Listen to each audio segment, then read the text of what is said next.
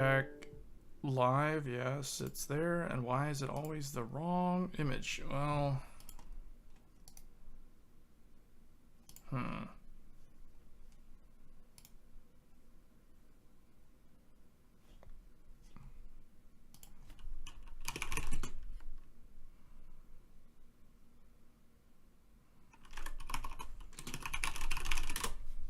see if I can get a image of all the upcoming Z790 motherboards, because for some reason the stream always likes to put some, it always puts that channel banner. I don't understand why. I guess I'm just gonna put the 13900K box like the actual one.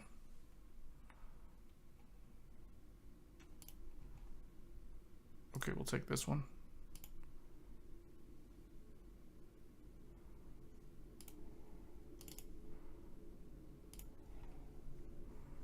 I'm updating some things here as people join the chat.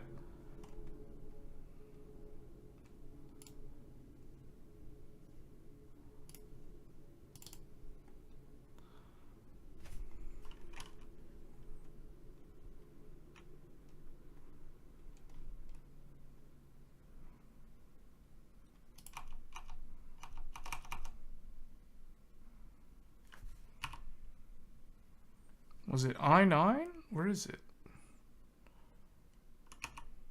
There it is. Guess I'll just put that. I'll just put that as the icon. All right. So hey guys. So we are live. Let me do a noise check. So we are live. All right. That sounds good. Concurrent viewers 1. That's probably me. 1 like, okay.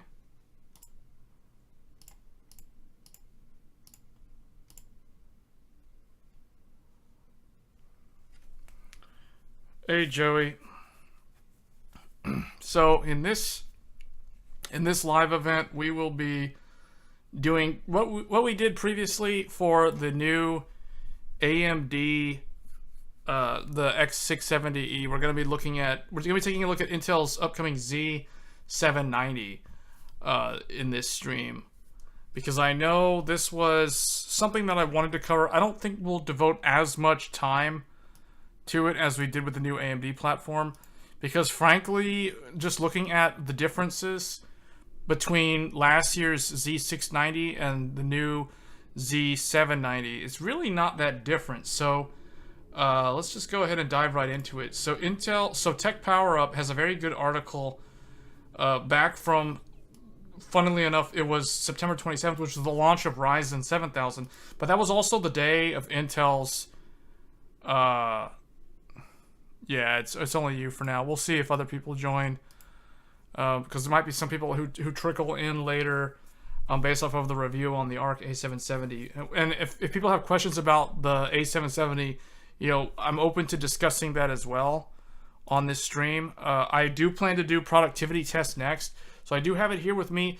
I'm debating whether or not I should use the A770 as my daily driver for like the next 30 days. Just because I feel like if I do that, I'll really spend enough time with it where I can really figure out all the ins and outs of the kind of like bugs and issues that need to be reported to Intel. So I might do that. Currently, I'm not using it with this new PC that I'm using right now. So this PC is the Ryzen 7950X with the Gigabyte AORUS Master. So I don't use it with this PC because this is my production PC. So I use this for basically everything that I do that's, you know, work related and stuff. So I don't really want to use the ARC GPU with it. Because if I run into some horrible issue, you know, having to reboot the PC and stuff like that, it can cause downtime that isn't really necessary. So, but I mean, I might do it just so I can get a really good picture of the ARC GPU and what it's like as what's the user experience like on a daily basis, right? Because I think the reviewers that covered ARC when it launched last week, I'm pretty sure that none of them are using it anymore. It's kind of like they did the review and they're just kind of done with it for now. But I do plan to do a lot of content on the ARC A770. So, you know, I might try using it as a daily driver for at least a week or two, just to get a true feel of how it works, or how good or how bad it is.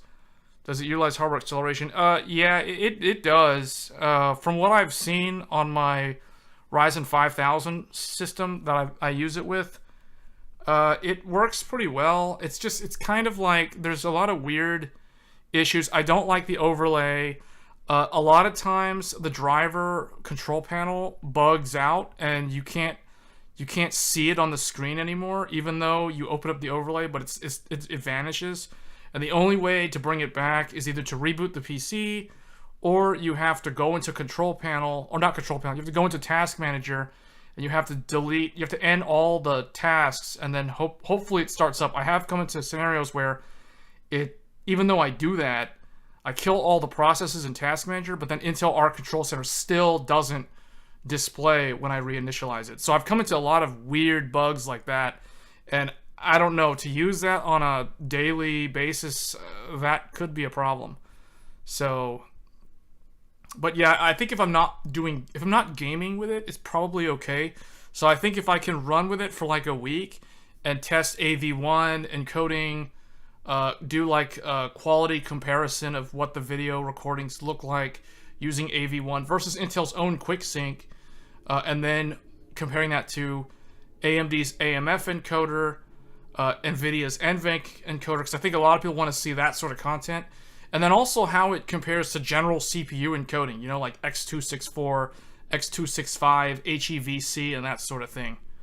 And AVC encode. So I might do that as well.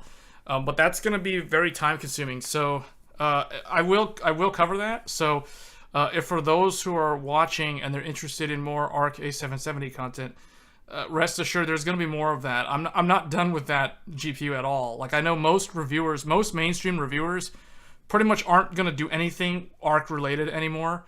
But I know I got a lot of comments asking me to test various games, older games. Someone was asking about DXVK, like injecting that into the rendering pipeline as opposed to using the emulation pipeline that they use for DX9 over DX12. You know, those sort of things. I'll dive into that, but that's gonna be that's gonna take a lot of time. So I'll need some time to work a lot of that out and figure out how that works. But yeah, we will definitely be covering ARC again. There'll be more to come on that, on the gaming side as well as the production side. But in terms of near-term future, you can expect a video on AV1 and recording and that sort of thing. And I guess maybe Blender. I might do some kind of production thing. I might do Handbrake and those sort of applications as well.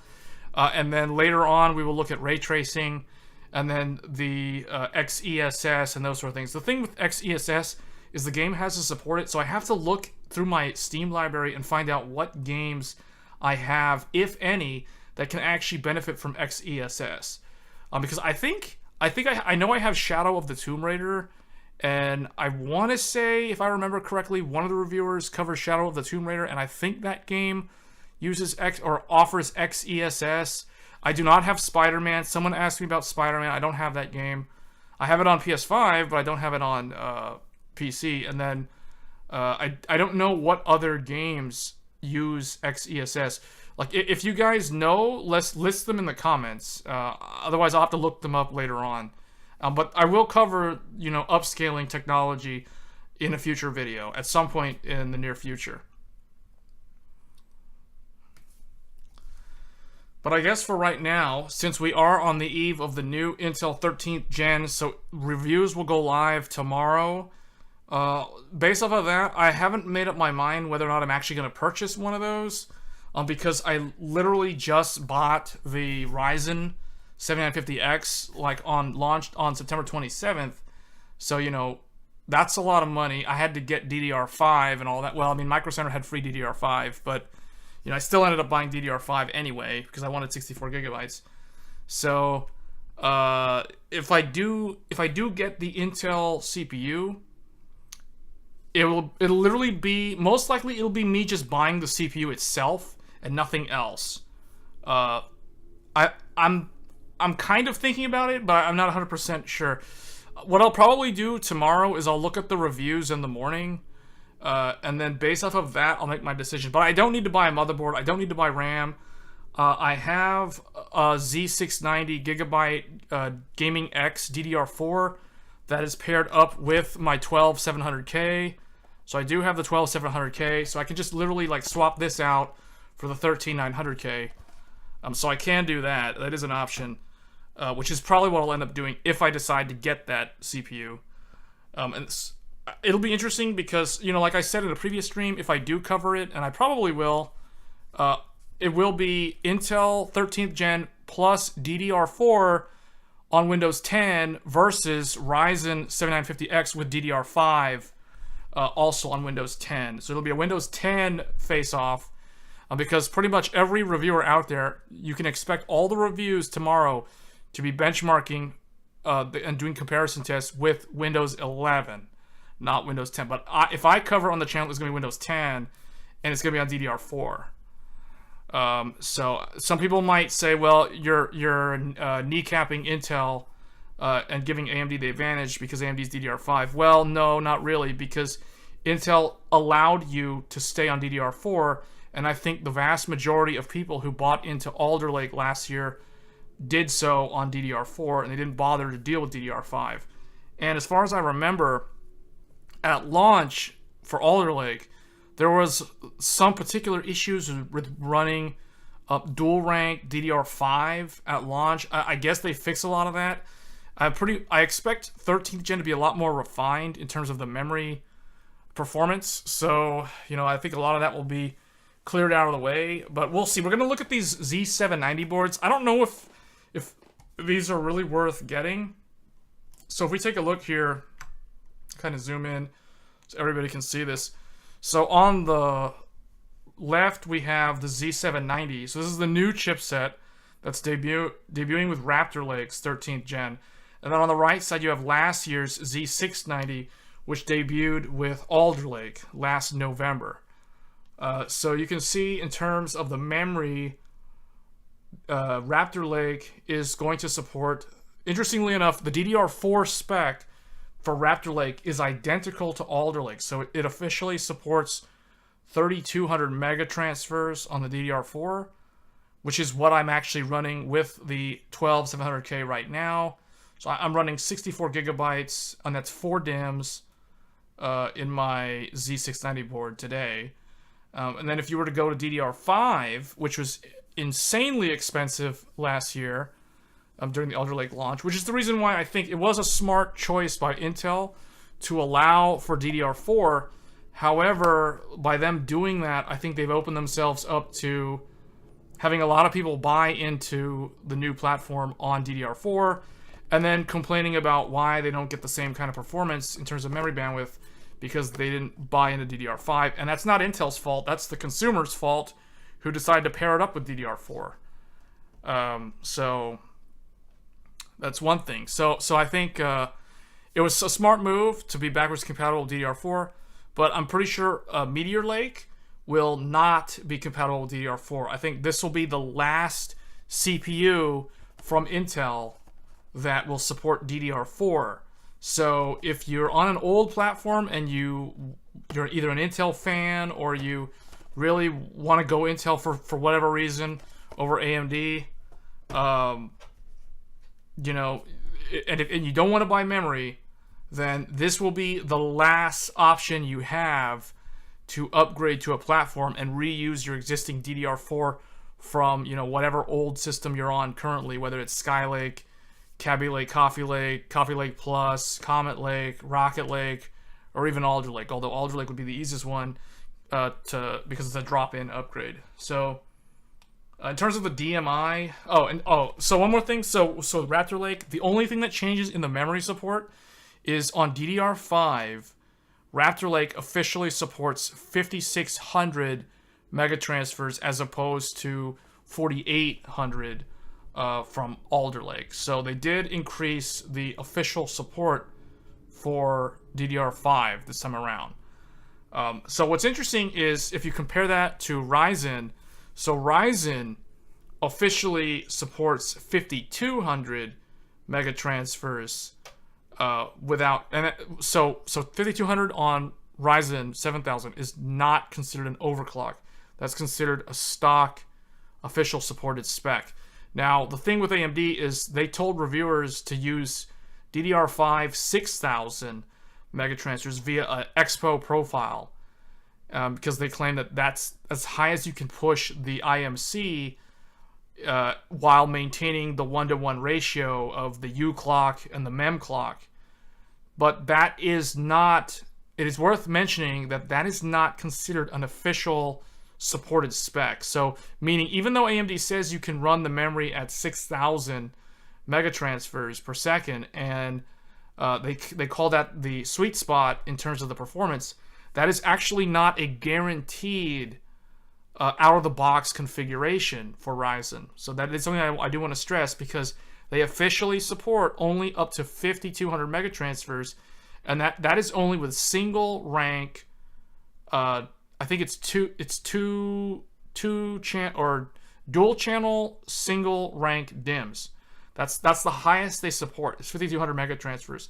So what's interesting is that is superior to Alder Lake, because Alder Lake officially on DDR5 only supports 4800, but it is inferior to the upcoming Raptor Lake in terms of the official spec, because Raptor Lake improves from 4800 all the way up to 5600. So that's just something I'm just throwing out there, because what that means, if you're buying like a pre-build, for example, typically pre-built computers, unless you're buying them from like Main Gear or Origin, or someone who will actually go out of their way to spend the time tuning and verifying while they build the PC that it can actually run it at DDR5 6000, for instance.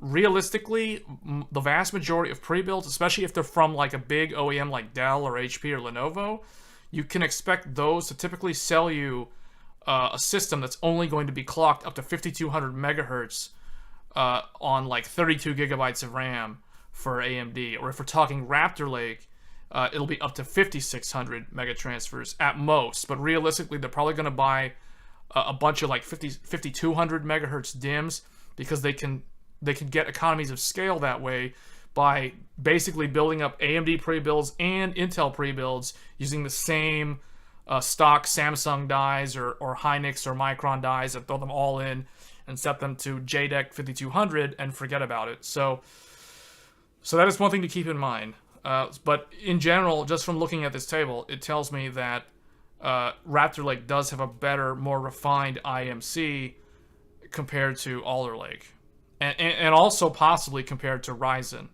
So I do think if you're someone who's looking at overclocking memory, I do think that Z790 and Intel's 13th gen is worth looking into, because I do think that you'll probably be able to hit higher memory frequency on this platform compared to last year's Alder Lake, and also compared to AMD's Ryzen. Although I think in terms of the sweet spot performance, it's going to be around 6000. I don't know what Raptor Lakes will be. That remains to be seen. It could be 6400 for all I know. Obviously, I don't have a review sample. I'll have to go and buy the CPU tomorrow to do content on it. And I'm thinking about doing it, but we'll see here.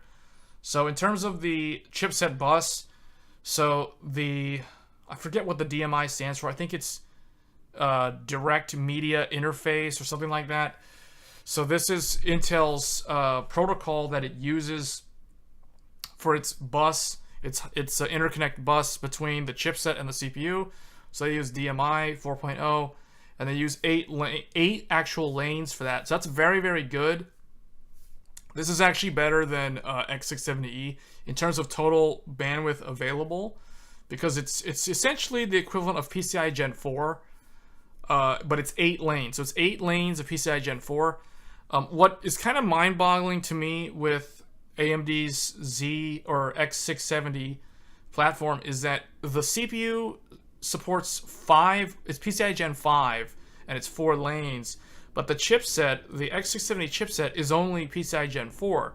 So because you have Gen 4 connecting down here to like Gen 5 on the CPU, you know, obviously they have to match on the lowest common denominator. So what ends up happening is the CPU and the chipset will negotiate PCI Gen 4 speed. So on AMD, you'll end up with 64 gigabit per second per direction, because it's 4 lanes of PCI Gen 4. So in terms of the chipset bus, Intel is better here in terms of the theoretical total throughput that it's able to do. If we look at the downstream PCI 4 lanes, there's an increase now from 12 lanes to 20 lanes. So essentially what they've done, if you look at the 3.0 lanes, there's a decrease from 16 down to 8. So essentially what has happened is Intel has taken 8 lanes of what was Gen 3, and they've upgraded those 8 lanes to PCI Gen 4. So now you get 20 lanes of Gen 4, which is actually really nice, versus 12 lanes on the previous one. But now you only have 8 lanes of Gen 3. So I don't really think that'll be that much of a problem. What I do expect, though, is the cost of these Z790 motherboards is going to be more expensive than Z690, because PCI 4 signaling requires more in terms of PCB layering. You got to be more careful with your parasitic loss on your signals, because your wires now are more it's going to be not as bad as PCI Gen 5, because Gen 5 requires a lot of retimers, but PCI Gen 4 is going to require retimers more so than Gen 3 before it, and that's just the nature of driving things at a higher throughput. So expect Z790 to be just as expensive as the AMD X670 motherboard. So for those that were not wanting to buy into the Ryzen 7000 because the motherboards were so expensive and the DDR5 was a requirement, don't expect Z790 to be cheaper. I mean, it's either going to be the same price, or it might actually be more expensive, and we'll talk about why it'll be more expensive in a little bit. So in terms of the USB 3, nothing changed, right? Like, you still get 10 of your 5 gig, you get 10 of your 10 gig, and then for your 20 gig, you get one more USB 3 Gen 3.2 2x2. You get one more, a total of one more. So basically, the change from last year to this year is one more USB 20 gig and 8 more PCI Gen 4 lanes, but 8 less PCI 3 lanes. I've opted for ASUS Z690 ROG Strix instead of Z. Yeah, and that's the thing. One thing, though, about Z790, which surprised me, is they're still making, supposedly, they're still going to make DDR4 motherboards using the Z790 chipset, which I find very interesting, because what I kind of thought Intel was going to do was they were going to keep DDR4 support on Z690, and they were going to go all in on DDR5 and basically follow AMD, just go all DDR5 on Z790. But I do think that it is smart to continue to support DDR4 by Intel as long as possible, because I think the thing about AMD is interesting is, like, AMD, it's like, if you want Ryzen 7000, you have to go DDR5. But if you want to stay on DDR4 and you do want to upgrade, then you either have AM4, and the best upgrade would be to get the 5800X3D, and that allows you to upgrade to a top gaming CPU while maintaining the same memory. So I think AMD did it in an interesting way, where it's like, you have a new CPU from this year that supports DDR4, that CPU being the V-Cache, the 5800X3D. But if you do want DDR5, if you want a new platform that's going to be relevant for several years, that would be the X670 platform. Yeah, so Z790 is going to be just as expensive as X670. So in fact, I think the MSI, the Z690 Godlike from MSI, if I'm not mistaken, is even more expensive. The Intel version is more expensive than the AMD one. So, yeah, the chipsets. So in terms of the overall connectivity, the Intel motherboards are equivalent to the AMD, the high-end AMD, the X670E, right? So the Z from Intel and the X from AMD, those are considered the high-end enthusiast-grade chipset from both sides. Now, here's where it's interesting. So, let me see how I want to illustrate this for everybody. So, what I'll do, let me open up Paint. I'll draw it out for everybody so everyone can understand the difference between these two chipsets. And this is going to explain why, or let me see, how do I add this? Oh, just bring it up here. Okay. So let's draw this out so everyone can kind of understand. I don't know if I'll need the whole thing, but maybe we will. So I'll draw this out. So let's compare Intel's let's do Intel Z790, and then we'll look at some motherboard manuals and block diagrams to further illustrate this. So on the left, we'll do AMD. We'll just say AM5. Well, here, let's just do it this way. So we've got AM5. So this is the CPU. Well, this is actually really small. Let me, how do I want to do this so that everyone can see? We'll just do this. So this is AMD CPU. So we'll just say this is Ryzen LGA 1718. So that's the socket, right? So the socket from AMD is very good. This is actually better than Intel's socket, and for more than one reason. We'll talk about the main reason. So the main reason why Intel or AMD's socket is superior is because it has PCIe Gen 5 24 lanes. 24 lanes total. Is that showing up properly, or is that like too small? Yeah, that's too small. Okay. Now it looks blurry, so you know what? I don't like that. Let me redo this. I'm just gonna redo the whole thing. I'm just gonna make it larger. So this is the AMD socket. We'll just call it Ryzen, or we'll just say AM5 LGA 1718. And why is the font so small? Whoops, now it's too big. Okay. So I hope that shows up on the stream. It looks kind of small, but I don't know if that's going to illustrate well. But anyway, let's keep moving. So the bus that connects directly to the CPU is 24 lanes of PCIe Gen 5 X24. So you have 24 lanes. Oh, it looked fine on the phone. Okay. So this is 24 lanes. So this is where it's better than Intel, because let's look at what Intel does on 13th gen. So Intel's 13th gen is LGA 1700. I'm trying to think, is there like a platform name? I don't know.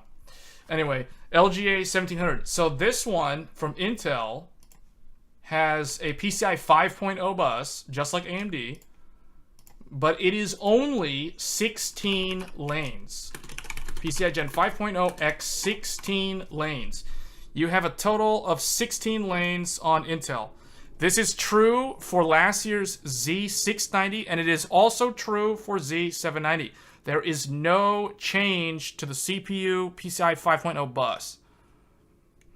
All right, so it's the same as last year. No difference. So what does Intel do?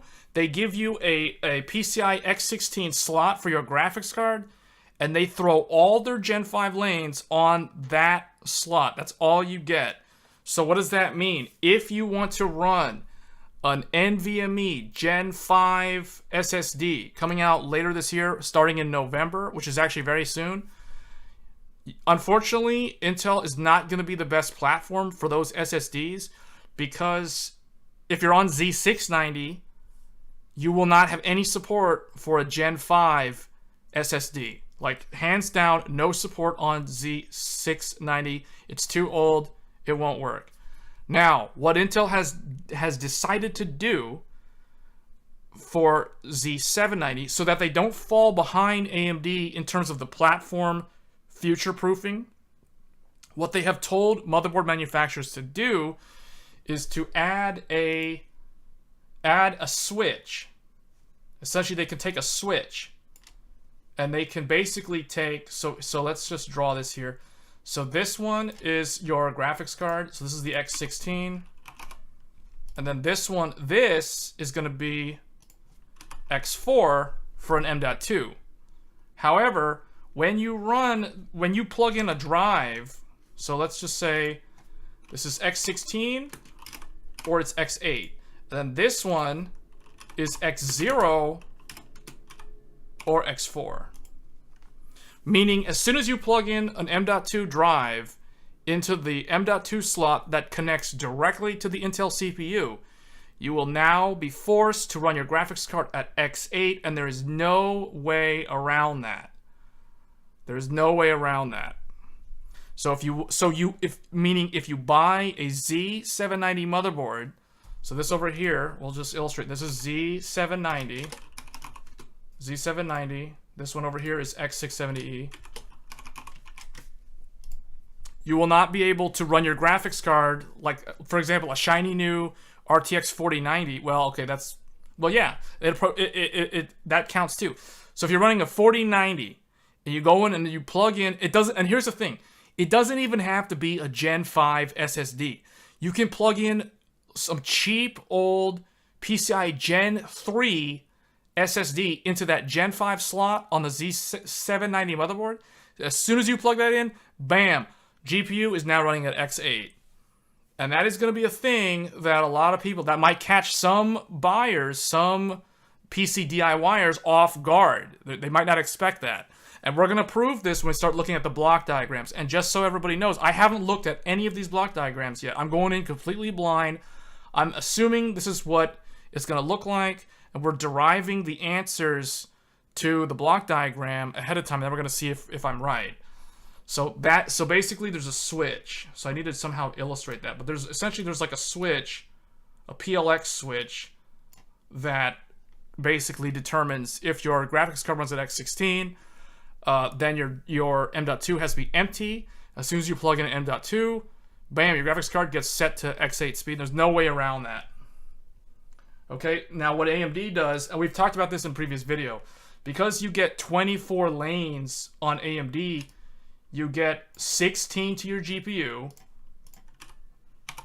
Then now here's where it gets interesting. So it depends on how your motherboard allocates the lanes. So 16 plus 4, that's 20, plus 4 more, that's 24. So what this means is that AMD can allow you to run your graphics card at a full 16 lanes, and you can still fit up to 2 PCIe Gen 5 SSDs without even doing anything to the GPU, meaning the GPU can still maintain the full X16 speed while you're running 2 PCIe Gen 5 SSDs.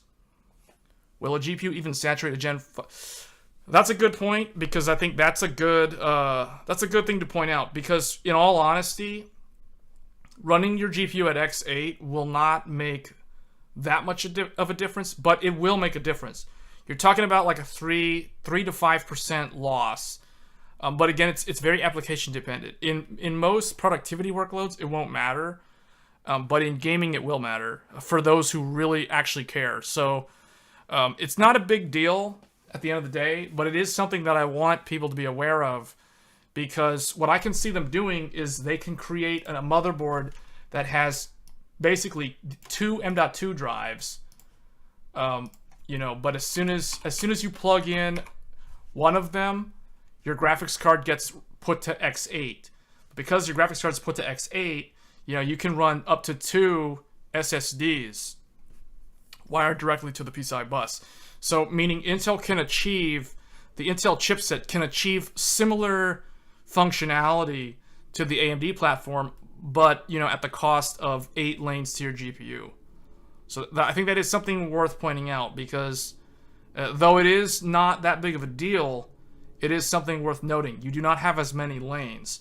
So that's what makes X670 more future-proof in my mind.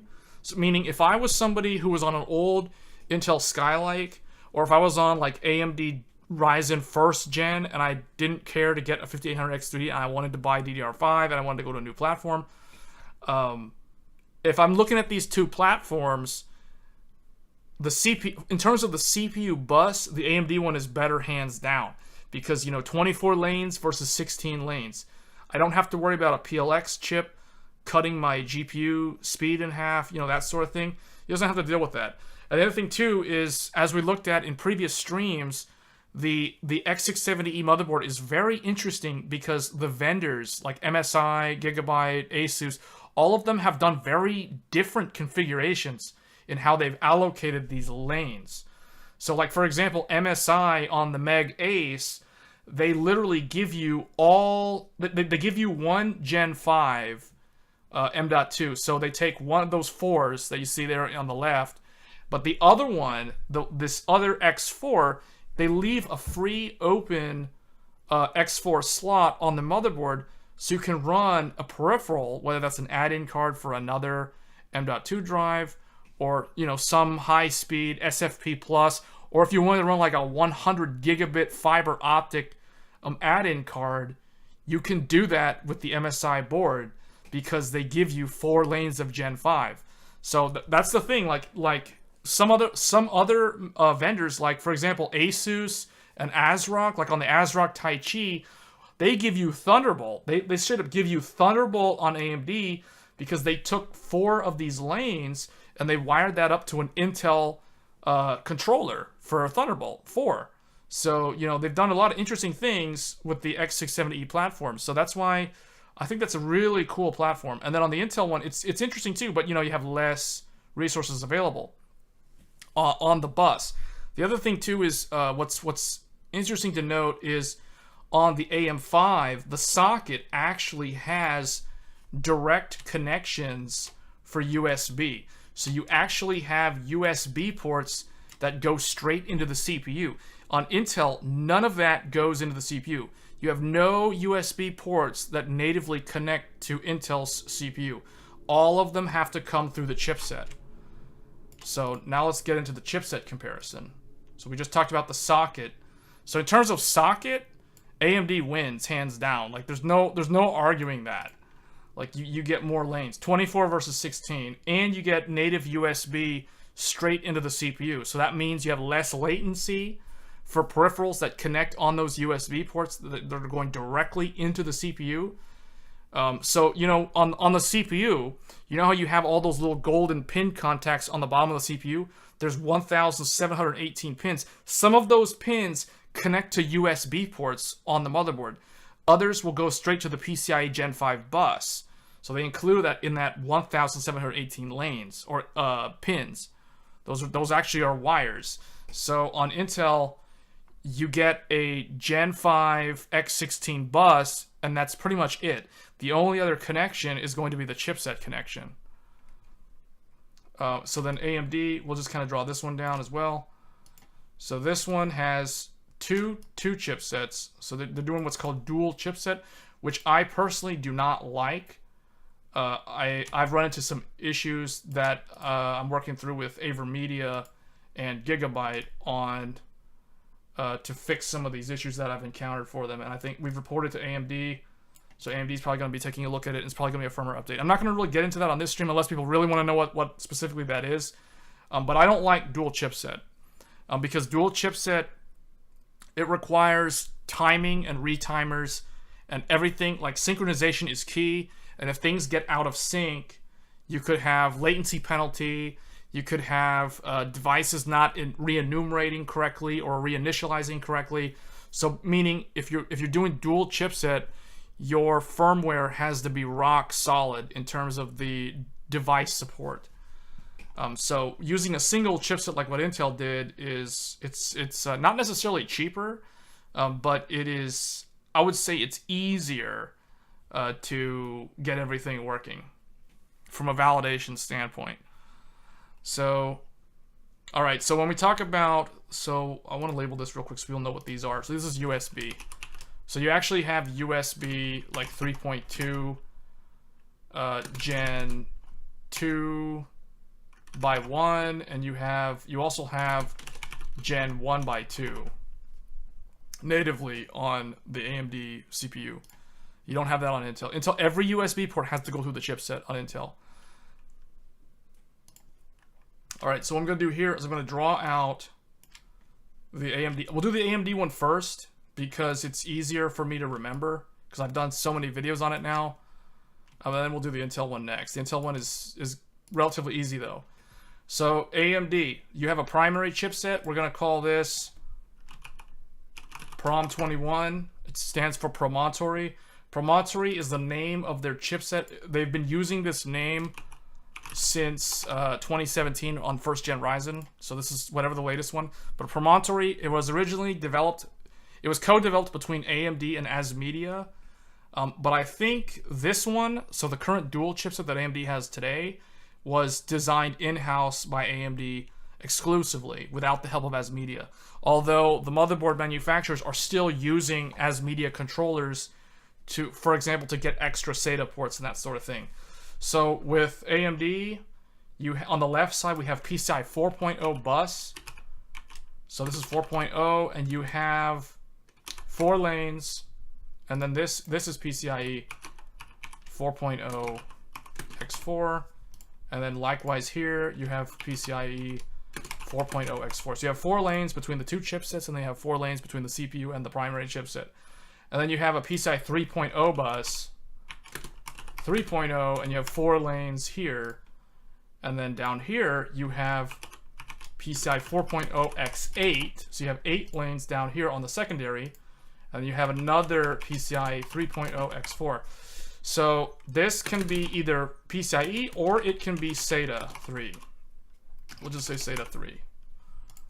And likewise, this one up here can also be SATA 3. So why am I labeling SATA? What this means is that for every hard drive or for every legacy SATA that you want to connect on AMD, it takes away 1 PCI 3.0 lane per drive. Now that is different from Intel because Intel has dedicated SATA resources for connecting hard drives and legacy SATA peripherals. So now let's look at Intel's implementation. So Intel, just like AMD, has a PCI 4.0 bus and a 3.0 bus. Now for Z790, we just saw this on that chart. This is going to be 20 lanes of PCIe 4.0. What time it goes on sale? I assume it's like tomorrow morning. And then you have PCI 3.0 X8. So you have 8 lanes of 3.0 and you have 20 lanes of Gen 4. So let me make sure I'm doing the math right. Because you're supposed to be able to have 48. Where are the other lanes? Hold up. Hold on. So it says up to 20 lanes. Oh, I'm thinking of total. Never mind. I'm confusing myself. Okay, so it's 20 lanes of Gen 4 and 8 lanes of Gen 3. And then on AMD, for AMD you have to add them all up, right? So, oh, Micro Center opens at 8 a.m. tomorrow.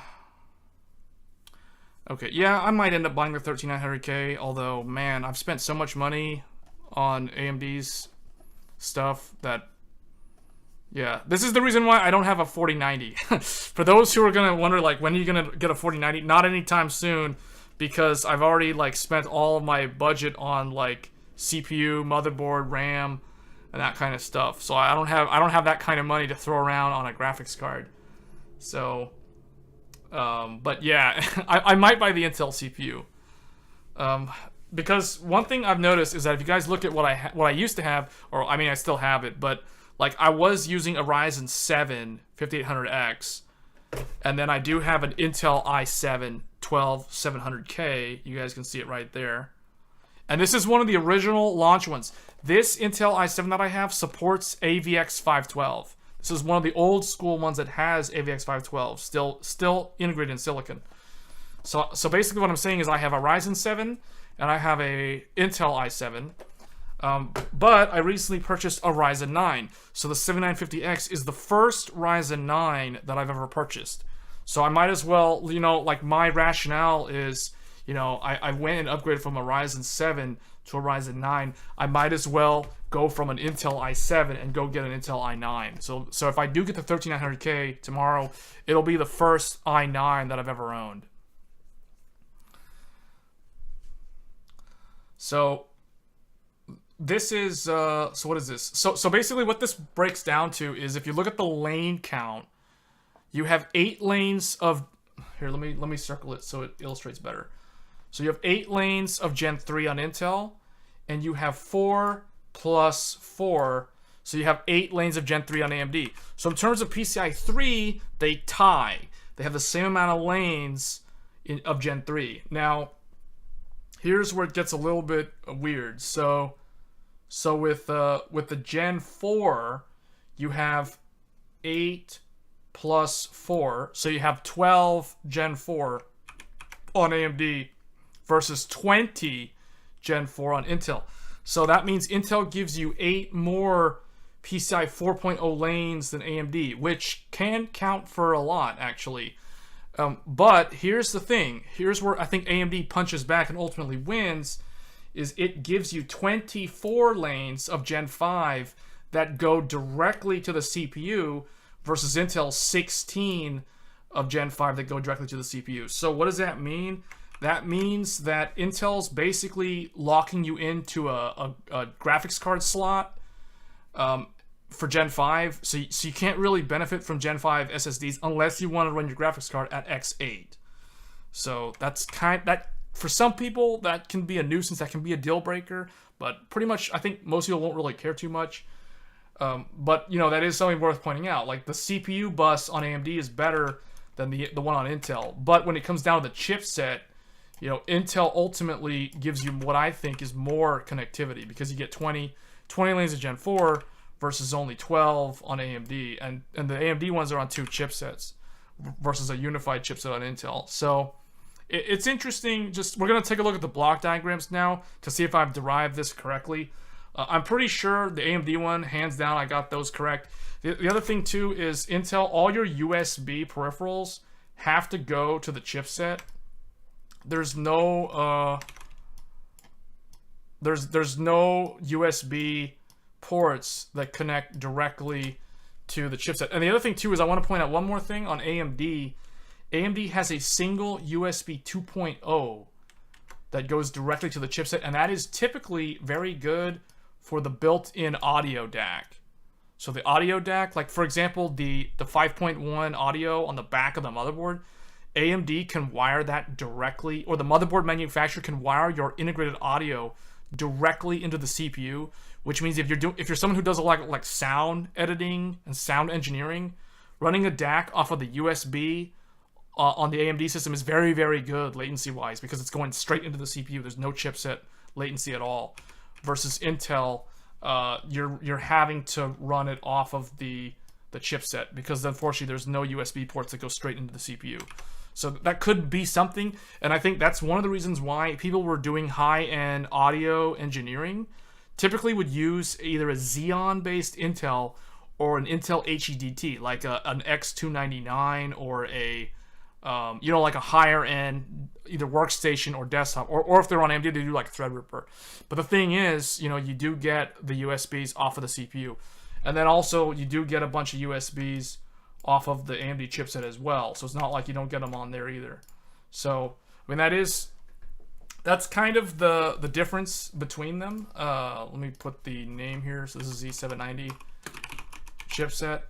So, and the thing is, the AMD one is actually B650. So for those wondering, X670 is literally 2 B650s daisy chained together. So those are actually B650 chipsets. But on a B650 board, you basically get a single one. So basically with AMD, if you were to use a B650, you would get this, and you would get this. You would not get what's in the middle if you were on AMD. Like on a B650 board, you get down here, you get 8 lanes of Gen 4 and 4 lanes of Gen 3, and that's basically it. I don't know how Intel differentiates. So Intel B6 or B660 for Alder Lake. That is an entirely different chip. So that's not this at all. That's something completely different. I don't know what the lane counts are on that, but we're not really gonna be covering that one in this stream. So, but those are the fundamental differences between the two of them. So I hope this kind of clears some stuff up for people who are wondering, like, what's the difference between AMD's platform and Intel's platform? Because a lot of YouTube channels and review sites, they talk a lot about the CPU, right? They say, you know, AMD CPU XYZ versus Intel CPU ABC. You know, like they talk a lot about the CPU, but what they don't really talk about is the actual platform. Like, they don't really compare, at least comprehensively, they don't really compare X670 versus Z790 or X670 versus Z690. You know, they don't really do a lot of that. So when you break it down, like if we were comparing this to Z690, the only difference is on Z690, you have less lanes of Gen 4. So Z690, you have 16 lanes of... No, you have... wrong. You have 12. You have 12 lanes of Gen 4, and you have 16 lanes of Gen 3. So the only difference is, you know, you have more of the older generation on Z690. So if I was going to be buying Raptor Lake tomorrow, and I'm on like an old Skylake system, and if I don't care about PCI Gen 5, then I would definitely opt for a Z790 motherboard over a Z690 motherboard, because, you know, you're talking about a difference of 8 lanes of Gen 4 versus last gen. And yes, you are sacrificing half of your Gen 3 lanes, but, you know, they're Gen 3 lanes, so it's like, whatever. Now, again, what might be the constraint there is the budget, because expect these Z790 motherboards to be expensive. These aren't going to be cheap.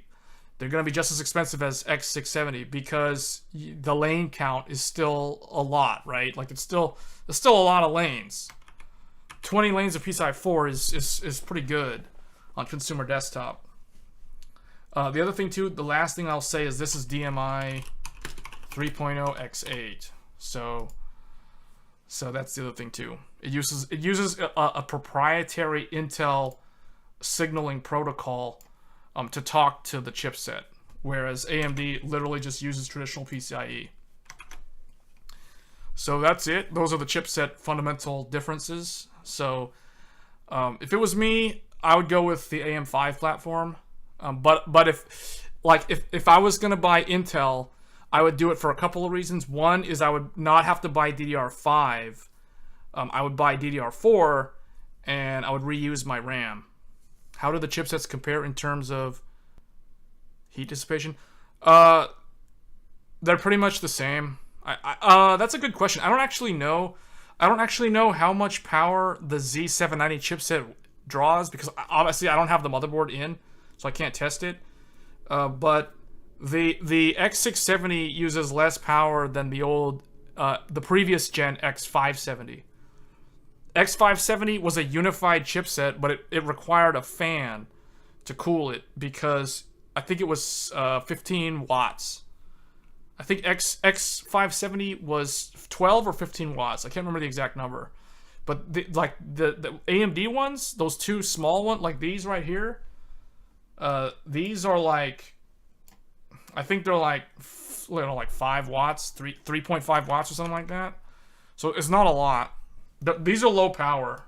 These are low power. That's why there's no fan. I expect this is probably going to be roughly equal to the two of these, if I had to guess, but I don't really know. But I think it's negligible. So Alright, so let's look at the actual motherboards now. Unless there's any more questions, we're going to take a look at the actual motherboards. So let's start with ASRock. So ASRock has the Z790 Taichi. So it looks very similar to the AMD version. Is this a DDR4? Okay, no, it's DDR5. Okay.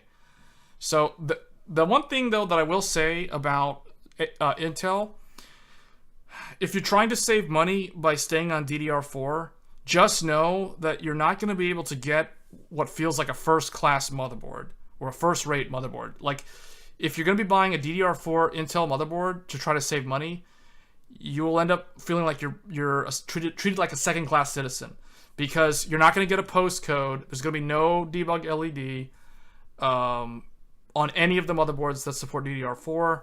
In fact, I couldn't come up with any. I couldn't find any Z690 motherboard that was DDR4 that actually had a debug postcode LED, and it's extremely disappointing that there wasn't even a single motherboard offered by any of the brands.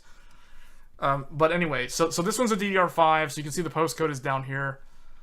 Let's go ahead and look at, well, let's kind of read through this. So you have Ultra USB. It looks like you have powered USB.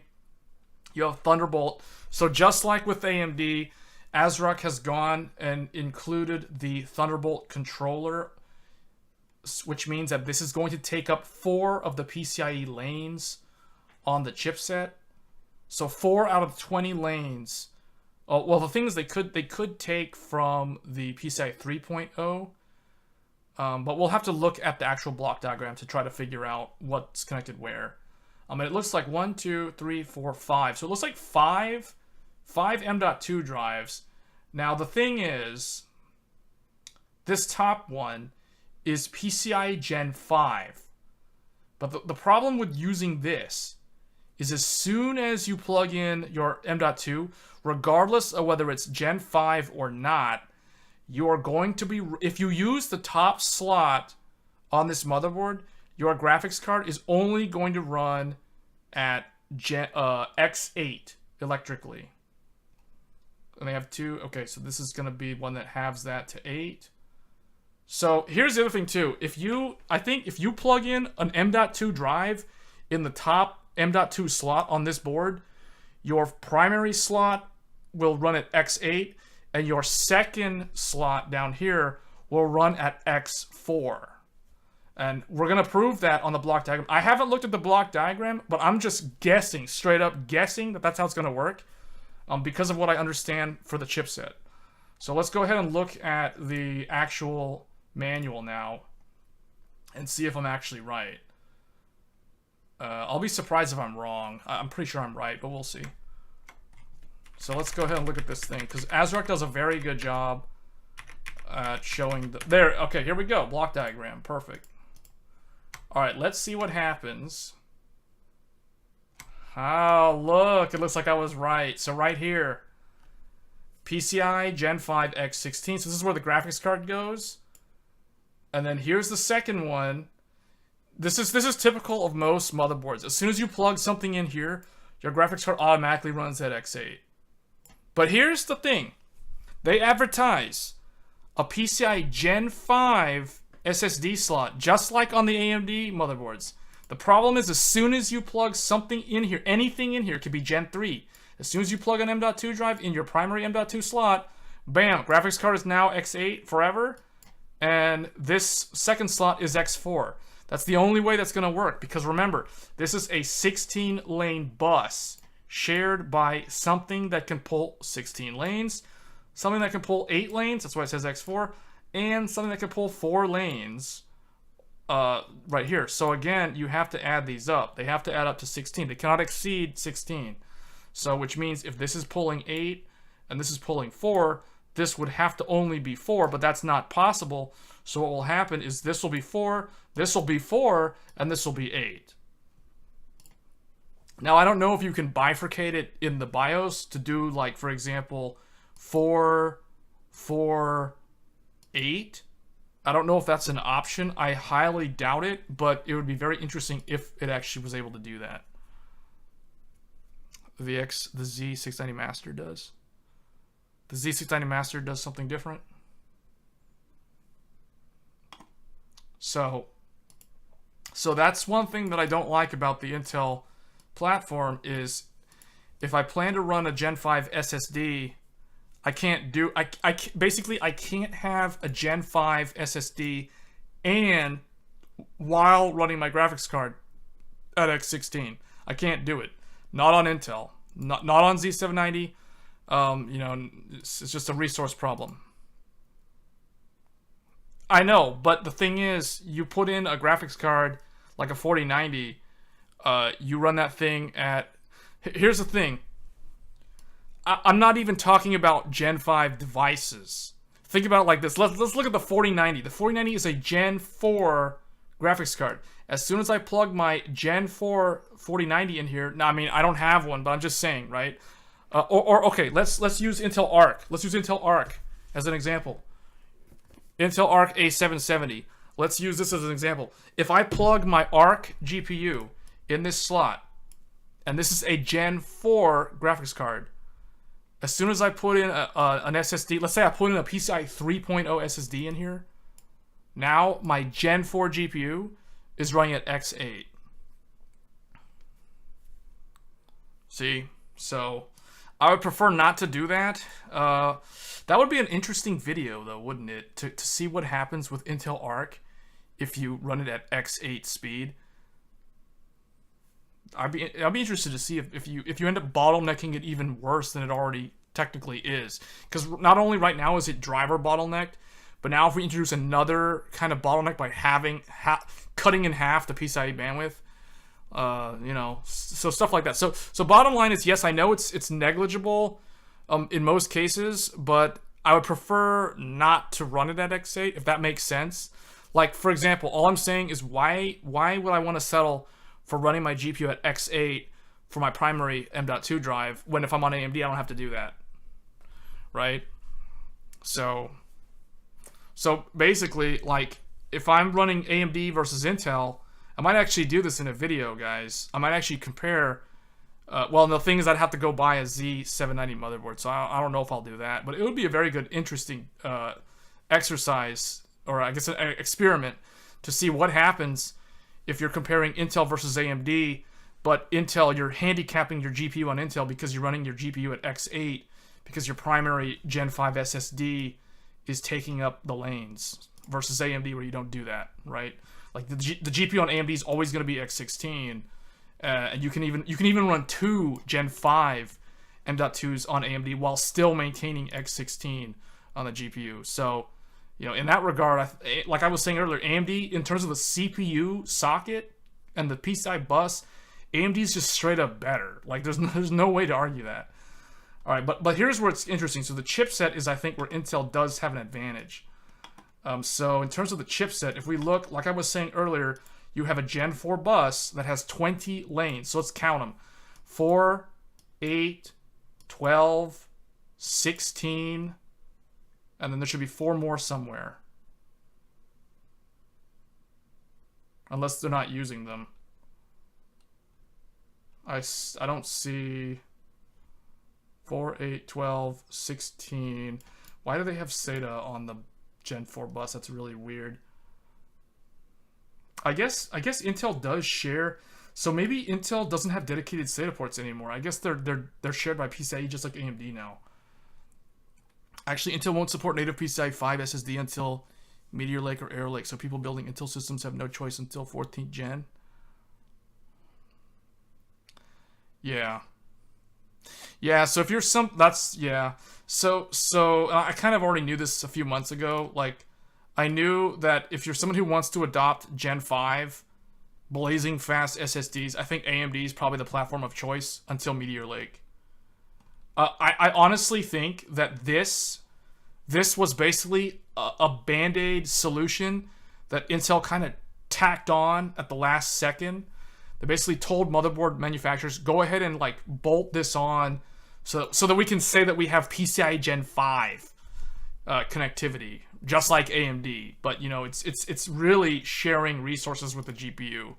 So it's These are the sort of things that Threadripper and Intel's Intel's X299 platform never had these resource problems. So this is the sort of thing that you run into on a consumer desktop platform. But I honestly don't see those extra 4 lanes, unless the DMI lane. Oh wait, maybe the Gen 4 lanes count. So wait, 4, 8, 12, 16, but 8 would be 24. That can't be right, because there's only 20 lanes of Gen 4. So what that means is Intel, or I guess ASRock is not using those lanes. Where's the Thunderbolt controller on here? Oh, there it is. Okay, so see what ASRock has done. Remember, on this motherboard you have 8 lanes of Gen 3. So 4 of them are going to the Thunderbolt controller. And I've done a video on my channel recently covering Thunderbolt 4 on AMD. Basically, what ASRock is doing is exactly what I illustrated in that video. They're connecting 4 lanes of Gen 3, but they've wired it, they've soldered them straight onto the board as opposed to giving you the expansion slot. So they've pre-configured this with the Thunderbolt controller embedded in the motherboard. So that takes up 4 out of the 6, or out of the 8 lanes. So that means we have 4 more Gen 3 lanes. So here's lane number 5, lane number 6, 7, and 8. There you go, that's all of them. So it looks like you get Thunderbolt, an AS Media, which gives you a rear USB 3.2 Gen 1 Type A, two ports. So they're giving you 2 5 gig USB off of one AS Media for 1 Gen 3 lane. So that's interesting. And then you're getting Wi-Fi, 2.5 gig LAN, and a 1 gig LAN. So they're giving you dual LAN, 1 gig and 2.5 gig. So you're getting the Intel Killer E3100G and the Intel, the typical 1 gig Intel NIC. So each of those take 1 lane of Gen 3. So they're using all 8 Gen 3 lanes, so that's good. But it looks like they're only using 16 Gen 4 lanes. 4, 8, 12, 16, and there's supposed to be 20. So ASRock is shortchanging you on this motherboard. There are 4 lanes that don't go in. Oh, actually, hold on. I think I know what's going on. I think, hold on. Let's go back at let's look at the front here. I bet they're giving you an X4, an open slot on the board. So where's the slot? Okay, right here. 1 PCI 4.0. There it is. That's it. So this is your last. Wait. Oh no. That's what? 4.0 X16. What? That can't be X16 electrically though.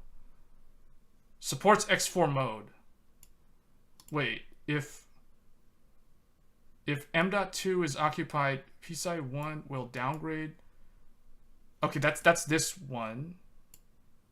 But that's not chipset though, so I don't know why that's 2. I don't understand what this is, or why they have the asterisk here. Supports X4 mode. What I believe, I think this is an error in their documentation, because as far as we know, the CPU has one. Yeah, the CPU has 1 drive, right? That's M.2_1. Then they have another one. Oh, here it is. Okay, I found it, guys. I found it. This is the last 4. So they take 4 lanes and go direct to the CPU. I don't know if that's right, because it says M.2 socket on chipset. Well, no, it says CPU. Okay, so they do have a CPU wired Gen 4. That's interesting, because I thought all the chipset I thought the 20 lanes was on the chipset. Apparently 4 of them are like AMD and they go, there's a 4.0 bus that hangs off the CPU. That's kind of weird. I did not know that it did that. That's actually very, very different from what it says here. That's weird. Hold on. So it puts out 20 lanes. See, that's the chipset. Where's the motherboard? Wires up to 5 Gen 4 slots attached to the chipset. So I'm not sure if this is an error on ASRock, the way they're showing this, but the block diagram seems to indicate that they have 4 lanes of Gen 4 going to the CPU. As far as I know, Intel does not have any peripheral connecting to the chipset. They literally give you a they give you this off of the integrated graphics, and then they give you all your PCIe lanes off of the chipset. So I'm a little confused why this is here, but this is the last 4 lanes. So right, if it's 20 lanes total, 4, 8, 12, 16, 20. There you go. That's all your Gen 4 lanes. And then we already counted the PCI 3 lanes. So you get 8 of those. And the Thunderbolt controls running off of the PCI 3. So, you know, then there's the other stuff. So overall, there's your Dr. Debug. So there's 7-segment debug postcode display. So overall, ASRock's documentation is very, very nice. It's very straightforward. They even go ahead on the USB. They even tell you if it's a front header USB or if it's on the rear. Like if it's actually on the back of the motherboard. So that's really nice that they do that. In terms of the SATA, it looks like they do have 8 SATA, but for some reason it's sharing this. So I'm not sure why it shares it, because as far as I understand, it shouldn't have to share it, because Intel's supposed to have up to 8 SATA, but it says up to 8. So what that probably means is like if you want to run SATA, they have to share lanes somehow. So it takes away from this total somehow. That's what it's doing. So it shows that's what they're doing here. So taking four lanes of Gen 4 or 8 SATA drives. Two drives per lane. Because remember, one SATA drive is typically 1 Gen 3 lane. So if you take 1 Gen 4 lane, it's double Gen 3, so you could drive 2 SATA drives off of 1 Gen 4 lanes. So, you know, 4 Gen lanes becomes 8 drives, so that makes sense. So, okay, so it makes sense to me. So what this means is they're not shortchanging you. I mean, they're using all the resources in the best way that they thought fits what a consumer is looking for. So they've wired, notice how they've wired the audio on the back to a USB 2.0. That's typically how it's always done. All of your integrated audio on the motherboard is always running over USB. Basically, it's been like that probably for the last 10 years. Or maybe even longer than that. Okay, so that's Taichi. So that's ASRock. Overall, I would say, let me look at how it looks again. So, yeah, it looks pretty good. I mean, I like the option to run an X8 graphics card speed, and then also having access to an X8, and then you still have that dedicated X4 PCI Gen 4. So that's really nice.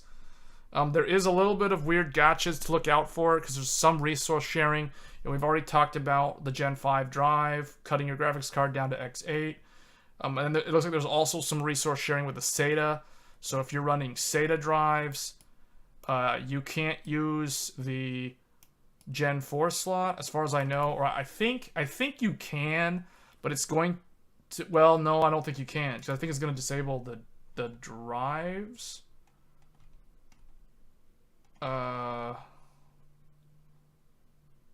Okay, if PCI 3 is occupied, SATA 0 through 4 will be disabled. Okay, so that means that you lose half of your SATA drives if you occupy this with something. And the thing is, the way it always works is the motherboard will always prioritize the expansion slot over the SATA drives. Those always have priority. the expansion slot always has priority over the drive. And that's the reason why it says down here, if PCIe 3, which is this bottom slot down here, is the one in black. If that one is occupied, you lose drives 0 through 4. So you basically lose 4 of your drives. Or was it 1 through 4? Or bottom line is you lose a bunch of SATA drives if you were to throw in an add-in card for like another M.2 drive or something. Yeah, 0 through 4 gets disabled. That's 4. Wait, that's 5 drives? I don't know. That's really odd. So overall, it looks pretty decent. I like the expansion card slot down there. That is something that the AM5 Taichi is lacking on the X670E. The rear panel is very similar to what I've seen on AMD's one. So basically, they both have Thunderbolt. So there's nothing too different there. I do think this one does have 8 SATA, but you know, there is an asterisk there. You could potentially not use any 4 of those drives if you plug in something down there. But overall, it's a pretty solid motherboard. It's probably going to be $499 if I had to guess. It'll probably be the same price as the AM5 motherboard. If they wanted to price it higher, they could, because it has an extra expansion slot. So I think this one could actually go above $499. But I think, if I had to guess, this will be $499. They're probably just going to price it at the same price as the AMD equivalent. So overall, solid board. Let's take a look at the next one. So let's look at ASUS next. So the ROG Maximus Z790 Hero. So this one, I can already see it's got 2, 4, 6. So this one only has 6 SATA ports as opposed to 8 on the Taichi. And that's not necessarily a bad thing. In my mind, if it was me personally, I don't really see myself needing more than 4 SATA ports in 2022. If this was 3 or 4 years ago, I would expect to have 8 SATA ports. But at the end of the day, I think SATA is becoming a legacy technology. So over time, it's not going to be as relevant. So it's slowly going to die off. So today, you know, 4 drives is good enough. 6 is good. But typically with 6, you're going to be using an as media to drive an extra 2 off of one lane. And those will not support RAID. So that's just something worth mentioning, because I've seen that on a ton of these boards, at least on the AMD side. So let's take a look at the Intel one here. So let's go to tech spec.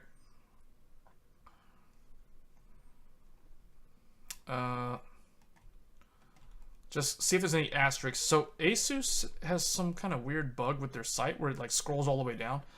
So storage, M.2, PCI 4.0, Hyper M.2 slot via the ROG Hyper M.2 card. Supports up to... Okay, so ASUS actually did this in an interesting way. So they don't give you an M.2 Gen 5 slot on the motherboard. What they do give you is the Hyper M.2 add-in card, and you can plug that into the X4 slot. So it looks like instead of what ASRock did, where ASRock gave you a switch that basically cuts your graphics card slot down to X8, ASUS also does that. The difference is the switch goes to an X4 slot on the motherboard as opposed to an M.2 slot on the drive or on the motherboard. So if we look at the board, let's go look at the board. Well, yeah, see, so I bet this one right down here. So this this bottom M.2 or this bottom PCIe slot is wired to the switch. And when you plug something in down here, like for example the Hyper M.2 card, the graphics card will then run at X8, and then you'll get that PCI Gen 5 capability on the slot for the M.2 drive. So it's essentially the same thing that ASRock does, except they don't wire it onto the board. They make you use the add-in card. It's kind of obfuscating the lane sharing going on, but at the end of the day, it's still sharing resources. So let's take a look at the manual. I don't know if ASUS shows the block diagram, because I think for some reason they don't like to showcase their block diagrams, and I really don't like them for that. Yeah, I see. This is the problem with ASUS. This is why I stopped buying ASUS products. Like, if you're trying to do a high-end build and you don't have access to the block diagram, you have to read the website or the manual, and oftentimes there's that old saying, a picture's worth 1,000 words. Like, I would rather just see a block diagram like what ASRock showed me than just trying to guess from looking at all this stuff. So,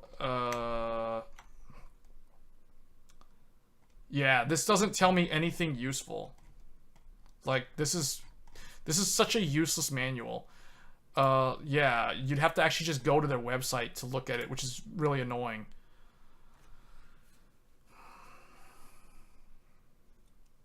It's funny how the leader of the motherboard manufacturers is actually the worst one when it comes to documentation. So, it's essentially the same thing. You get lane sharing if you want to run M.2 at Gen 5 speeds. 6 SATA ports, but it does say RAID configuration are not supported on SATA 6G E1 and 2. So what that means is they're doing the same thing they did on their AMD motherboard.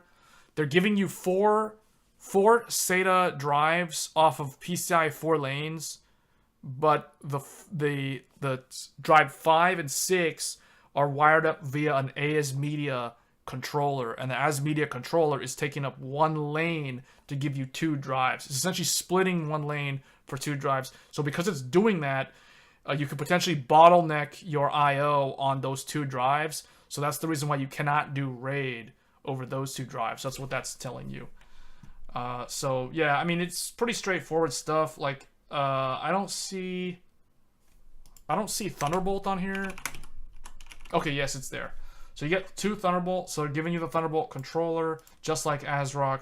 That seems to be a pretty common scenario now, which I actually like that. I think that's a really good move from the various AIBs. So yeah, so you get Thunderbolt. That's really good. So Thunderbolt's on here. Basically, that's something that carries over from the X670E boards. So it's very similar to what you get on the AMD platform, with the one asterisk being, you know, there is that whole resource sharing for the Gen 5 drive. Taking lanes from the graphics card to do that. But overall, it's pretty much the same thing as the Crosshair Hero. Let's take a look at the gallery. I just kind of want to look at how it looks. Honestly, I like the Crosshair more. The way it looks like a mirror finish. This is probably the same mirror finish, but the Maximus Hero logo looks too small.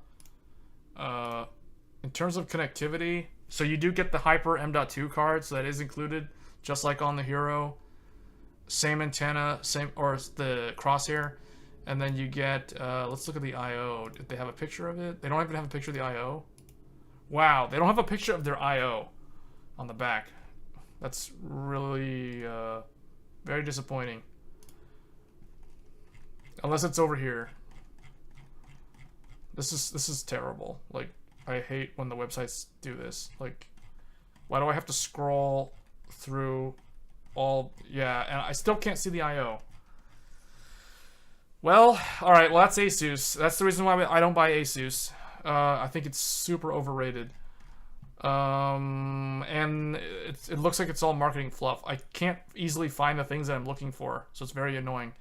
Alright, so let's move on to the next one. Let's look at Gigabyte. So, Z790 AORUS Master. This looks interesting. This is cool. There's like a Gundam with lightning, and these things are bigger than a Gundam. Then it looks like they're sealed away in like a cave somewhere. That's really cool. Ascend. What did that say? Ascend the throne of gaming. Ascend the throne of gaming. Wow. Okay. Let's look at the specification. So you get the chipset, the memory, you know, all that stuff. So it looks like you get an ESS DAC. Same thing as the AORUS Master on AMD. One thing I'm curious to know is, do they give you the do they include the... Oh, so for some reason, Gigabyte, in all their infinite wisdom, has decided to effectively kill off analog 5.1 audio on all their motherboards for both the AMD ones and the Intel ones. I don't know why that is, because even on the flagship AORUS Master, unless the AORUS Extreme manages to get those extra audio ports, because I know the AMD, the X670 AORUS Extreme doesn't have those 5.1 audio, like the center and the subwoofer is missing, and you don't have a line in. I don't know why Gigabyte thinks that no one needs these things anymore, but I think this might cost them some losses in sales, because people might just look at that and they'll be like, that's not good, even if they're not going to use it. Even if they're not going to use it. Because honestly, you know, when I see this, I'm like, this is really, it looks really cheap, like they're cheaping out on the audio, but in reality, I never use the line in and the sub and the center, so, and the sides, so it's like I'll never use them. So at the end of the day, it's not a deal breaker, but it does just looks cheap, right? But at least they fill it up with as many USB ports as possible. So, you know, it looks like 2, 4, 6, 8, 10, 11 type A, and then 3 USB-C, and I think you get 20 gig, and a 5 gig USB-C. So you don't have any Thunderbolt on here, which is really strange. This being an Intel motherboard, and it doesn't come standard with a Thunderbolt controller integrated into it. Now, on the AMD one, they didn't integrate it either. Hence why I made that video showing how to add Thunderbolt to the Gigabyte motherboard. But it looks like you would probably have to do that on this motherboard as well. So I expect there to be a Thunderbolt header on the board. But if we search, let's just search Thunder. Okay, so yeah, so you get Thunderbolt add-in card connector. So they do give you the connector, just like on the AMD one. So at least they do that. So it's not a complete fail, but it is kind of weird and questionable. I assume they're going to probably give you more M.2 and more PCIe connectivity as a result of that, but I don't really know.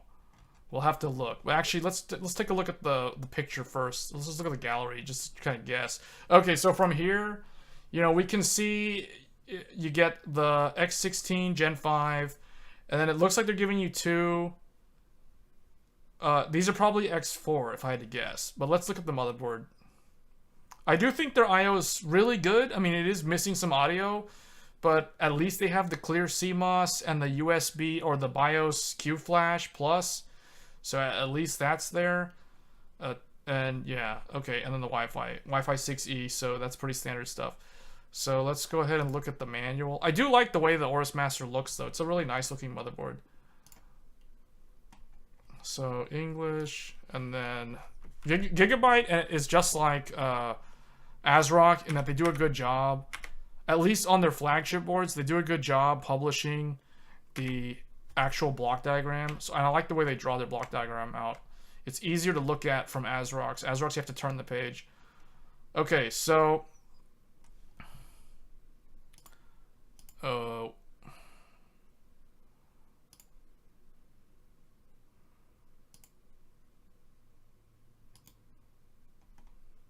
looks like the bots found us. Okay. Real quick. So PCIe 5.0 bus, and here you go with the switch. Just like I was saying earlier, you get a switch, and they give you an M.2. So this is actually exactly what they did on the AORUS Extreme on the X670E. So this isn't necessarily a bad thing, but again, you know, it is the whole resource sharing thing. There's a switch there, but you know, it is something that they do. But you do technically get the Gen 5 capability off of the M.2C And then you have a Gen 4. So here, so that total 20 lanes is actually more like 16 chipset lanes and then 4 Gen 4 CPU lanes. So that is something that seems new to me, because as far as I remember, Intel didn't actually wire a drive directly to the CPU. So this is kind of new. So it's usually always through the chipset. So it looks like, one CPU Gen 4, and then you get 1, 2, 3 chipset Gen 4. So that's a lot of drives. Potentially 5 drives. If you drive this one off of here, then you're going to run this at X8. So, but that's still pretty good that they do that. So that's really good though. Up to 5 drives is really nice. So, but in general, 4. Like if I was going to build a system with this board in particular, I would use this one. This is where my OS drive would go, on the M2A CPU. And then my second one would probably go down here. And then I just fill these up until I don't have any more. And then if I really had to, then I would wire another one up here. But you can see the 4.0 bus, all of the, what is this, 12? So that means they have 4, that's 16. So they have 4 more Gen 4 lanes that they can wire up to something. So it looks like one of the X4 slots goes to a Gen 3 bus. And oh, okay, so they have a 1 electrically Gen 3. And remember, you have a total of 8 3.0 lanes on this board. So 4, 5, 6, 7, 8. So the 10 gig LAN and the Wi-Fi take up 3 of the Gen 3 lanes. And I think that's it. So where's the SATA? So the SATA is here. There's 4 of them. That looks like that's taking up Gen 4 lanes. So 4, 8, 12 plus 4 would be 16. And then 4 more, that's your 20 total PCI 4.0 lanes. So Gigabyte did use the resources pretty well. So what this illustrates is that most of the lanes, most of the bandwidth through the chipset is taken up by storage, right? It's starting to note that storage is using up almost all the stuff. Like even the Marvell 10 gig LAN port is only taking up 2 lanes of Gen 3, which is kind of strange to me, because I would have thought that this would be 4 lanes of Gen 3 for a 10 gig LAN. Otherwise, if you were going to do 2 lanes, typically that would be X4, or that would be Gen 4 X2, but they're doing Gen 3 X2. That's really odd. So that's a strange choice. I don't think it'll be a problem though in general. But that is an interesting way they did that. I feel like that seems like a pretty non-standard way to do that for 10 gig LAN. But anyway, one thing though that is disappointing is they did Gen 3 on the expansion slot as opposed to Gen 4 on the expansion slot. I would have much rather they would have given me, or given us, one Gen 3 M.2 drive and put this up here.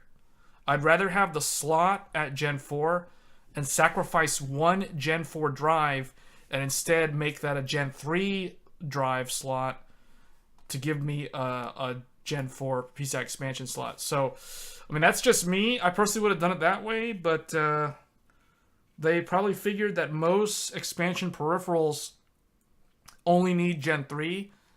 But as far as I know, the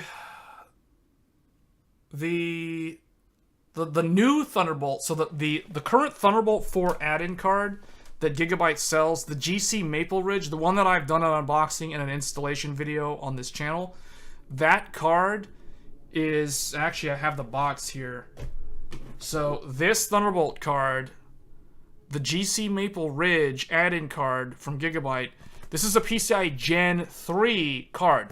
So this, if you wanted to install Thunderbolt on this motherboard, you would plug it in on this PCI Express slot. However, Intel is developing a new one, and I think ASMedia is about to launch a new one that is Gen 4. So there's going to be a new Thunderbolt card that uses PCI 4.0. It uses 4 lanes of 4.0. And unfortunately for Gigabyte, for some reason, because they did this, you won't be able to run that newer Thunderbolt card with this motherboard because it's Gen 4. I mean, maybe you will, but I don't know if it'll work because if it requires Gen 4, it needs to be Gen 4. So that is something worth noting. When I look at this and I think of the AMD AORUS Master, I do think the AMD one's actually better because the AMD one gives you the X4 at Gen 4, and it gives you an X2 Gen 3, but it doesn't give you the 10 gig LAN. So it really depends on whether or not you really need the 10 gig LAN versus a PCI 4.0 X4 slot. I personally would take the latter. I typically don't need the 10 gig LAN, but yeah, that is just something worth noting. The alternative to that would be to go with like the Extreme.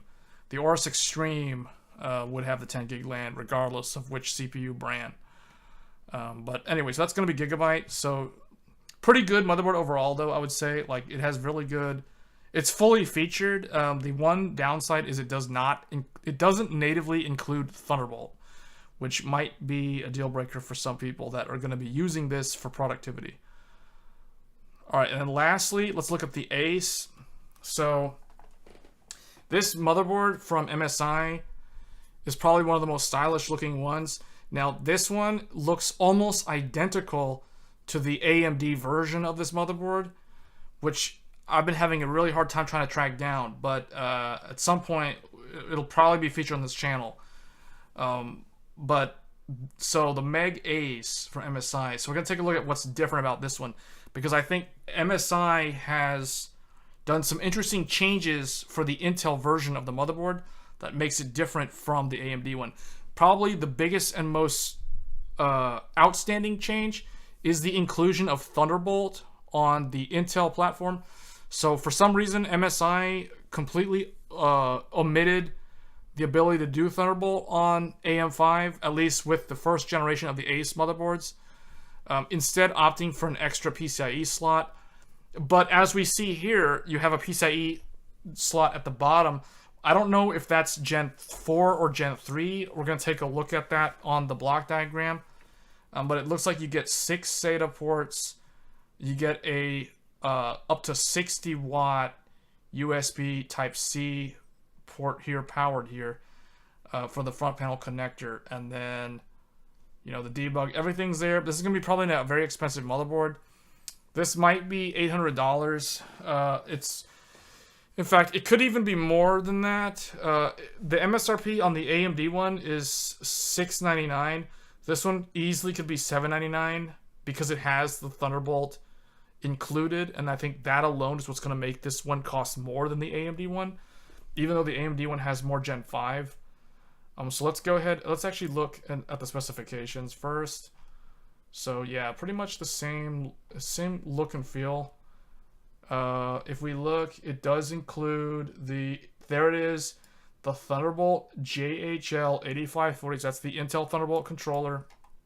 So it does have that built in, just like on the Taichi and the Hero. And then you get Intel Wi-Fi 6E, dual Intel 2.5. So what's interesting is you do not get 10 gig. You don't get 10 gig on the Ace for Intel, but you do get 10 gig on the Ace for AMD. So that's really odd. So they give you 10 gig on AMD, but they don't give you Thunderbolt. On Intel, they give you Thunderbolt, but they don't give you 10 gig. So I don't know. MSI is kind of like, they tip the scales one way or the other sometimes in such a strange fashion. But it looks like you get 5 M.2 slots. And again, one of them supports Gen 5, which means there's going to be a switch that's stealing lanes off of the graphics card. And then you have, you know, just like the other ones, you get the single CPU one, which is Gen 4. So that's going to be your OS drive. And then you have 3 chipset ones as well. And 2 of them support SATA. So that's interesting. That means if you plug that in and it's SATA, it's going to pull the... it's going to disable SATA drives It's going to disable SATA ports if you plug in a SATA M.2 drive. You'd rather have 10 gig than Thunderbolt? Yeah, I think it depends on the use case. In my use case, I'd rather have Thunderbolt. But like I don't have a whole lot of like a home server or anything that runs that would need high throughput locally. But yeah, it really depends on the use case. So USB, yeah, so you get two 10 gig or two 20 gig USB. It says front, not rear, so it'll be interesting to see what's on the rear. So here, okay, so one thing that's good about MSI does have the best, when it comes to the website, like MSI's website has the best layout in terms of how it shows you the information. Like I like how they show you the IO panel on the back and they label what everything is. No one else does that. I mean, ASRock tries to do that. Gigabyte does it, but they don't show you the picture. So they just give you all the text and you have to like dig through it all. So it looks like, so here you get clear CMOS, you get flash. It looks like they also give you the smart button that we saw on the AMD board. And then you have dual 2.5. That's a really weird choice to do dual 2.5 and no 10 gig. That's weird. And then you have the two Thunderbolt 4. So this is your 40 gig USB-C. That's going to be off of the Intel controller. Wi-Fi, Bluetooth, audio, smart button. Okay, and then you get the display port capable USB-C port, just like on the AMD one. That's going to be port 9, so it's the same one. And then you have the two 10 gig type A. So that's number 10. That's interesting. So these two, right? Or these 4? Or all of these? Okay, all of these are 10. Okay, so they're all 10. Okay, that's good. And then mini display out for Thunderbolt pass-through. They do, so they do give you Thunderbolt. So what's interesting about MSI is MSI actually gives you the full functionality of the Intel Thunderbolt controller. They actually give you the DisplayPort in for, they give you two mini DisplayPort in for pass-through, although where's the output? So the output's going to be probably one of the Thunderbolt ports. So that's interesting. So they actually give you the pass-through. The only other motherboard that I've seen that offers this is the Procreator Art from ASUS. But I don't like that motherboard because it doesn't give me the debug LED. And it's like a $500 motherboard with no debug LED. I mean, to me, that's just a straight-up deal breaker. And then, yeah. So this is pretty nice. All your audio's there, unlike Gigabyte. Yeah, this is a nice motherboard.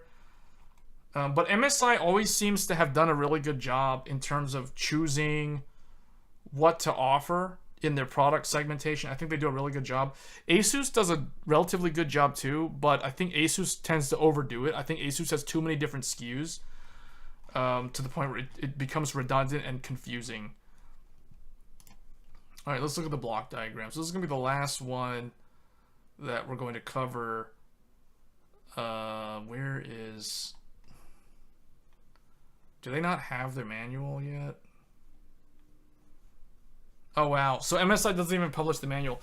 So MSI won't publish the manual until the product is released.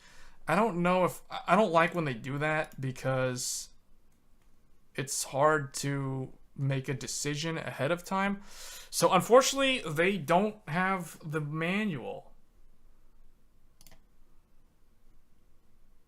Yeah, there's no manual on here, so I can't really... I can't showcase this one. So, well, but hopefully they will show the block diagram. But anyway, that means we have to go back to specifications.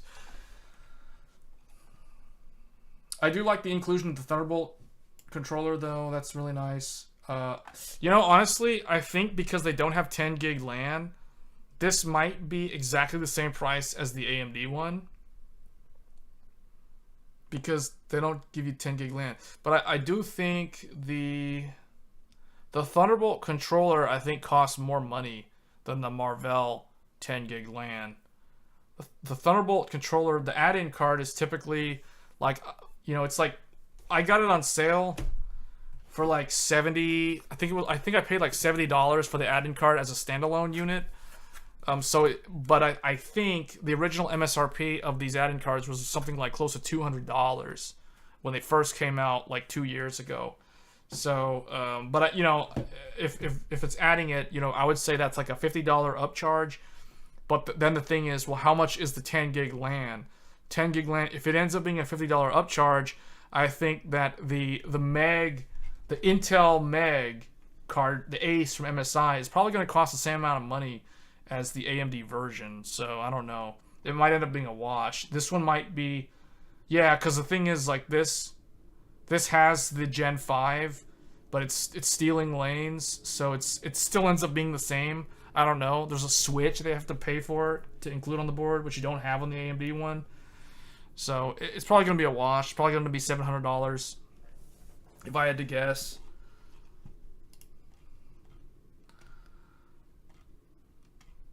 So, yeah, these motherboards aren't going to be cheap, unfortunately.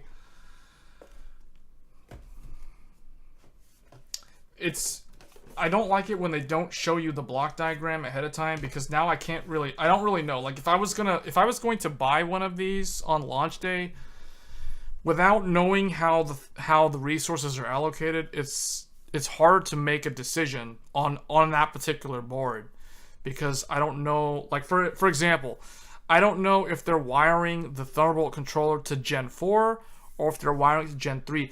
I would prefer that they wire it to Gen 3 because it only needs 4 lanes of Gen 3. Now, what ASRock did on the Taichi for the AMD board, and actually if we go back to the Intel one, ASRock took the Thunderbolt. So what's interesting is on ASRock, on the Intel motherboard, ASRock did it correctly, or they did it optimally. They wired the Thunderbolt 4 to 4 lanes of Gen 3. That's how it should be done. On the AMD Taichi, so this is the AMD one from ASRock, for some reason, in all their infinite wisdom, they decided to wire the Thunderbolt controller up to the PCIe Gen 5 CPU bus.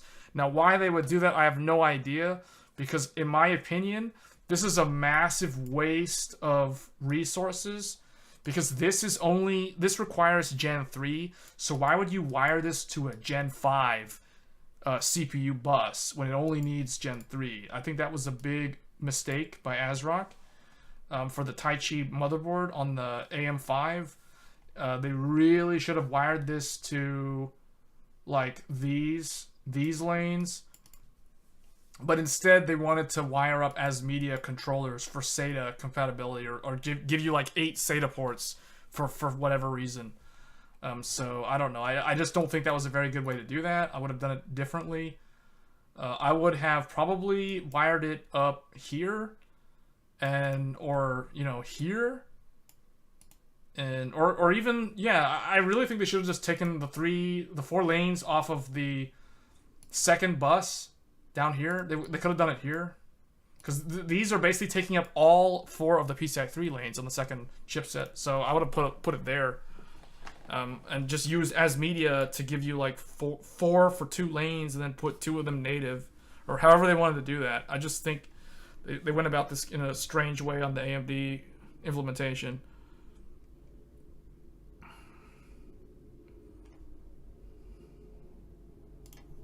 But, okay, knowing what I know, looking at all of these, if I had to give a recommendation of what I would buy, the lack of the 10 gig on the MEG Ace is kind of annoying. And also the lack of the documentation is kind of irritating too. So if we look at the datasheet, does the datasheet actually tell me anything useful? So, 2, I already know that's going to split. 1 of them shared. You get Thunderbolt, that's nice. You even get the mini DisplayPort in. That's an added bonus, because I don't think you can do that on the ASUS or the Taichi. And you get storage. You get 1. Okay, that's shared. There's your 4 non-shared. So that's 4, 8, 12. That's 12 lanes of Gen 4. So 12 out of 20. 4 for Thunderbolt. So that gives you 16. That means there's 4 more. The 4 remaining lanes are probably going to go to storage, to SATA, and then your 8 lanes of Gen 3 are going to be 1, 2, 3, and then 4 for the Thunderbolt. Yeah, see, this is why you really need the block diagram, because this is really hard to figure out what goes. Okay, they give you one PCI 4 X16, but that's definitely not wired 16. That's probably X4. So 4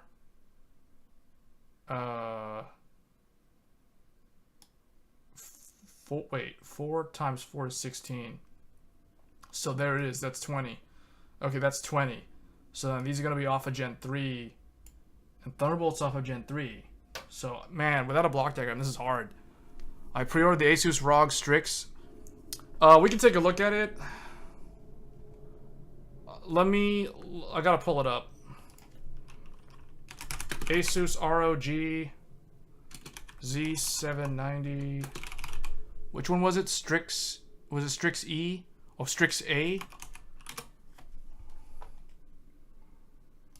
It's a white? Oh, okay, it's white. Okay, that's cool. Usually the Prime motherboards are white and the Strix ones are black. So, let's take a look. I don't like how ASUS and MSI don't show you all their info. Well, MSI will eventually show you the manual, but they don't show it to you until launch day, which is super annoying. I think Gigabyte and ASRock do it correctly. They show you ahead of time so you can plan your build. Okay, so you get a 16 slot, but we already knew that.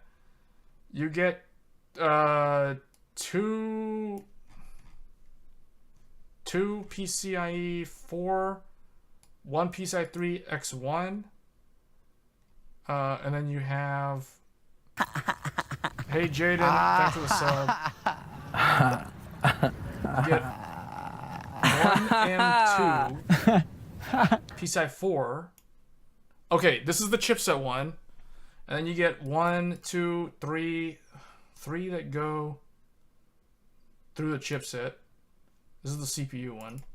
So this is your OS drive. Do you have any Gen 5 drive? So it looks like the Strix motherboard doesn't actually give you the Gen 5 M.2.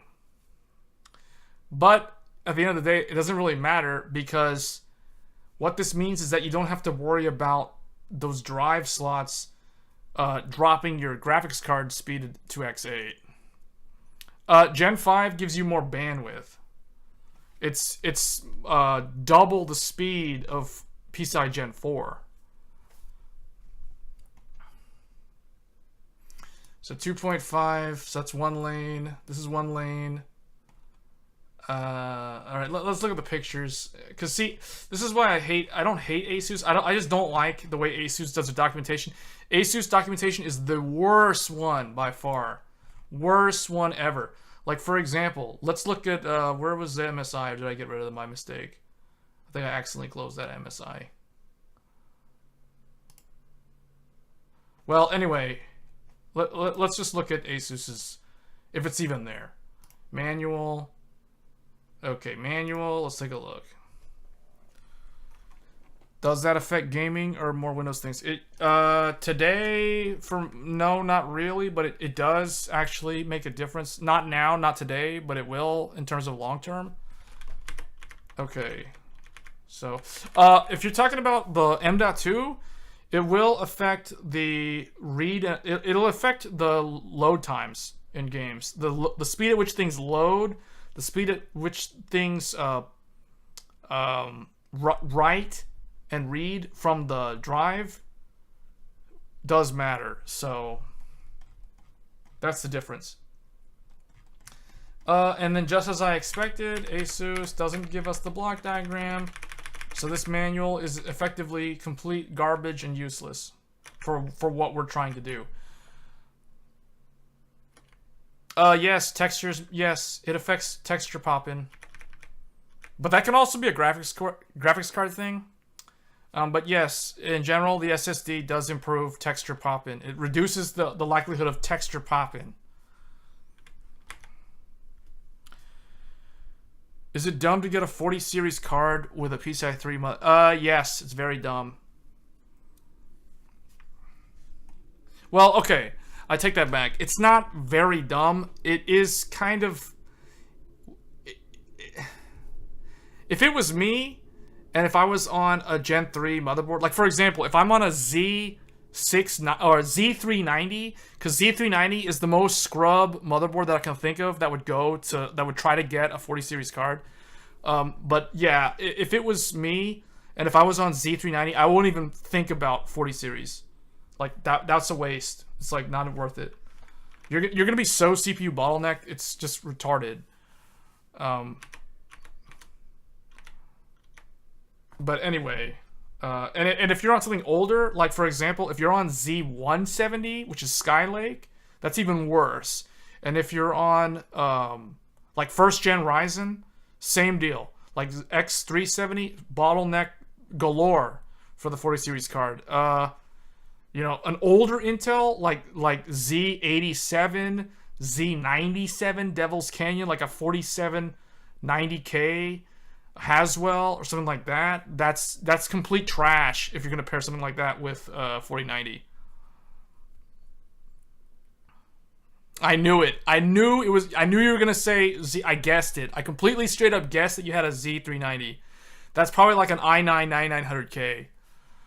Yeah, I wouldn't bother. Honestly, I mean, you can do it, but I think that you could spend $1,600 on much better upgrades all around. Like, for example, a better monitor, you know, plus like a discounted RTX 3080 or an AMD 6900, which those things are on like really good deal for now. What was the motherboard I was suggesting? Oh, okay. So going back to what I would buy, like if you guys want to know what I would buy, currently, obviously not ASUS at this point because I don't even know what ASUS's stuff. Like, okay, ASUS's motherboard is complete. I mean, the documentation is complete garbage. I can't find the block diagram, so I can't tell you guys how they're actually wiring up the resources. So I would definitely not buy the Strix. Because I have no idea how they're allocating the resources. We can guess, we can try to guess, make an educated guess at how they're using the resources. But, you know, without someone like JJ to answer the questions, I have no idea what I'm buying. I'm effectively buying a motherboard that says it has, you know, 4 M.2 drives and a PCI Gen 5 slot. But, you know, does it have Thunderbolt? I mean, I don't know. Let's see. Thunderbolt. Okay, it has one Thunderbolt header. So that means it's just like the Gigabyte board, but it doesn't give you USB 4. There's no 40 gig USB on this motherboard, out of the box at least. So D4 RAM, though not DDR5. Oh, yeah, this is the D4. This is the D4. I think so. Yeah, this is DDR4. Let's look at the pictures real quick, because I feel like the DDR4 is basically treated like a second-class citizen on Intel motherboards. Because, okay, look at this. When I look at this, deal breaker number 1, no debug LED. I can't, like, okay, let's say I build this computer all together, I turn it on, and it doesn't post, I can't get into the BIOS, I have a black screen. What am I going to do? I have no idea. Your guess is as good as mine, because I don't know what the error is. There's no code readout. And when I'm talking about code readout, for those that don't know what I'm talking about this thing right here. If you see right here at the bottom of this motherboard, you see an 8 and an 8. This is the debug postcode LED, also known as Dr. Debug, or it's also called, as Steve from Gamers Nexus refers to it, as a 7-segment display. I don't buy motherboards that do not have these. This is a must-have, especially if you're becoming an early adopter. I can't tell you guys, like with the new AMD motherboards like this, like the Ryzen stuff, like error code 15 is going to become the meme of the year when it comes to like tech enthusiasts, because error code 15 on the new Ryzen basically means it's doing memory training. And when people were talking about the long post times, if you had a motherboard that had the post code like this, it would literally be saying 15, like Jay in Jay's 2 cents video. he showed error code 15 like while he was memory training. Like, he did a video recently about the Strix 4090 not booting up correctly versus the FE, and he was talking about post code 15 memory training. You know, without this, how would you know if you're doing memory training, right? Like, you just have to guess and hope that it's doing the right thing and it's not broken or something. So, yeah, the Hero was my old motherboard. I really liked it with the debug. Yeah, every motherboard that I've ever owned, except for my Alder Lake board, except for my 12700K motherboard, which is a DDR4 motherboard, that's the first and only motherboard that I've ever purchased that does not have the debug code, and that's because I did not want to buy DDR5 memory last November, because the price of DDR5 when Alder Lake launched was insanely expensive. It was twice as much as it is right now, and even today, DDR5 is still twice as much as DDR4.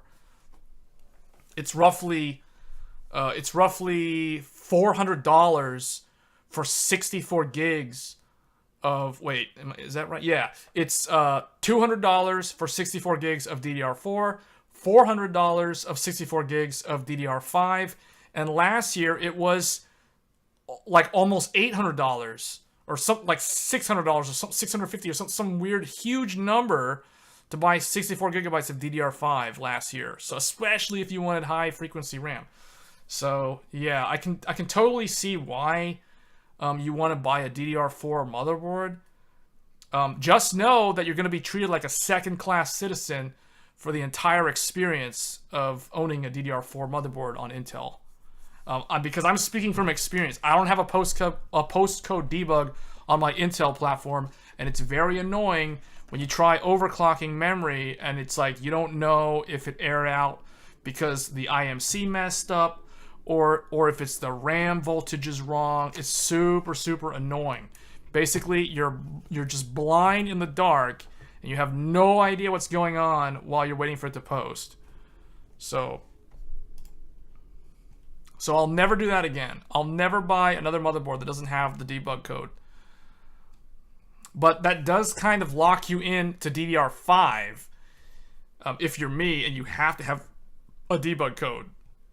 And see, in that regard, if you look at it that way,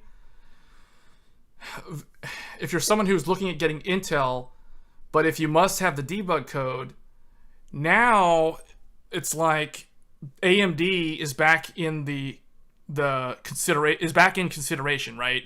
Because AMD is also DDR5. If you have to buy DDR5 because you have to have a postcode debug output, then you have to buy memory, so you might as well look at the AMD system. So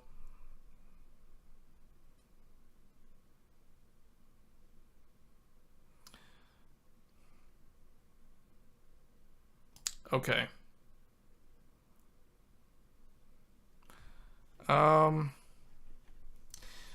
Okay, I guess so bottom line is, going back to what I would buy if it was me buying Z790, and knowing what I just said, I would not buy a motherboard that does not have the debug, the Dr. Debug.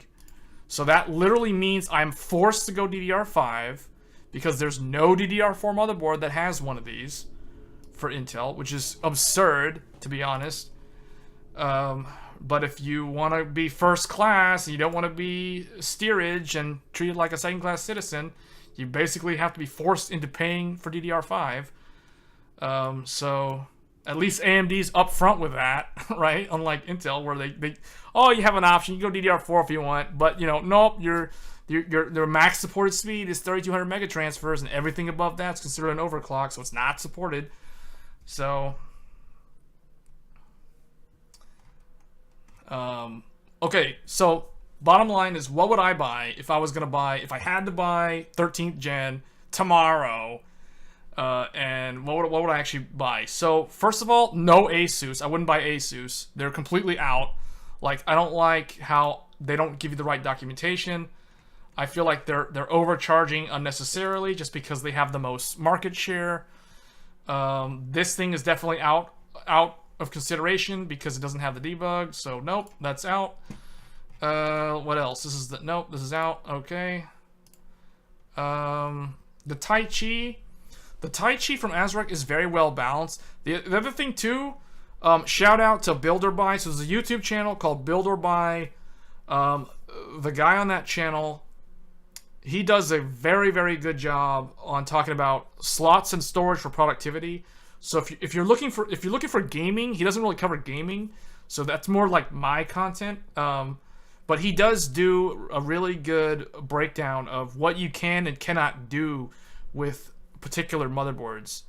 So I just wanted to point out his channel because I think he goes into really, really in-depth on what you can do with Thunderbolt, what you can't do, what's different between, you know, like AM5 motherboards versus like HEDT motherboards.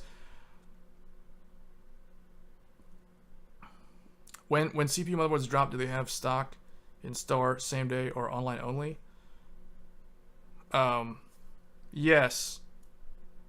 Oh, you're asking.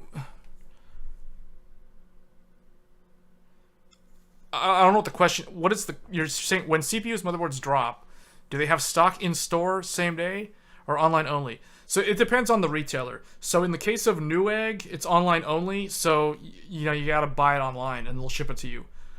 If you're buying from Micro Center, it's typically in store only on launch day because they open early for launch day. If you're buying from Best Buy typically doesn't really cater to the DIY, although they're trying to. The reality is Best Buy doesn't really do a lot of DIY. So when it comes to product launches, the Best Buy typically doesn't do in-store. In fact, Best Buy doesn't even really have motherboards and CPUs at launch. Yeah, Builderby is the channel, and the host's name is Gil Boyd, but he's very, very thorough. His videos are very long, and they're very good on this sort of content. Typically what he'll do is he'll cover one motherboard per video, but you know, you can leave comments on his videos, and he'll try to answer his questions in a future video, or he'll answer your question in a future video. So yeah, he's really good. So I definitely recommend his channel if you are wanting to know like what you can and cannot do with a specific chipset or a specific platform. But okay, so I guess the question is, what would I buy, right? Like that's what people watching are probably wanting to know. So like I said, I would not buy ASUS. I think they're too expensive. I think they need to be knocked down a bit and taught some humility. Nothing wrong with their products. I just don't like that their documentation is horrible. It's probably the worst one in the business. I've heard that their support's not very good, although I can't really speak to that because I've never really had to deal with their RMA support team. And then their products are a lot of like style and fluff, but when it comes down to function, the only really good ASUS motherboards are the ROG Crosshair on the AMD side or the ROG Maximus on the Intel side. The Strix, I avoid Strix. I think they're overpriced and they're not that good. Although the more expensive Strix, the Strix E specifically, has typically moved up the chain of command and has now it's kind of taken over what the Hero used to be from the Maximus or the Crosshair line. And the Hero today from ASUS, I think, is now more of what the Formula used to be in previous years, long ago, like 10 years ago, for instance. But the Formula, unfortunately, is gone. So it's literally Extreme. It used to be Extreme, ROG Extreme, ROG Formula, then ROG Hero, and then you had like the Gene, which was the small form factor one. And then it just, after that, it was basically Strix. And then after Strix, it was Prime, and then Tough. And then they also do have the Pro Art Creator series, which is nice, but the thing with the Pro Art Creator is for some reason they charge you a lot of money, but they don't give you basic things like the debug code. Some of them don't have the clear CMOS. You have to press the button inside on the motherboard as opposed to on the back of the motherboard. So there's like weird design choices with the Pro Creator, which is the reason why that's a deal breaker. I wouldn't buy one of those. Unless you're someone who just wants to install the computer and never touch the BIOS, never like open up the computer or upgrade anything, then I guess the ProArt Creator is okay from like a day one point of view, but like a set it and forget it sort of thing. But definitely I would never buy that if I was going to overclock the system, or if I was going to like try to run like high speed RAM or that sort of thing. So that's ASUS, and then Tough and Prime, they've just kind of gotten worse. Although Tough is kind of a little bit better than it was a few years ago, but I still wouldn't buy those motherboards. I feel like they cheap out too much on features, and they try to say that, oh well, the VRM is still really good, but it's like, who's gonna be overclocking on a motherboard that doesn't have a debug code? Also curious on any opinions on the. So the 1 gig Ethernet on Intel, I mean, typically when it comes to networking, onboard like Ethernet or Wi-Fi, I consider Intel to be the best ones. Realtek is not terrible, but if you're doing Wi-Fi, like Intel has the best Wi-Fi. If you're doing like LAN connection, which is typically what most people will do on a desktop, I haven't really found any issues with the LAN using Realtek.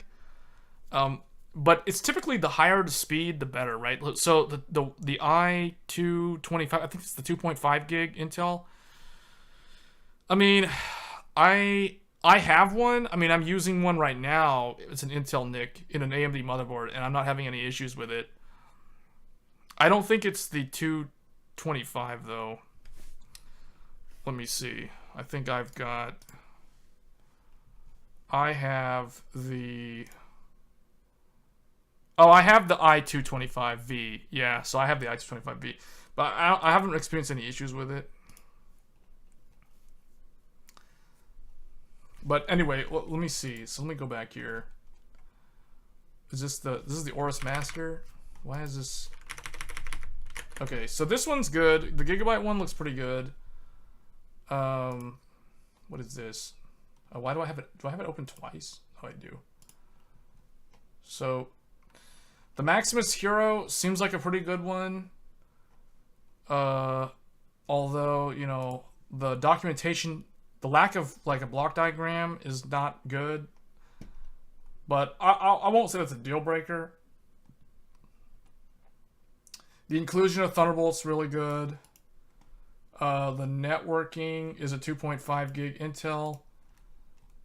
The Wi-Fi 6E. Okay, see, look, this is another problem with ASUS. Look, guys. I literally tap the scroll wheel, and ASUS decides to scroll all the way up. When I'm trying to look at the Wi-Fi, I scroll down to the Wi-Fi. It goes right past the Wi-Fi. I can't see, like, can you stop scrolling? It's like automatically auto-scrolling for me when I just want to see. I have to, like, click and drag and hold the mouse button just to see the Wi-Fi. Okay, it says Wi-Fi 6E, and it doesn't tell me if that's Intel or Realtek, so that's really annoying. So we have to go in the manual. Is this the ASUS one? Yeah, this is the Maximus Hero. Let's find the Wi-Fi. Wi-Fi, it doesn't say. Okay, it's an Intel Wi-Fi 6E AX211. So, it's funny how it had to go all the way down to the UK regulatory thing to explain it. That's pretty weird. I mean, I've had issues with ASUS's integrated audio. Like, I've had problems with whatever their ALC chip that they used in the X570 Hero. It's not like the audio didn't work. It's like for some reason, the audio in some games was super quiet, but in other games it was normal. I don't know why that was. When I would compare that to a different motherboard, it wouldn't have that problem, and installing drivers would not fix the issue. There isn't that many DDR4 motherboards to look at. I spent like $2,500 this month, so I don't think I'll be. Yeah. DDR4.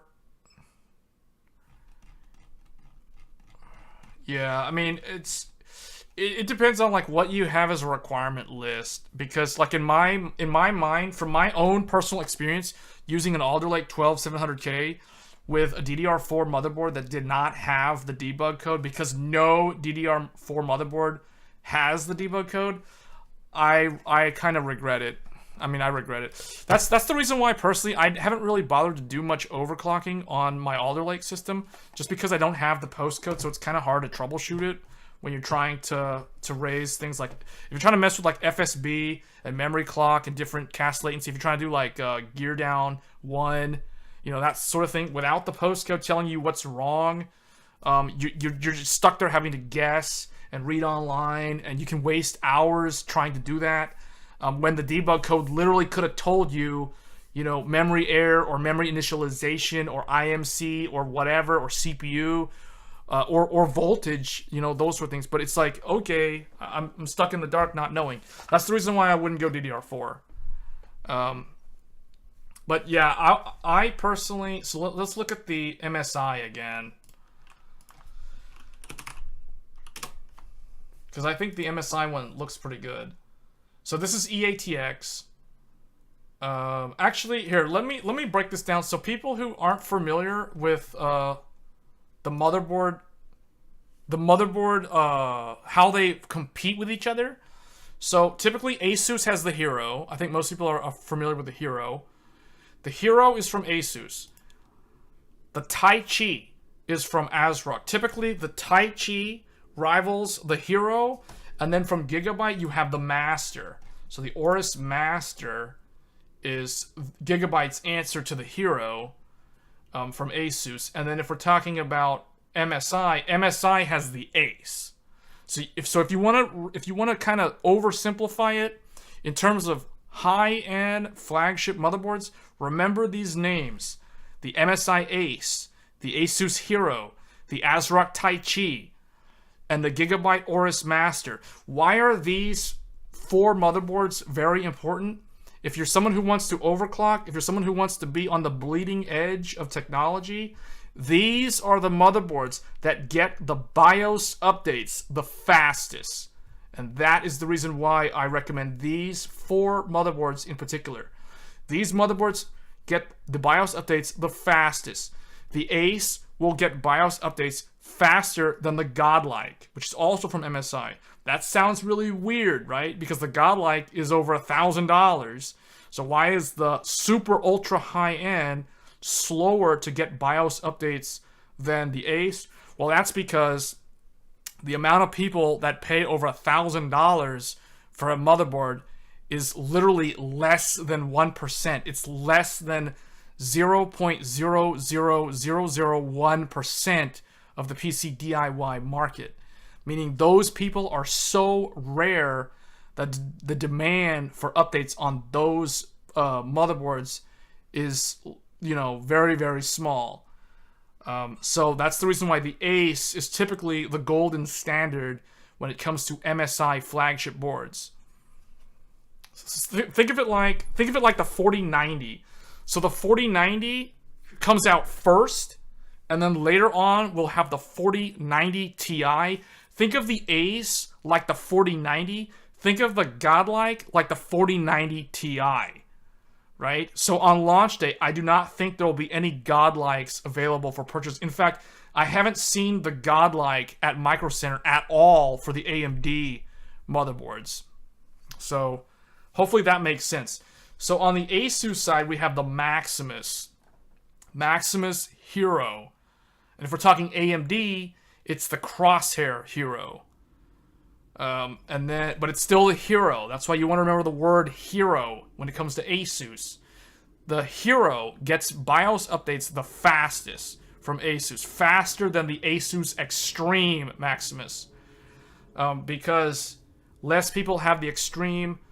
And the other thing too is typically the other reason why the most expensive motherboard is actually a little bit slower to get updates is because typically the beta BIOS updates don't roll out to the super ultra high-end boards because they want to avoid a catastrophic issue where like a BIOS update causes somebody's motherboard to either brick itself or, you know, suffers some kind of severe voltage bug that kills the motherboard and you can't reflash the BIOS because something's physically broken and they have to do an RMA. You know, things like that could potentially happen. I'm not saying that those things happen often. Those are very, very rare, but they have happened in the past. So that might be the reason why BuildZoid's 7950X died on him. It might have been because of a beta BIOS bug, but I don't know. I can't prove that, but I'm just saying, like, typically the reason why the most expensive motherboard does not get BIOS updates the fastest is because the manufacturer is trying to avoid a scenario where, you know, they release a beta BIOS update, then someone with a Godlike or an ASUS ROG Extreme goes and updates it, and then, like, they do something on the motherboard and then it, like, fries the board. And, you know, now they have to RMA like a $1,300 motherboard, for example, right? The manufacturer doesn't want to deal with that headache. So that's why they would roll it out to like the Hero, which would typically be like a $700 motherboard. Well, they used to be a lot cheaper. They used to be like, you know, $300 or something. But, you know, in this day and age, things are ridiculously inflated in terms of the prices. Yeah, $1,300 is the price of the MSI Godlike motherboard. So... yeah. So anyway, that's the reason why, to oversimplify it, like, remember those four names: ASRock Taichi, Gigabyte AORUS Master, ASUS Maximus or Crosshair Hero, and then Ace on MSI, the MSI MEG Ace. So those are the rival motherboards. They've historically always been rivals of each other. But for some reason, the pricing on certain brands has gone through the roof in recent years, particularly ASUS and MSI. The Ace is this motherboard that we're looking at here is probably going to retail for $700 tomorrow, because that's what the price of the AMD one is, and they're pretty much, as we've proven on stream earlier, we've kind of shown that that both chipsets are comparable. Like Intel's chipset, Intel's platform versus AMD's platform are relatively similar, with a few key advantages going to AMD in the form of 24 lanes versus 16 lanes of PCI Gen 5. So, but in terms of general connectivity, they're very, very similar. So, which means they will be priced similar. What DDR5 kit would you recommend? I basically anything that is either anything that's like Samsung or SK Hynix that's cast latency 30 or up to like anywhere from like 30 to 36 if we're talking like 5600 or 6000, or if you're buying like 5200 megahertz, because that's like the max supported typically, I would say try to aim for like cast latency 28 or cast latency 30.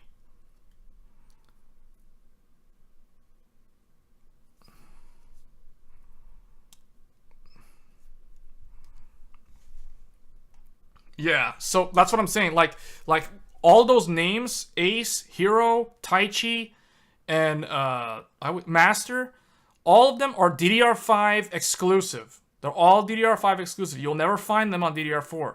And it was the same way last year with Alder Lake. And I typically only buy one of those four types of motherboards. Like, I'll give you guys a good example. So with AMD's launch back in September, Ryzen 7000 series, my original choice was the Ace from MSI. But I couldn't get one on launch day, so I ended up getting the AORUS Master. It's not that big of a deal. I still think the Ace board is better overall, but you know, I end up saving $200 because for some reason the Ace motherboard is so much more expensive this generation, whereas the Master is $500 from Gigabyte. The MSI Ace is like $700, and then the ASUS Crosshair is also $700, and then the Taichi from ASRock is $500. So I guess this is a good time to go ahead and get into the pricing on these boards, or what to expect This is going to be my complete guess. So I don't know. I don't have official information. I don't have any leaked info. But I'm going to guess what these motherboards are going to cost. So Z790. And you'll see tomorrow if I'm right or wrong. But I have a feeling that I'm going to be at least in the ballpark of being close to what they end up costing. So, all right. So Z790. I think it's MSI. What is it? Z790 MEG Ace. Or I'll just, whatever, like that. So, I think it's going to be $699. That's what I think they're going to charge for. ASUS Z790 ROG Maximus Hero. I think it's gonna be $699. I'm just being real, so everybody knows how much this is gonna cost. Because if you can't afford these, forget about it and go DDR4. I'm just throwing that out there. So those are the two flagships from ASUS and MSI. And the thing is, those aren't even their most expensive offerings. But that's typically as far as I would go if I was going to buy a high-end motherboard. I wouldn't go above either of these. Because I know ASUS has the Extreme, and MSI has the Godlike.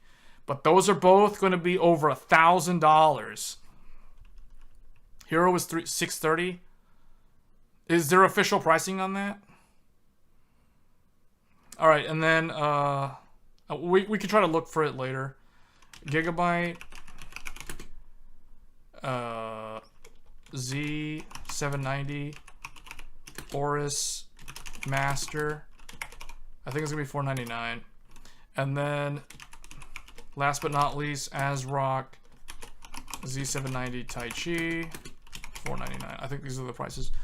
You saying the Hero is $630? Okay. Let me try to find that. Let me see if I can find that. Z790. Okay. So it's you're right. So I can see it's $630. And then where's the Ace? All right, let's go look at Newegg.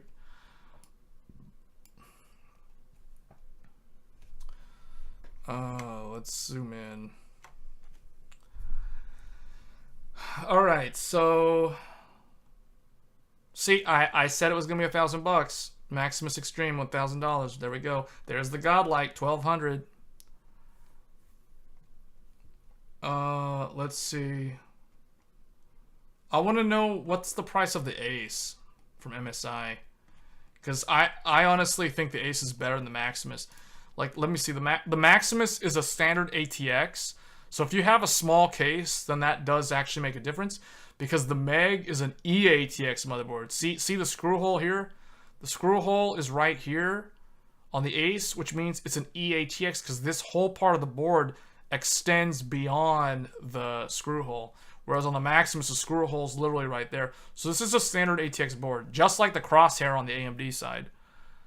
If they still say pre-order, do you think they'll ship tomorrow? And Godlike is... Yeah, I knew Godlike, because the AMD Godlike is even more. The AMD Godlike is $1,300. Because I think the AMD one has SLI support. I don't think this has SLI support. The reason why the Godlike is so expensive is because it's the only motherboard that, yeah, see? Supports NVIDIA SLI technology. MSI is charging so much money for that SLI compatibility because NVIDIA charges license fees to use SLI on their motherboards. AMD Crossfire is free. So, or if there is a license cost, it's negligible.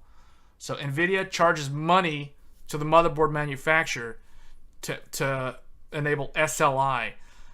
SLI is for dual GPU. If you want to run two graphics cards, think of it like, if you're familiar with Dragon Ball Z, Think of it like Vegito or Gogeta, fusing two graphics cards together. So, if you, for example, two RTX 3090s or two RTX 2080 Ti's in SLI. That's what SLI is. It's not really that big of a deal anymore. Yes, it did. Wow, okay. Jaden, sounds like you're pretty new to PC building. If you, because I'm surprised you don't know what SLI is. SLI was a thing like 10 years ago. Hey Dane, we're talking about different, like we're talking about Z790 and like which motherboards to get, like but yeah, see, this is an EATX board. It's a massive motherboard.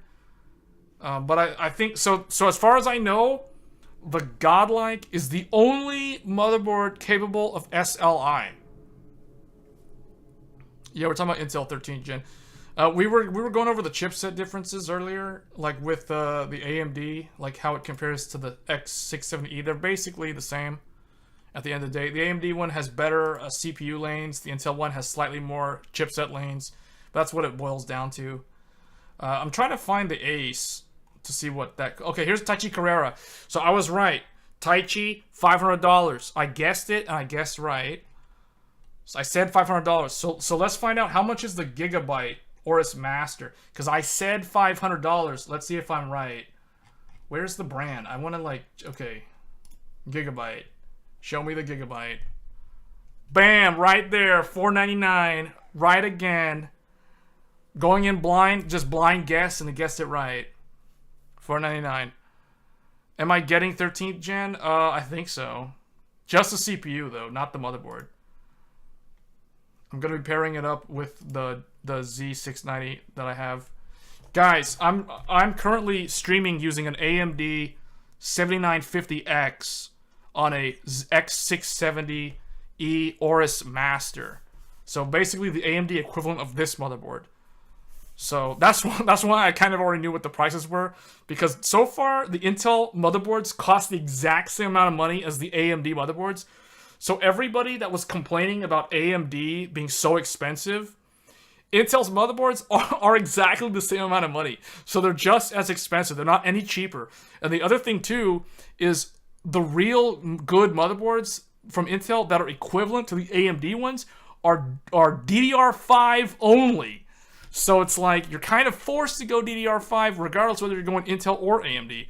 Unless you just want a cheap ghetto like DDR4 board and you don't care about things like postcode debugs and that sort of thing. So did you get like a thermal grizzly frame? No. My Intel is being cooled by an old Noctua NHD14 air cooler. and it's funny because people complain about what's your... Okay, we'll go into my Z690 because people probably want to know what that is. my ghetto Z690. I've been looking at upgrading from AMD to Ryzen and can't decide between that. Okay, I'll tell you this. So it's funny how now we're talking about AM4. So this gets even more interesting when you're thinking about upgrading from AMD. So here's the thing that I've come to realize. I almost had like an epiphany just now when the last comment about the 5800X3D, because that throws a wrench into all of this. So here's the thing: if you're on like a 2600 B450 AM4, if your motherboard has a BIOS update that allows you to use a 5800X3D, I'm just going to go ahead and say it right now. That is probably the most optimal upgrade you can do this year, because if you want to go to, like, for example, this, you have to buy DDR5. And likewise, if you're on Intel, we just kind of proved that if you want to upgrade on Intel but you want to keep DDR4, you're locked into buying a ghetto DDR4 motherboard, which is lacking so many features. So that to me does not sound attractive at all. That to me is no better than keeping your old AMD motherboard and just doing a drop-in upgrade and keeping your DDR4 RAM. If we buy Z790 with 13, do we need a 12 gen CPU? That's a really good question. I don't think so. In most cases, most of what I assume is that most Z690 motherboards that are in the channel, that are sitting on store shelves today or are in Newegg's warehouse, are probably already using a BIOS that supports 13th gen. And I'll prove that to you guys here. What I'll do is I will go to my let me go to my motherboard to show you guys that, because that's something that I already looked into myself for tomorrow. So Z690 Gaming X. All right, this is it, guys. This is my Z690 motherboard that I hate with a passion. Although I don't really hate it. It's just it's so ghetto. And I paid it was $230. It's $229. But at Micro Center, you know, if you buy the CPU with the board, you get $20 off. So I paid $210 for this motherboard last November, so almost a year ago. I bought it on launch day along with the 12700K. So, but this is it, right? So what I want to show you guys is the support. Downloads, BIOS, oh, there's a new one. Okay, so this one just came out.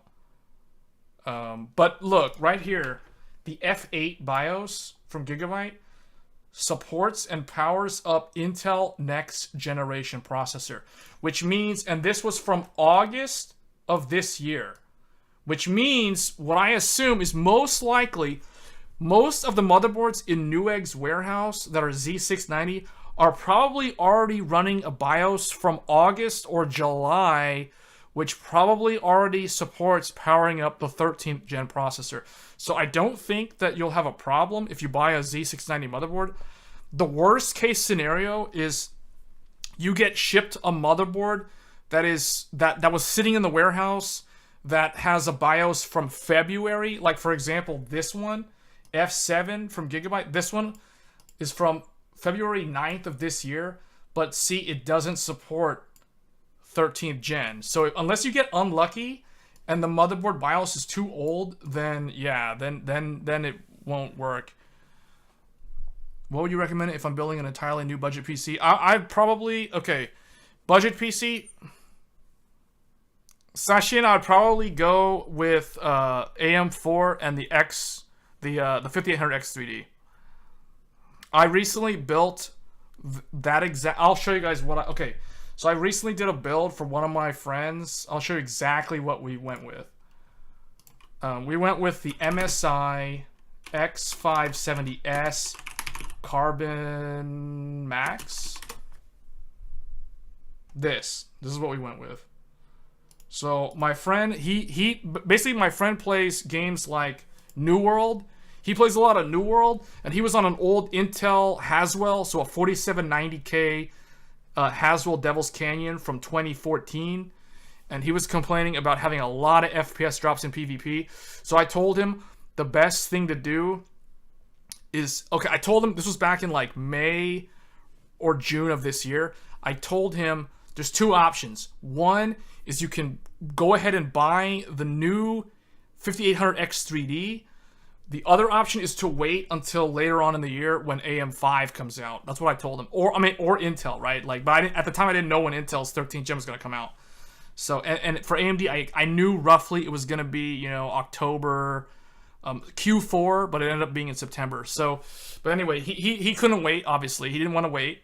So I told him, okay, we'll get an X570S. So notice how it says X570S.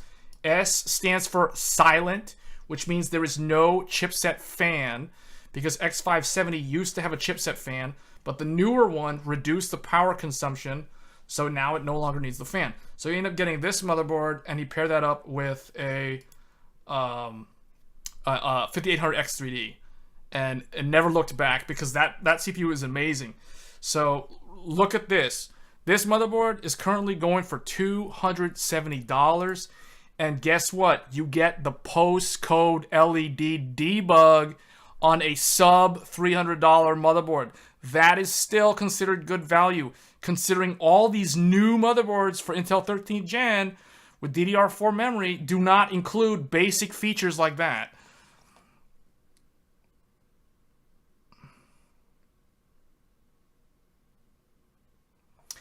Yeah, but 4800 JEDEC is it typically has very, very bad latency though. That's the only problem. Unless you manually set the timings, and then you're basically trying to overclock your RAM, even though you're leaving it at 4800. I mean, you're a content creator. You use Photoshop, Premiere. Okay, but still, like I'll tell you though. Okay, then in that case, this is what I would tell you. I'd still recommend this motherboard because even though you don't overclock, you're not going to mess with the motherboard. At the end of the day, if there's anything ever wrong with your PC, for example, if you plug in an M.2 drive that's not supported, or it doesn't really work, or it's not detected, if you do not have that debug LED in the top right on the motherboard, right above the RAM, you see where it says 88 at the top of that motherboard? It's better to have that than to not have that and to need it. That's all I'm saying. So I would still recommend buying a motherboard that has one of those. MSI Z690. Oh, you already bought that? Wait, oh no, there's two. Okay, never mind. Hold on. There's two sessions in the chat. I'm getting confused there. Okay, so one session already has the DDR5, and then the other one. So yeah. So I would still say get this, and then because you're a content creator, I would say get this processor. I would say get this. If you're a content creator, buy this CPU instead, because it's cheaper than going with Intel or AMD, the newer ones, and you're getting 16 full cores. The other thing too is if you're on Windows 10, you don't have to worry about whether or not Thread Director is working properly or not, because the problem with Intel, with Alder Lake and soon to be Raptor Lake, if you're on Windows 10, Thread Director doesn't function optimally on Windows 10. You really need Windows 11 to pair up with Alder Lake 12th gen or 13th gen. I'm going to be testing, if I do buy the chip tomorrow, I'm going to be testing it on Windows 10. All the content covering 13th gen from me is going to be Windows 10, not Windows 11. I may do Windows 11 in the future, but for now it's going to be Windows 10. Don't a lot of motherboards have audio out debug? Yeah, you have to wire up the speaker though. You got to have the speaker. Not a lot of new cases these days do not include the speaker, so that's why the postcode typically is more useful. And the speaker's only going to do like, up to like what, 4 or 5 beeps. I haven't used an Intel chip in a build ever. The only Intel chip I ever have experience with are work provided laptops. Yeah, the AMD ones are easier. The Intel chips are a little bit more finicky sometimes. 5950X and Master or Creator. If you can find one of those are kind of hard to find. The X670E Master. I think these are kind of hard to find nowadays. Oh, that's actually a really good price. Is it? But that's actually not Newegg though. Yeah, this is not Newegg though. This is sold by some other third party. That is a good price though. MSI Edge for 220. Is that a DDR? That's a DDR5? Really? Z690 MPG Edge.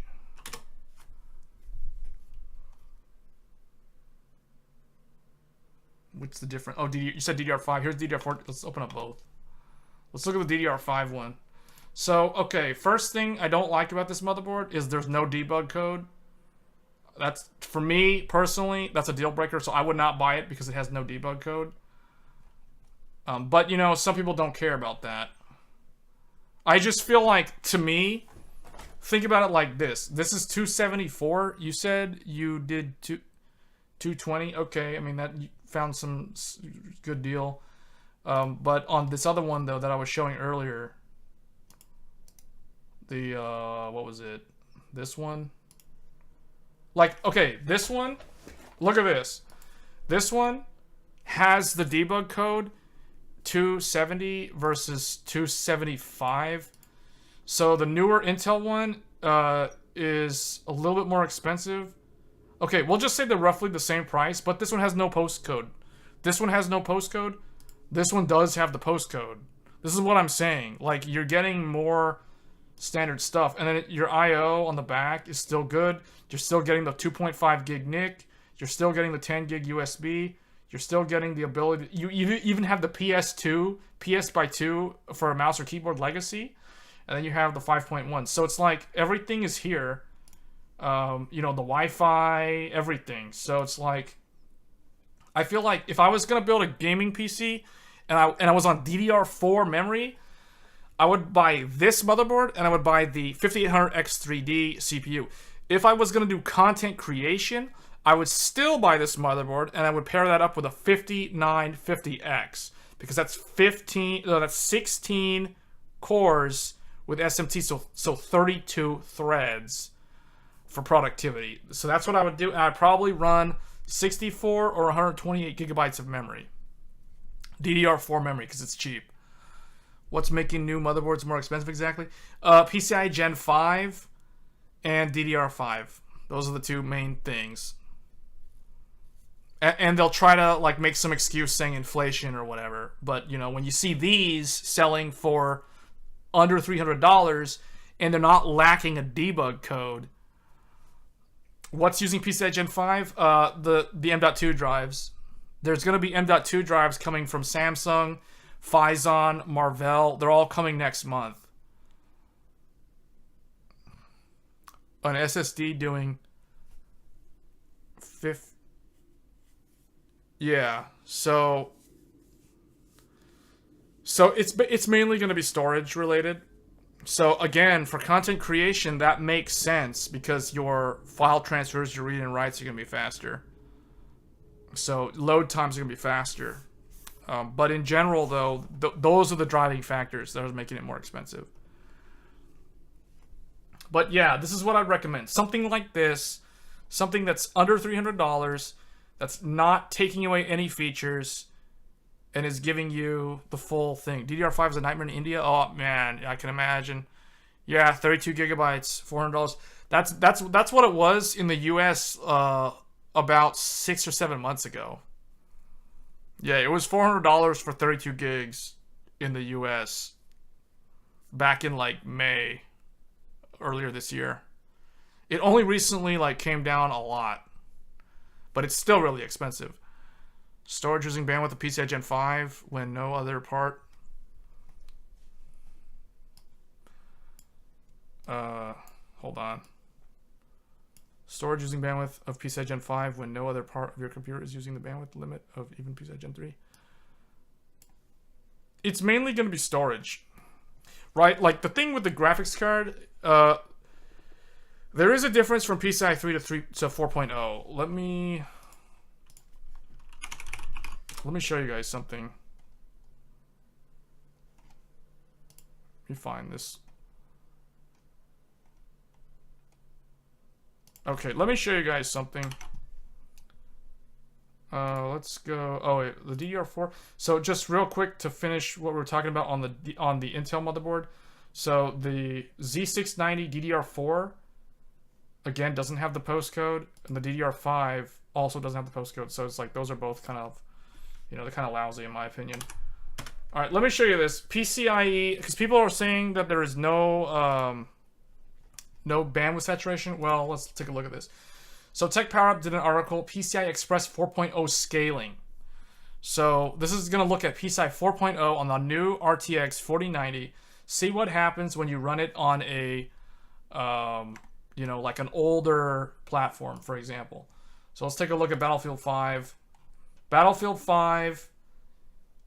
Here we go. So the red bar is typically, you could think of the red bar as an external GPU.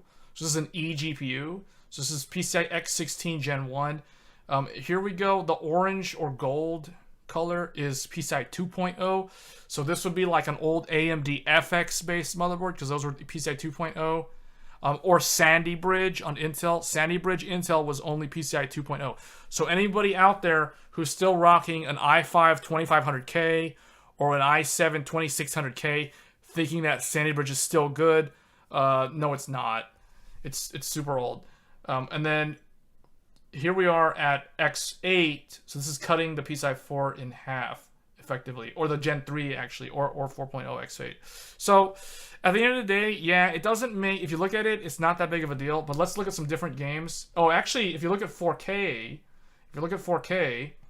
PCI 2.0 X16 is doing 173 FPS versus 3.0 16, which is 184, which is equivalent to PCI Gen 4 X8. So it is worth noting that with these new Z790 motherboards, if you install an M.2 drive in the primary slot that is going to run at Gen 5, but let's say you're putting in a 4.0, like you're putting in a Gen 4 SSD, as long as you put it in that slot, the graphics card will automatically be forced to run at X8. So, which means on the Z790, your result will be this blue bar right here, 184, if you have the M.2 drive in that primary slot. If you plug it into the second slot or the third slot, then you will get the green result. Now, if you're on AMD, if you're on the new AM5, you're going to always get the green number. It's always going to give you the full 16, regardless of what M.2 drive slot you're using. So this is the reason why I do think that in terms of future-proof and forward compatibility, X670E is actually the superior platform.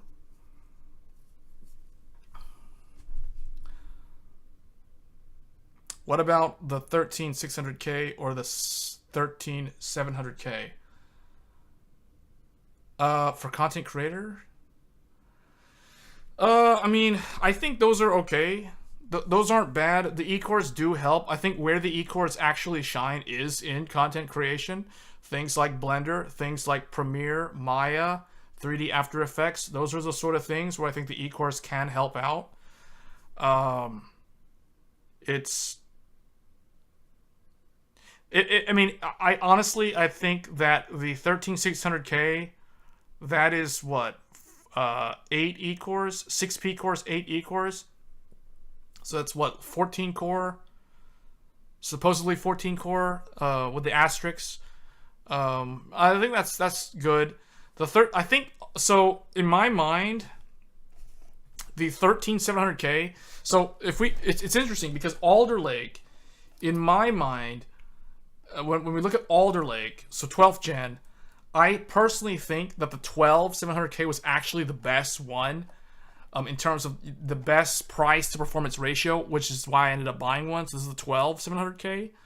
I think that one was the best one. But I think with 13th gen, it's a little bit interesting. It's a little bit different because I think with the Core i5 having 8 E-cores, honestly, I think that that's probably going to be the best one in terms of the value for money. The i7 is kind of in a weird spot. It's effectively replacing the 12900K.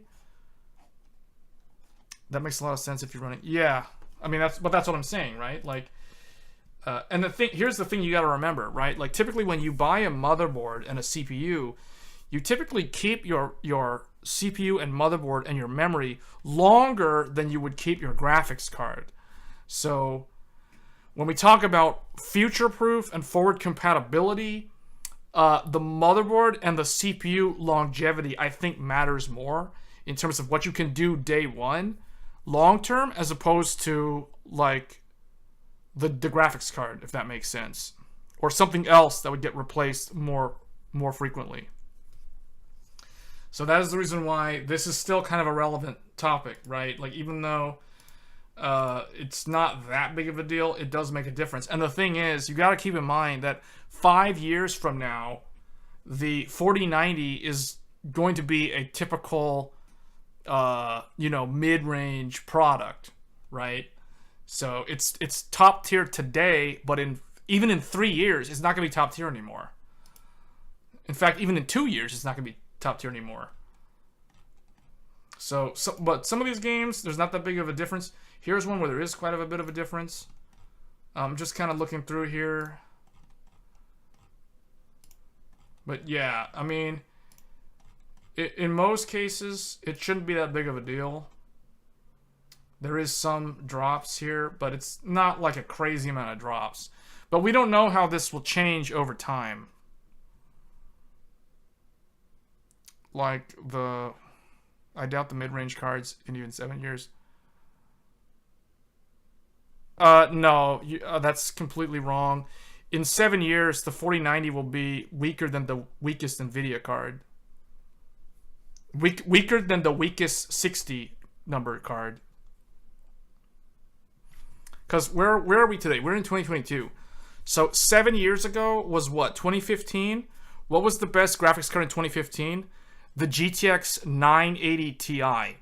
And what is that card equal to today? A GTX 1070. And a GTX 1070 is what in a 20 is not even anything close to the graphics cards today. So case in point, you just said 7 years from now, the 4090 will not be... Wait, okay, hold on. Maybe I read you wrong.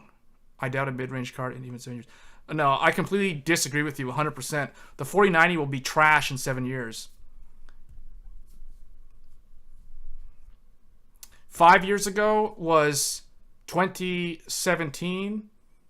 What was the best card in 2017? The GTX 1080 Ti. That card is equal to what in the 30 series? It's weaker than a 3060. A 3060 is a 2080 Ti. Oh, no, that's not right. 1080 Ti is basically a little bit weaker than a 3060. So you said 5 years, right? So 4090 in 5 years, like I just said earlier, is going to be equal to a 60 series card. So no, the 4090 will not be a good graphics card 5 years from now.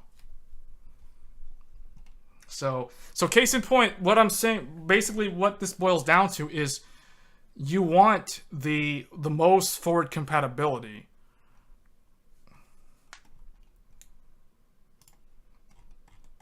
Is what I'm saying. So that's the reason why, right? Because if we look 7 years ago, or 2012, so like 7 years ago, AMD didn't even have PCI 3.0. So it's not a huge drop, but we are technically now in the era of 4K gaming. The fact that typically most of the console games, like the PS5, those consoles are natively rendering 4K. Now they do checkerboard, they do dynamic resolution scaling, but the fact that you pair them with 4K displays typically now, like OLED displays or higher end displays, the same thing is true of the PC space. So, yeah. So I guess we never did answer the question of which one I would actually get. I would say if you want to stay on DDR4, your options on AMD are pretty straightforward. If you're going to do gaming, it's going to be the 5800 X3D with a X570S. If you're going to do content creation, it's going to be the 5950X with the X570S. Now, if you're going Intel and you want to stay on DDR4, you can buy Z690, or Z790 DDR4, but I don't know if it's even worth it, to be honest, because those will be more expensive for no reason. So PS5 is running RX 5700 XT, basically. Yeah, sort of. It's more like a 6700 XT, but it's around there. I think of it more like a 2080, but yeah, that's in general, that's kind of what it is. What would I buy though? Like, if I had to choose, from what we were looking at. The Ace is good. This Ace has Thunderbolt, unlike the AMD one. The Taichi from ASRock. This one has Thunderbolt. I don't know about this one though. Well, no, it does have the X16, or it has the X4 electrically. Is that electrically wired though? Like, what is the... where is it? Here it is. So they have this on the Taichi, but it shares with SATA. So as soon as I plug in my capture card, this is going to shut down 4 of my SATA drives. So I don't really like that about this motherboard. Let's look at the ASUS. This one's also pretty good. It does have the powered USB. I don't know how the lanes are allocated. What about USB 4 Thunderbolt? Well, okay, Thunderbolt is going to be, if you're looking for the Thunderbolt on the new Z790, it's all Thunderbolt 4. None of them have Thunderbolt 5. It's all Thunderbolt 4 on these. The one exception being Gigabyte. So, Gigabyte has the... Gigabyte's got the Thunderbolt header. Somewhere. Right, where is it? There it is. THBC1 and THBC2. So these right here on the bottom, right here on the right side. So this is your Thunderbolt header for Gigabyte. Now the question is whether or not this will support the newer Thunderbolt card. I don't know. I don't think so. I don't think so. And the reason why is because the newer card is going to be Gen 4. 4 lanes of Gen 4. And this is only PCIe 3 on the X4. So that's a no. And then the ASUS forces you into Thunderbolt 4 because they automatically give you the Intel controller. So you don't have a choice. But if you wanted to add the other Thunderbolt, it would depend on what that X4 slot at the bottom is. So we want to look at expansion. You get one PCI 4.0 X4. Okay, so ASUS did it correctly. So the ASUS board actually is better than the Gigabyte AORUS Master. Because it does actually give you a Gen 4 electrically X4 versus Gen 3 X4 on the Gigabyte. Knowing the trajectory, if game graphics 4090 is going to be playing new AAA 4K 60 medium in 2 years once we get games designed for... I don't know about 2 years from now. I think it'll be a little bit longer than that. I do think that, yeah, I don't really agree with that. I think the 4090, in 2 years from now, the 4090 is still going to be pretty good at 4K 60 max settings. I don't think it's going to fall off that quick. I do think that the 4090, so I said this in a previous stream, 2 years ago, 2 years ago was when we entered what I consider the 4K gaming realm. So what do I mean by that? If you look at the graphics cards that existed before the the 30 series and AMD's RX 6000 series, the only option for 4K 60 at the time was the RTX 2080 Ti, and that was a $1,200 GPU, and it wasn't really that good at 4K 60, right? Like even today, that's basically like a 6700 XT, which if you guys saw my ARC A770 review that I was on the channel today, I included the 6700 XT because that GPU basically shows you the 2080 Ti, the 3070, and the 3060 Ti, roughly plus or minus 5% depending on the game. So, and if you looked at the results, when it came to the 4K results, the 6700 XT in some cases was barely pushing above 60. So that's basically 2080 Ti. And that's the reason why I considered the 2080 Ti the first 4K 60 GPU, but it wasn't really that great, right? It didn't age well. So fast forward to like where we are today. Now you have, 3080, 3090, the TIs, you have the AMD 6900, the 6950 XT, even the 6800 and the 6800 XT, all of those GPUs are 4K 60 capable.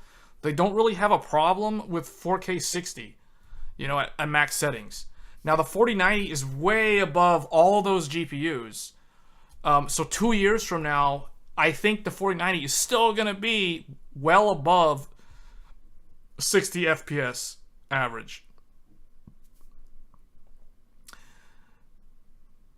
Yeah, but see, the thing is when I see ray tracing, to me is just noise. Like, ray tracing to me doesn't really mean much. Like, yes, it's a technology that's gonna be, it's gonna have a ramp up time where eventually you're gonna start seeing it be featured in more and more games where it becomes more mainstream. But even by today's standards, ray tracing to me doesn't really matter. Like, I'm not gonna buy a GPU only because of ray tracing performance. Like, the vast majority of games that I play don't even feature ray tracing. That's the reason why in my review, I didn't even cover ray tracing in the Intel review. Now, people kept asking about ray tracing, so I will eventually revisit it in a future video. But it's not a make or break thing. Like, I don't weigh ray tracing as a heavy component of my purchasing decision. Now, I'm just one person, so obviously my take on what I value in a GPU is going to differ from another person who might think that ray tracing is, you know, a more important feature. And the same thing with, like, upscaling. Upscaling, you know, aka DLSS, RSR, XESS, all that stuff are just marketing buzzwords for what I consider upscaling. And honestly, I don't really care about upscaling. I don't care if it improves performance. I just want pure rasterization. I want pure frame rate. And I want the natural, native rendering of the actual game, because that was the game developer's original artistic vision. Not some upscaled AI, you know, estimated image of what the thing's supposed to look like. I don't care about that stuff, because that's not like what the original artist intended, right? So that's more like an approximation. So that's why I don't really weigh too much into DLSS or FSR or XESS. Yes, they're cool, they're nice little gimmicks, but, you know, honestly, when it comes to me, if I'm playing the game, I turn all that garbage off. I don't use DLSS. I have a 3090 Ti. I don't use DLSS. I don't use FSR. I'm not going to use XESS. Now, some people might do that, and that's okay. And I totally agree. That's fine. But I personally think that that's more of like... I personally think that upscaling is a technology that is better leveraged on mid-tier to lower-end GPUs. I think where DLSS makes the most sense is not on a 4090. It's on a Nintendo Switch. A Nintendo Switch stands to benefit so much more than a 4090 ever will benefit when it comes to upscaling technology. Now think about that. Let that sink in for a second. The Nintendo Switch, or a mobile device, or like something like the Steam Deck, which is AMD based, oddly enough, those sort of platforms can stand to benefit tremendously from upscaling technology compared to a high-end graphics card. Do we know what time the CPU drops? Probably tomorrow morning. I don't know. I think whenever the stores open, so like whenever Micro Center opens is probably when they'll drop, which would be like 6 a.m. GMT minus 7, for those wanting to do the math. Except that DLSS falls apart sub 1080p for the Switch would not super benefit. Well, see, and whose fault is that? DLSS falls apart sub 1080p for the Switch. That's because it's not optimized for sub 1080p. But I think it needs to be optimized. Can you imagine how much better the Switch would perform if it had DLSS? I would much rather have DLSS 2.0 in the Switch or the Switch 2 than I would ever care to use it in an RTX 4090. All I'm saying. Like, I feel like it's cool that the 4090 has it, you know, whatever. But honestly, I think it would have way more impact on a mobile platform like the Switch. DLSS on a small screen? No, I mean, think about it like this. Even if you run the Switch in docked mode, DLSS could make the difference between a 30 FPS target in docked mode versus a 60 FPS target in docked mode. So, yeah, no, the Switch is really where it's at. In my opinion, that's the use case. That is the use case for DLSS. Everybody who's looking at DLSS on high-end GPUs are looking at it in the wrong way. That's not the practical application for it. The practical application is in mobility, in mobile, in smartphones, in mobile gaming. I can't believe, I'm pretty sure, so I don't know if this is true. I don't have any leaked info or anything like this, but I assume that Nintendo right now is all over this DLSS thing. Whatever the Switch 2 is going to be, or whatever they're going to call it, the next-gen Nintendo console, that thing, rest assured, is pretty much going to have DLSS in it in some form, because it's going to have that in order to come close to competing with PS5 and Series X.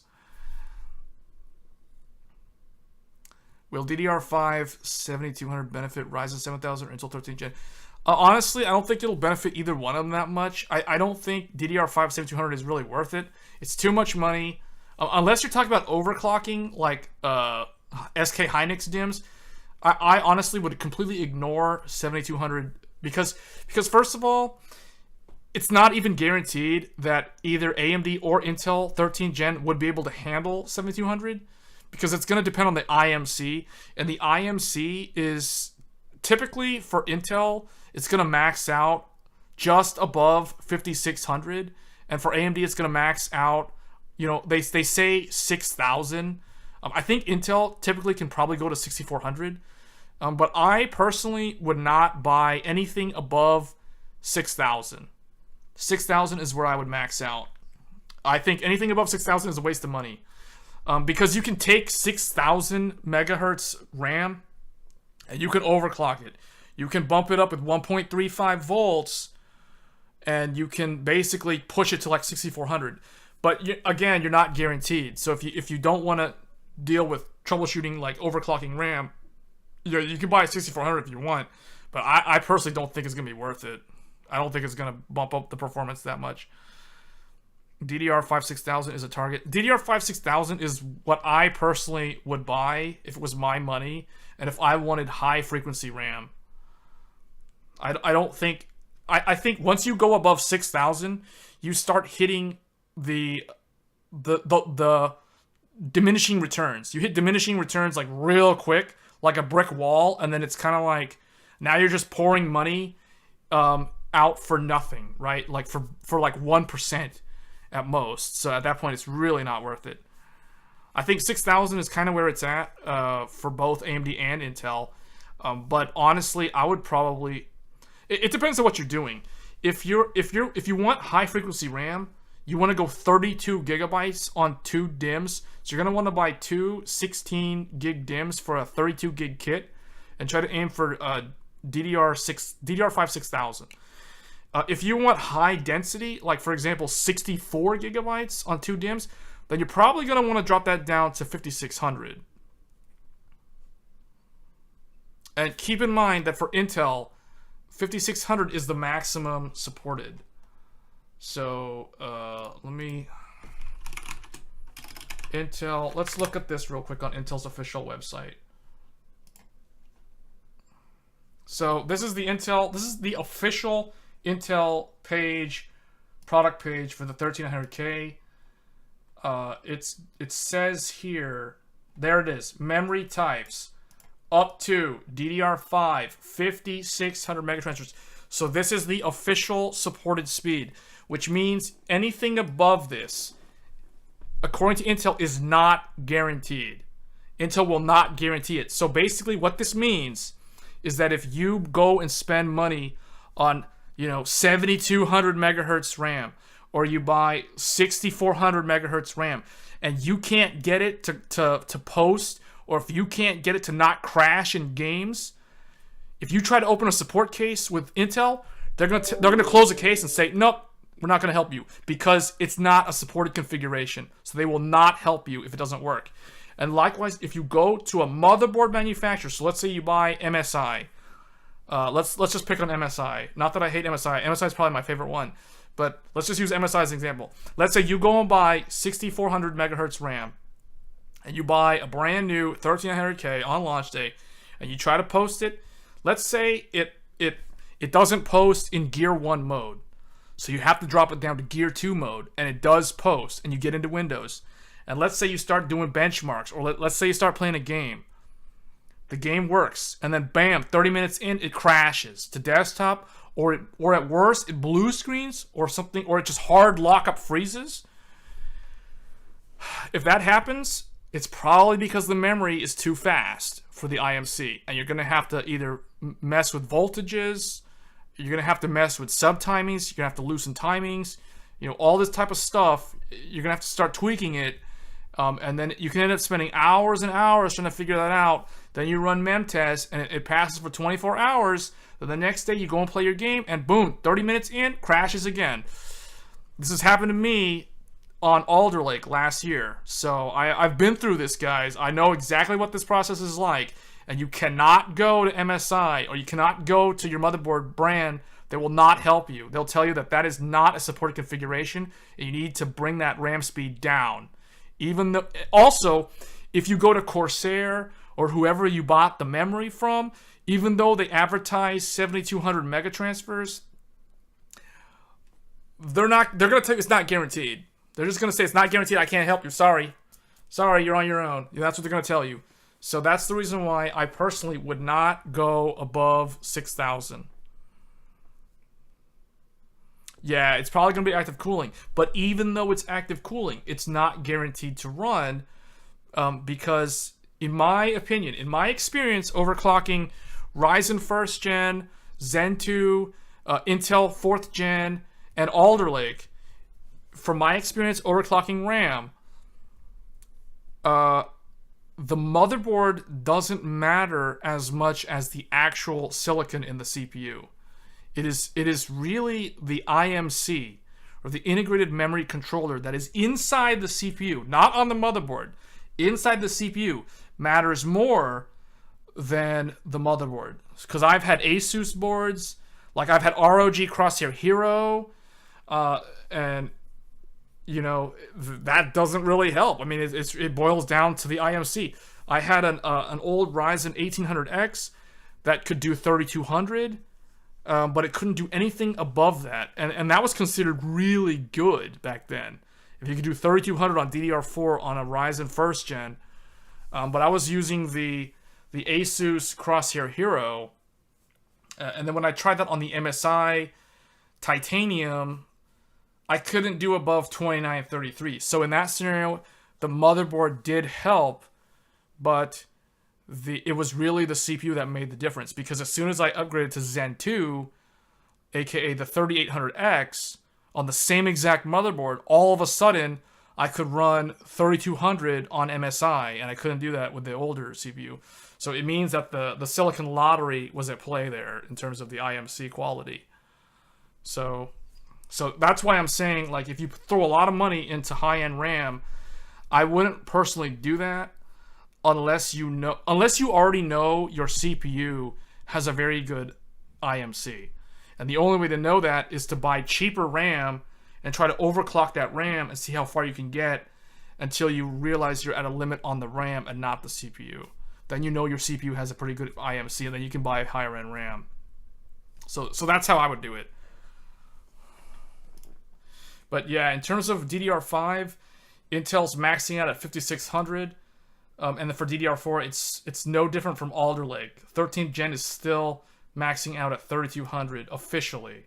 So anything above 3200 on Intel DDR4 is considered an overclock, and it is not officially supported. And likewise with DDR5, anything above 5600 on Intel is considered an overclock and is not supported. So again, that's the reason why I wouldn't go above 600, because technically I wouldn't go above 6000 because technically 6000 is still an overclock, but it's not a super big overclock. So I feel like I'd have to get a really bad quality. Like I have to basically lose the silicon lottery and buy a dud of an IMC to not be able to do 6,000. 3200 CL16. That's exactly what I run in my AM4 CPU. 3200 CL16. Actually, no, I think I'm running no, that's what I'm running. Yeah, 3200 CL16. I think that's Samsung D die, if I'm not mistaken. All right, so these are the things to be aware of, right? Like the maximum memory is 128 gigs, dual channel, max memory bandwidth. It supports ECC, so this is a thing worth mentioning, is that 13th gen does support ECC memory. Same exact graphics that was in Alder Lake, so that's not different at all. Same resolutions, everything carries over from Alder Lake.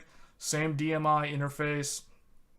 Okay, it's direct media interface. That's and then T junction is 100 Celsius. Could not care less about ECC. Oh, okay. And then yeah, so basically everything's here except AVX 512 is gone. If you want AVX 512, you got to go by Rocket Lake. Strange enough, you're stuck on 11th gen. Unless you already have an Alder Lake from launch day like me, like this one, which does have AVX 512 on it. But unfortunately, I don't have a motherboard that supports AVX 512 because they removed it. So, yeah, that's kind of annoying. So that's the other thing, too, that's weird. Like, AMD has AVX 512, but Intel doesn't. Even though Intel was the first one to be the trailblazer for AVX 512. I don't understand how the tables turned on that. That's really, really weird. One thing I might actually do a video on in the future for Ryzen 7000, I never actually bothered to look into like PS3 emulation, but I might actually look at PS3 emulator on Ryzen 7000 because AVX 512 really, really helps with PS3 emulation. AVX 512, AVX stands for Advanced Vector Extension. Or instruction. I think it's advanced vectors extensions or something like that. But anyway, it's very, very good for rendering. It boosts rendering performance if the application can take advantage of that instruction set. So typically, I believe AVX 512 is it's a 512 bit instruction. So think of it like a word that's 512 bits long in binary, right? So the way it's typically done on Intel in the past, like for example, anyone out there in the chat who has an 11th gen Intel, those are rare unicorns. But if you have like an 11900K or an 11700K or anything with an 11, those CPUs, their saving grace is the fact that they natively support AVX 512. Everybody bashed on them. Gamers Nexus called 11th gen a waste of sand. But what they failed to realize, well, I don't think they failed to realize it. I think they just kind of overlooked it, was the fact that the 11th gen Intel supports AVX 512, and that's kind of a big deal for people that are into production and they use software apps that can actually use that. So, fitting how a weird esoteric CPU instruction set like AVX 512 is needed for a weird esoteric CPU design like the... Yeah, but see, that's just kind of how it is, right? Right? So the thing with AVX 512, on AMD it's kind of weird because they do it in a non-standard way. It's like, essentially what they do is they take the instruction and they break it up into like 256-bit instructions. So they basically process both of those together, or I guess on like two separate cycles. So it would be interesting to see how that actually compares to Rocket Lake, because I don't know. I don't know if AMD's approach is worse or if it's the same, or if it's better. I don't really know. But that is something worth noting. Like, it's weird because Alder Lake had AVX 512 at launch, but then they took it away for some reason. The only reason why I could think of them taking it away is because I suspect that there might be a reliability problem, because it does heat up the CPU a lot. Like I think one I don't know if Prime 95, which is an old school program that people would use to test for stability for overclocks. I'm pretty sure Intel Burn Test can use AVX 512, but I don't know if Prime 95 does. I forget. But you know, it's something that's used in productivity. You're not really gonna find AVX 512 for like gaming or anything. But yeah, PS3 emulation, that's a really good use case. That's something that I'm definitely interested in looking into. So I might actually do a video on that, but I'd have to do a lot of research to figure out how that works. If I was gonna try to run AVX 512 on my Alder Lake, I'd have to find an MSI Unify motherboard, a Z690 motherboard, which I don't know if they still make those anymore, but that's like the only motherboard that I know of that defied Intel, and MSI literally just ignored Intel and kept either a beta BIOS or something that could enable AVX 512. But I think all the other ones like Gigabyte and ASUS and them all got rid of the BIOS with AVX 512. At least official support was removed. You can probably still find them somewhere, like on overclock.net or something. But yeah, I think if I was gonna choose one of these boards, it would either be the Ace from MSI or I don't know. One thing I don't like about the Gigabyte one is the Gigabyte board is only Gen 3 right here. I'm pretty sure the Ace is Gen 4 on that expansion slot. Yeah, so it's Gen 4. So I'd probably go with the Ace if I could find one. If I was gonna buy a high-end Z790, this is probably the best one.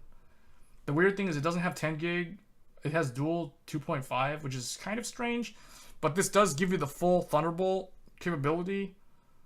It does have that fancy smart button, so you can program this button in the BIOS to either be, you know, turn off your LEDs, or turn off the RGB, or turn it on, or there's various different functions. You can change like the fan profiles, that sort of thing. You can max out the fans with this button. So it's a programmable button in the BIOS. So that's really nice. That's one of the most innovative things I've seen besides the like GPU quick disconnect found on the Gigabyte and the ASUS motherboards. You're going 13, i9 13, 4090, 64 gig for video editing and gaming, streaming, recording. The most popular theory about Intel AVX 512, 12th gen removal is that Windows 11 is too dumb to know what instruction. Are you sure? I think it's Windows 10, not Windows 11. I think Windows 11 scheduler is actually smarter, because I know Intel Thread Director works a lot better with Windows 11 than it does with Windows 10. So I don't know if that's Windows 11. It sounds like a Windows 10 problem. Speak more about connectivity. Well, we've already kind of went over that. We went over that in the first half of the stream. It was pretty much all block diagram discussions and the difference in the PCIe allocation. But so far, this one I think does it correctly compared to what I've seen.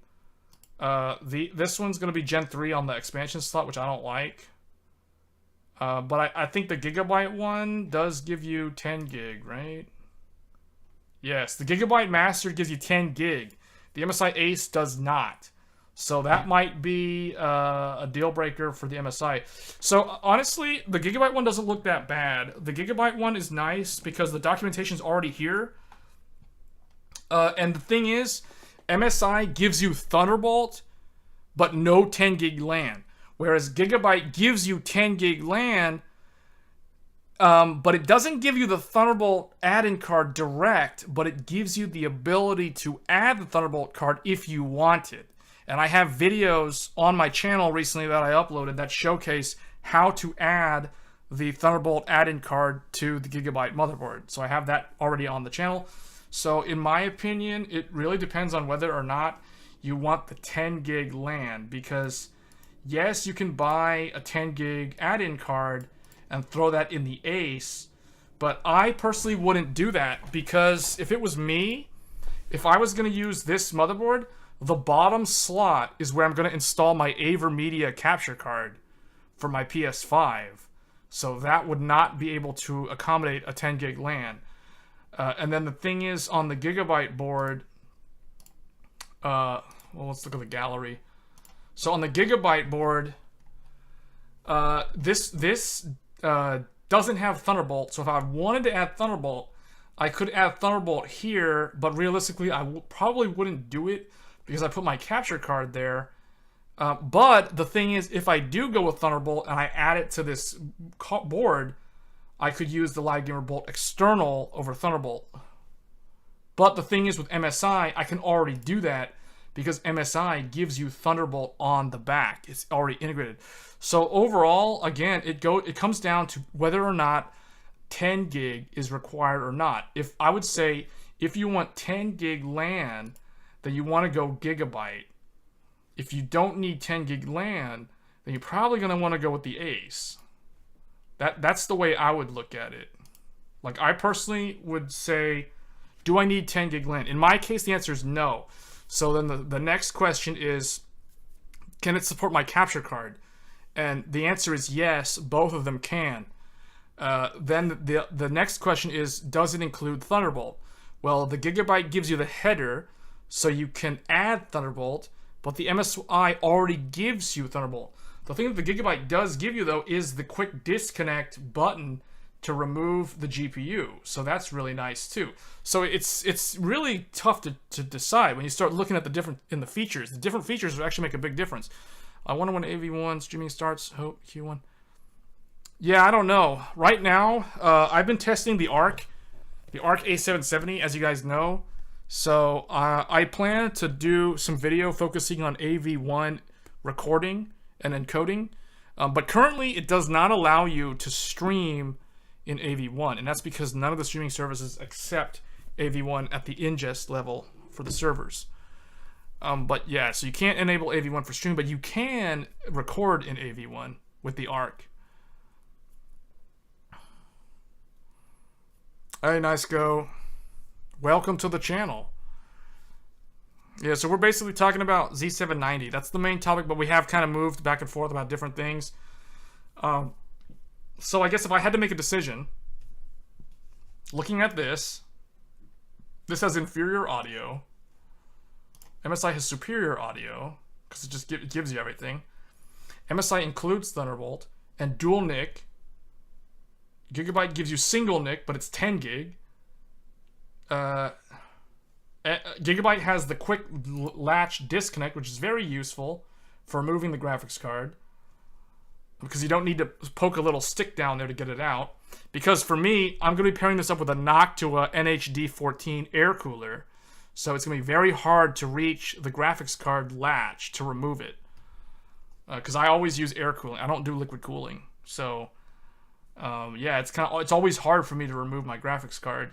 So I really like that button on the AORUS Master. The MEG doesn't have that button. See? So, and with all these heat sinks around there, it's going to be hard to reach.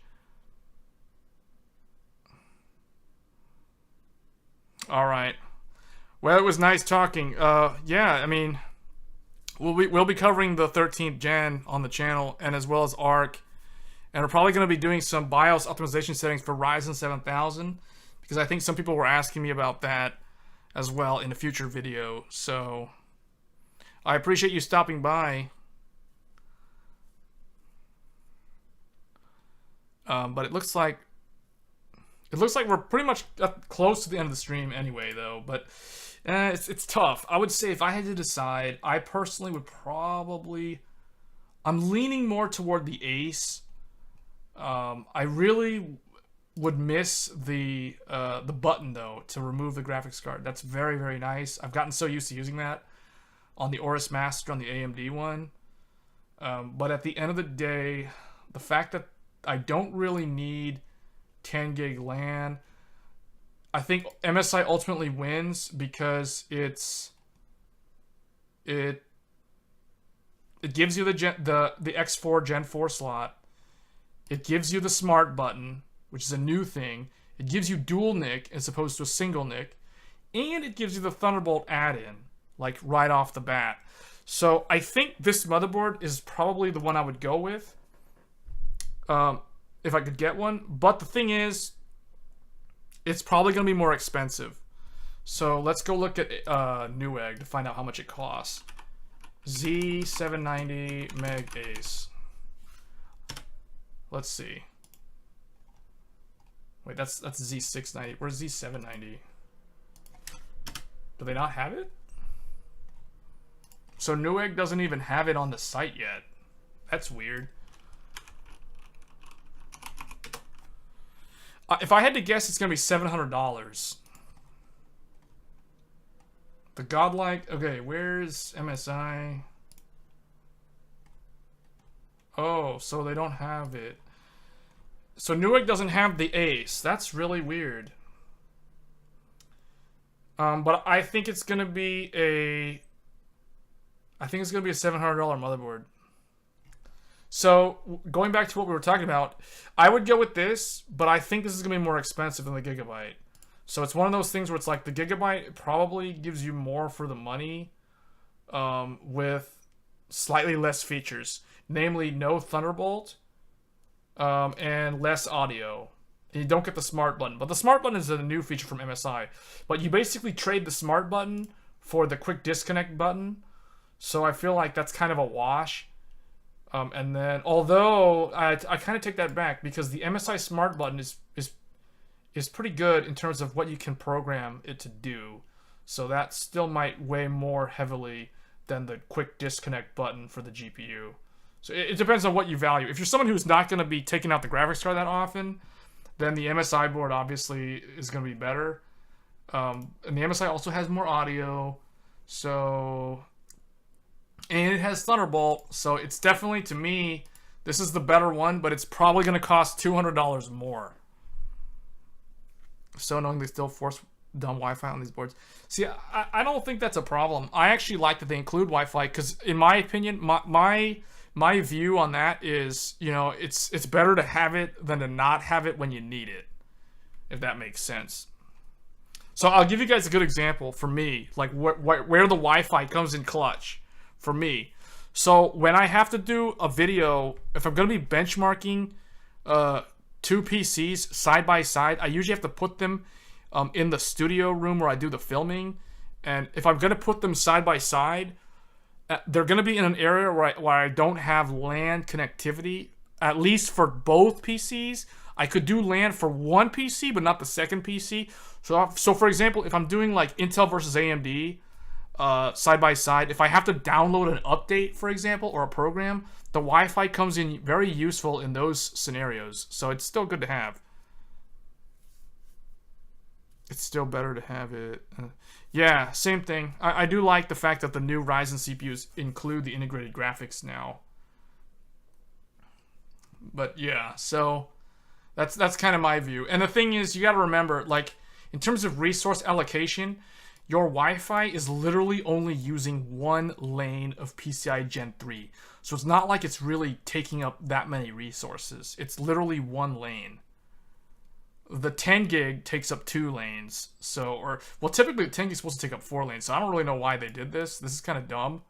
This typically should be 2 lanes of Gen 4 or 4 lanes of Gen 3. I don't know why this is on 2 lanes of Gen 3. That to me seems really, really weird. But anyway, honestly, this is the better board all around. I think the MSI MEG Ace is the most, well, all-rounder. But the caveat of it is it's an EATX, so it's a big motherboard. So if you don't have the space, this is probably going to be a deal breaker. Now, the AORUS Master, I think, is also EATX. See how it extends over the screw holes here? But it looks like it's not as big as the Ace. The Ace is just really wide. See, that's really wide. That looks like that's a whole inch. Maybe like an inch and a half extending beyond where it normally would go. And then the AORUS looks like it's about, you know, half an inch extension there. The ASUS ROG looks like this one is standard fitment. Yeah, this is a standard ATX. So I think in terms of compatibility for cases, I think ASUS did it right. But I think that the Crosshair, or not the Crosshair, the Maximus Hero doesn't quite have as much features as the other one. Although this does have the Thunderbolt in it as well. So it's not bad. This is still good. Like if you like ASUS, I think this is a solid board. ASUS Gaming E, the Strix? No, I wouldn't get the Strix. I wouldn't get the Strix. That's just me. I think we already went over it earlier, why I wouldn't get it. We kind of looked at it and kind of picked it apart and said what's wrong with it. But, you know, it depends on the use case, right? Like if you don't need the USB 4 or the Thunderbolt, then go ahead and get the Strix. But I just think the Strix is going to become dated more quickly than the Maximus. And then finally, if we look at Taichi, this one is a good one too. Like the Taichi, a lot of people don't seem to think about ASRock for some reason. It's not like ASRock is bad. Personally, ASRock has the best documentation, and in recent history, ASRock actually is the only one out of all four of them that literally gives you the full stack of options in the BIOS. Like even ASUS doesn't include all the like nitty-gritty debug features in the BIOS, but Taichi, the ASRock actually does. So in terms of BIOS features, ASRock gives you a lot of options in the BIOS, and on top of that, their documentation is very, very good. Their block diagram is excellent. ASRock is probably the best in the business in terms of giving you like the full. They tell you exactly where the lanes are going, to what expansion, what M.2, what SATA port, where's the Wi-Fi at, where's my Thunderbolt controller wired, what's the generation on it, you know, is it a rear USB, is it a front USB, you know, is there an ASMedia, what's the ASMedia chip that we're using, you know, what's the flash ROM size. Very, very good documentation on ASRock. Definitely an A+ in terms of documentation. ASRock is best in documentation. ASUS is worse, dead last in documentation. And then second place, Gigabyte. Gigabyte gives you a very nice looking block diagram. And the documentation, both Gigabyte and ASRock give you the documentation before the product is for sale, so you can make a fully informed decision on how they've allocated the lanes, what they're doing. Whereas MSI waits until launch day, so unfortunately we don't have the block diagram on the MEG Ace, which is very unfortunate, but you will gain access to it once the product is for sale. And then ASUS will give you the documentation when it's for sale, but they will not give you the block diagram, so you'll never know how they've actually allocated things. So very, very weird on ASUS's part, and that's one of the reasons why I don't really like them that much anymore. I don't care how cool their stuff looks. If it's not practical, it's not easy to obtain the info that I'm looking for, you know, it's going to be a make or break scenario in terms of whether or not I'm going to purchase them. So if I was going to decide, it's going to be between the AORUS Master and the MEG Ace. And I'd probably go with the MEG Ace. Personally, if I had the money, if I had $700 or whatever this is going to cost, I'd go with this. Otherwise, I'd spend $500 on this and call it a day and be done with it. So those are my two picks. If I had to pick a third place, so okay, let's look at it this way. So first place is MSI with the Ace. I consider this the gold medalist. It's the best one, best all-rounder. Though it's a big motherboard, it's a good one. It's a high-end system, whatever. Second place, Gigabyte. Gives you the Thunderbolt expansion capability via the add-in port. Gives you the GPU quick disconnect. Yes, it copied ASUS, but I don't care. It's too convenient to not have. They skimped on the audio, though, so that's where I'm going to dock them. That's where MSI pulls ahead of them. And they're only Gen 3 on the expansion slot as opposed to Gen 4 on the MSI. But they are cheaper than MSI, so you got to take that into consideration in terms of affordability. And it's not super big. Yes, it's bigger than ATX, but it's not as big as the MSI board. So I would consider second place. And then for third place, it's going to be tough. It's between the Maximus and the Taichi. Taichi's documentation is so good. You get Thunderbolt, You get basically everything. The only problem is the I/O on the back looks a little bit limited. They also skimped on the audio, just like Gigabyte. So, I don't know. It's really tough. Maximus, you know, like, you get the add-in card. So, you get all the audio. You get a by 4 gen slot. So, it's going to be tough. I hate to give ASUS the win on this one, despite what I just said about Taichi's documentation being so good. But I'd probably have to go ASUS. Let me see. Do they have the quick disconnect? Just because, where's that disconnect? Yeah, they got the button. Yeah, they got the button.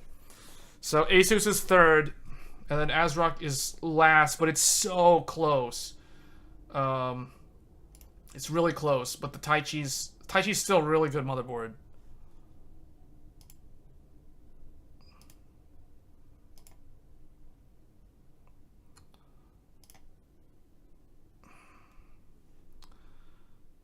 What to do with all those M.2 slots aside from shove 5 SSDs? I mean, that's what you do with it, right? the thing with yeah, they found us. The bots found us.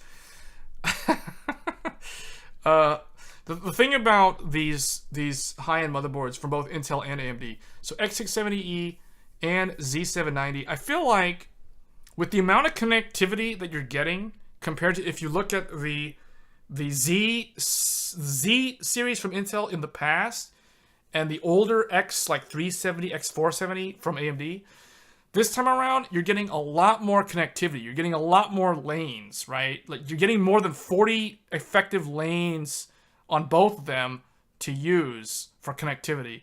So it's almost like they're trying to compensate for the lack of a Threadripper or an Intel HDT option. That's the way I see it. That's kind of how I rationalize what they're doing here with these platforms. So like with X670E, you know, you're getting a bunch of PCI Gen 5, and yeah, it's kind of not really usable today.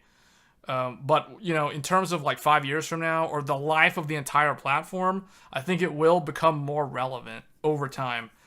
You know, there may be some use cases where someone wants to run a 100 gig SFP Plus via a PCI add-in card. Well, you could do that on the MSI Ace for the AMD board, because the MSI Ace, so the AMD equivalent of this board, every single one of these PCI slots are Gen 5. This is a 16, this is an 8, which will split this to 8, and then the one down here on the MSI AMD board is a full X4 Gen 5. So that can run like a 100 gigabit port off of an expansion card on there, just as an example. Or you can run another Gen 5 SSD if you wanted to, right? The other thing too about the Ace, I think this one, well, I don't know if this one includes the expander. I don't know if it, I think it does. I hope it does. But the AMD one, the AMD Ace board gives you the expander, so you can run like two bifurcated Gen 5 SSDs off of that. So I don't know if this includes it. It doesn't look like it includes it, which is very disappointing. But actually, if this doesn't include it, oh, it probably doesn't. So that means that this one might be cheaper than the AMD one if it doesn't include the expander. Because the AMD one comes with the expander cards. You can put 2 Gen 5 M.2s in the expander card and then plug that into the by 8 slot. So you can literally run 3 Gen 5 M.2s off of the MEG AMD board plus all the other the 3 M.2 Gen 4. So you can literally run like 6 SSDs. 3 of them are Gen 5 and 3 of them are Gen 4 off of the X670 Ace. So that's really insane. So, and that one's $700. So if this one doesn't come with the expander, this one might actually be cheaper. But this one does come with Thunderbolt though. But the AMD one comes with 10 gig LAN. So this one comes with dual 2.5. So it's kind of weird. Like, this one might be $600 and the AMD one's $700. So just because of the expander cards. So I don't know. It'll be interesting to see tomorrow what this is actually priced at. For a budget of $250 for Intel 13th Gen, I don't think I would buy 13th Gen if I was on a budget of $250. Oh, that's a good exercise though. You would have to buy a B660 motherboard for $250. I hope you have RAM. I hope you have DDR4 RAM, because if you don't have RAM, I don't think that's going to happen. I don't think that's feasible. So the motherboard would probably be ASRock, because they tend to be the cheapest ones. So there's a $99 motherboard right there. It's MATX though. Okay, here's one. Here's a $90. Here we go. $90 Intel B660. No VRM cooling. No VRM cooling. So you're not going to be able to do any overclocking. But obviously with $250, you're not going to buy a K SKU. So you get two SSD slots. One of them is a short one. It's a 2242. And then you have the full one. Oh, just the motherboard? Okay, I was trying to like do the full build on $250. Because you probably end up with like a 13100 or something, like an i3. But I don't even know if that's going to be available tomorrow. That board looks so sad. Well, I mean, you got two PCI X1 expansion slots. You can do dual channel RAM. You can run off of integrated graphics. And then if you're doing integrated graphics, you can plug in you can buy a 4X M.2 add-in card, like the one that BuilderBuy keeps showcasing. Like you can do a bifurcated 4x4x4x4 and run four M.2s at Gen 4 speed. Or actually, you can run off of Gen 5. Well, actually, no, I don't think B660 doesn't support Gen 5, so never mind.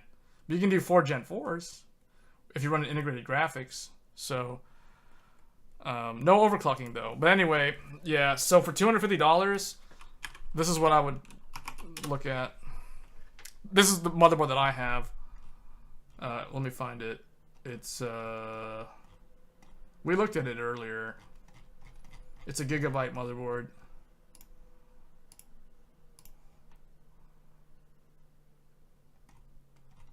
It's this one.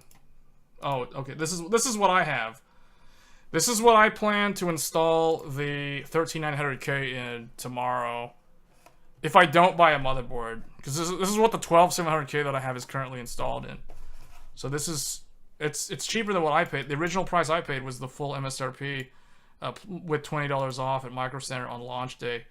But yeah, 179. You don't get a debug code, but you can't get one of those on DDR4 anyway. So yeah, this is it. You don't get 5.1 analog. You just get the mic and the line out. 2.5 gig LAN, some USB 2.0 ports. You can run HDMI or DisplayPort off the integrated graphics. You get a single USB Type-C. So the back is pretty bare bones, but it's not terrible. You still have a lot of USB Type-A. 9 ports, so that's not bad.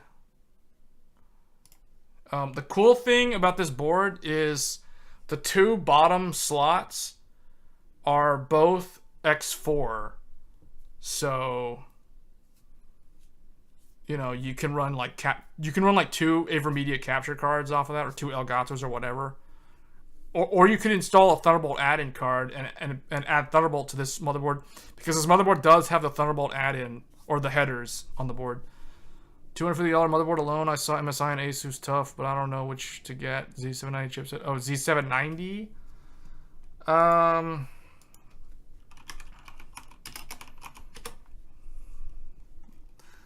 Well, it's gonna be DDR4. I don't know what DDR5 board is gonna be $250 or less.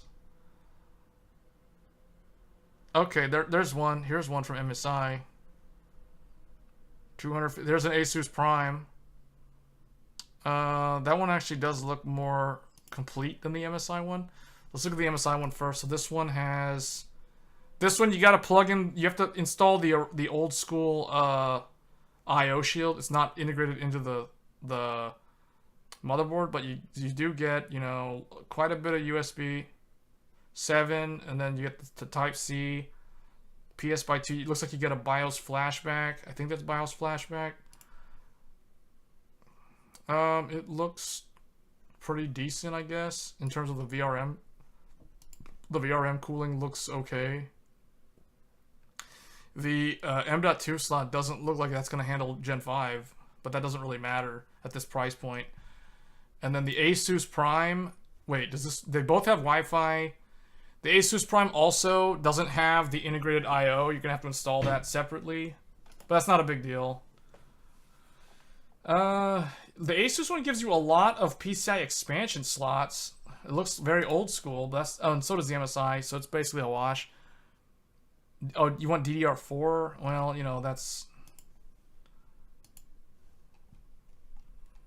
DDR4. So we got to go to this. Okay, so again, you know, the same the same MSI. There's an ASRock one for 209, and this one looks like it has RGB around the south bridge or the chipset. This one doesn't look too bad. Yeah, you get decent USB on here. You do not get Wi-Fi though. Oh no, do you? No, oh no, you don't get Wi-Fi. So I think that's where they're cutting the cost down to this price by omitting the Wi-Fi. So this one, yeah, there's no Wi-Fi. So if you don't need Wi-Fi, like someone was saying earlier, they don't care about Wi-Fi. I mean, this would be one from ASRock, and ASRock has good documentation, and they have good. They have a lot of good options in the BIOS. So this is actually pretty full featured, even though it's relatively low price. And that's pretty much it though. There's no ASUS board. Oh wait, never mind. I take that back. There's this one, the Prime. So there's the DDR4 Prime. So, and this one's got Wi-Fi. So, you know, for like, what is that? 240 versus 210. So for like $30 more, you're adding Wi-Fi. So, and it looks like this versus an integrated I/O. This has HDMI and DisplayPort and PS by 2. 7 Type A versus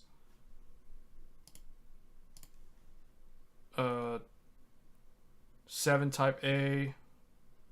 They look pretty much the same. Oh, this one has the ghetto audio. This one also has the ghetto audio. Okay, so they're basically comparable. The difference is whether or not you want Wi-Fi. That's what it looks like to me. There are multiple. Yeah, but they're not going to be $250. There's like one $250 motherboard. That's what we're looking at. Well, the question from tech guys was $250 motherboard alone, Z790. So that's why we're looking at this price point.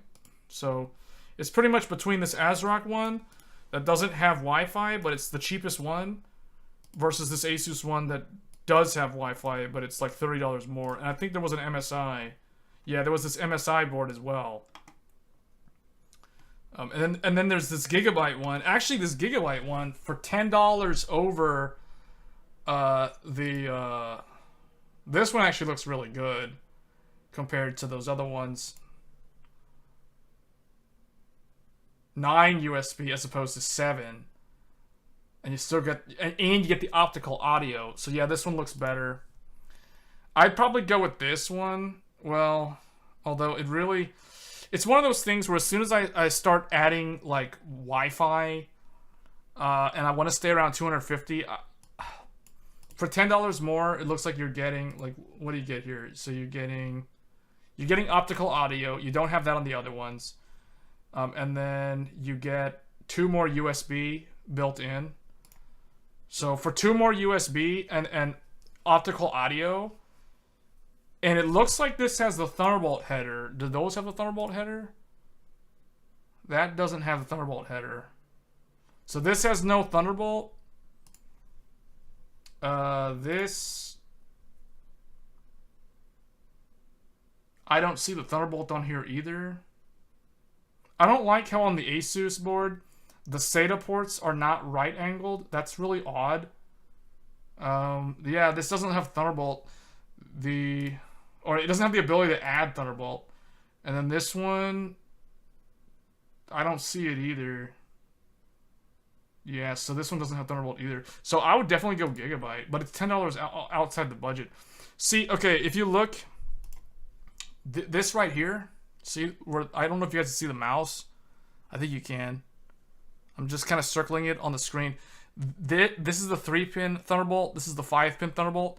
So this right here, if you wanted to buy the GC Maple Ridge, basically, if you look on my channel, I did a video unboxing of the GC Maple Ridge add-in card from Gigabyte. This allows me to run an external capture card that can capture 4K 60 with no latency for a PS5 or like a second gaming PC if I was going to do dual PC streaming, for example. So this can be added to this Gigabyte AORUS motherboard. So definitely I go with this at that price point. So this one definitely wins. Yes, it's $10 over, but you know, you're getting more USB, you're getting optical audio, and I think the most valuable thing you're getting is the ability to add Thunderbolt, whereas neither of those other two boards, or even the MSI one, didn't even offer that. So yeah, this is definitely the winner. But that explains why it's $10 above the budget. What's the best $350 to $500 board? The best $500, so probably it's going to be between the ASRock Taichi. So let's go find that one. Z790 Taichi. There's the Marble Carrera, and then there's this one. But I don't know what's different between these two. Actually, hold on. Let's compare them. Let's see what they do here. Let's see. Sometimes Newegg's comparison tool doesn't really help. So it looks like... I don't like how they add these things that I don't want to see here. Like, can you guys not show me this stuff? They keep showing me things that I don't care to see. Oh, yes. Let's compare that to an Intel X299 from 40... No. No. Okay, I don't know what's different between the Carrera. I know there is something that's different. There's something that the Carrera has that the regular Taichi doesn't. But I don't know. I don't remember what it is. Like, I think it's the LAN or something. Like, one that has dual LAN. Okay, in this case, I can't tell what's different other than the color. This one is the same as that one. I mean, it looks like it. So, I would say best overall is probably going to be the Taichi. This one right here. For the price point. It gives you Thunderbolt. So here's your Thunderbolt. It gives you the back plate. It gives you the Wi-Fi. You know, all that good stuff. It even gives you another like add-in for more USB 2.0, which is really interesting. I'm surprised to see that. So, but this one seems pretty full-featured. The other thing that I really like about this board that I just realized is that if you look at the PCIe slots, they properly space the second slot from the third slot. One thing that I don't like about the Gigabyte board is that they put these two right next to each other. So you can't run like a dual slot card in the upper slot. And typically the upper slot is going to be your X8 or your X4. And your bottom one's either going to be an X4, an X2, or an X1. So that is something worth noting. I'm going to watch Thunderbolt. Alright, well, thanks for stopping by. Hopefully this stream was helpful. Or useful in some way. But yeah, it's getting kind of late, so we're probably going to end it here soon. But I would say for $500, this is just under $500 at $480. This one's probably going to be a really, really strong one for consideration. Like, this is really, really good. 8 SATA ports. You know, now some of that's probably going to be shared with the PCIe slot at the bottom. But this one's really good. It's an EATX. The debug's at the bottom. Everything's there. Nothing's really missing from what I can tell. So this and the documentation is very, very good. So I'd probably recommend the ASRock Taichi for that price point. Like best motherboard for like 350 to 500. A good runner-up, like if you wanted to know another option, would be the Gigabyte Master. The AORUS Master is a good one. This one. It's already out of stock. That's amazing. This one's a pretty popular overclocking motherboard. It has very, very good cooling on the Gen 5 SSD slot at the top there. It's pretty cool looking too. But see, notice how the bottom two PCIe slots are so close together. So you can only run like an X1, a single height card in there. You can't run like a dual in the second slot. So that's kind of a bad thing about it. The other thing too is it's only 4 SATA as opposed to 8 SATA on the Taichi.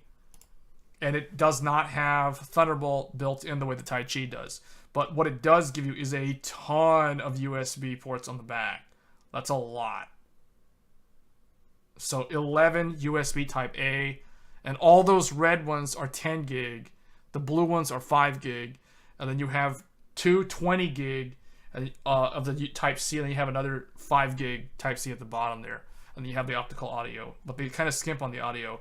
So that's the reason why I would give the win to the Taichi at that price point. Just because they don't skimp on the audio. Or actually, no. Do they? I think they do. Yeah, they do. Okay, never mind. I take that back. ASRock gives you the Thunderbolt included. And they give you dual LAN. So it's like... Although Gigabyte gives you 10 gig LAN. So if you like 10 gig LAN, the Gigabyte one probably is better. So it really kind of depends. So... Yeah, but that's basically it for that price point. And then anything above that is basically kind of in the point where you're well into the diminishing returns, or it has to be for a specific use case to justify something like the MSI Ace or the ASUS Maximus Hero. So, but anyway, guys, that's probably going to be it for this stream. I'll try to get that 13th gen CPU if I can. I think there shouldn't be any problems with getting one tomorrow. But we'll see. I just haven't really decided if I'm going to buy a motherboard or not. I don't know, because I've been waiting for like the Ace for the AMD, but if I can find like a good deal on a Z690 motherboard, I'll probably end up buying one of those, like a DDR5 one with a debug code. Just because what I'm using right now on Intel is so subpar that I don't like it. It makes me not want to use my Intel motherboard. This one. This is the one that I have today. So if I go buy the 13th gen, I'm going to be running it in this cheap DDR4 Gigabyte board, which I don't really know if it's going to make me not feel like using that PC. So I might have to get a new motherboard. I don't know. We'll see. This is probably fine. I'm probably overthinking it. You're planning to get an Intel 13600K with an RTX 3060 Ti and 16 gigabytes of RAM. What coolers do you suggest for it? So probably the Be Quiet Dark Rock Pro 4 or the Noctua NHD 15. So I would say this. This is the cooler that I would get. I don't know your budget, but something like this. Air cooler. Or, let me see. Be Quiet. Be Quiet. Dark Rock Pro 4. Maybe this. Yeah, this is a decent price too. It's shipped by Newegg. So I'll get this. I'd get this thing for the 13600K. It's a big air cooler. It's a dual fin stack. So it's similar to that Noctua cooler. See? So I would get this, and I'm not sure why you're getting a 3060 Ti, though. That's kind of a strange choice. I mean, there's Intel Arc, there's the 6700 XT, which is more memory and it's better. But it depends on how much the 3060 Ti is, because The 3060 Ti, I don't think is a good value. I don't think that GPU is going to be relevant for very long. So this is 400. Yeah, that's this is $50 over MSRP. This is $60 over MSRP. I wouldn't pay any more than $400 for a 3060 Ti because the MSRP of the 3060 Ti is $399. Just FYI, all these are overpriced, so I would not even consider that. What I would look at instead is this. I would get this. Well, okay, maybe this isn't even that good. Okay, see, like this one. This is $389. The MSRP of this graphics card is originally $479. So, I kind of think this... 430. So you paid $32 over.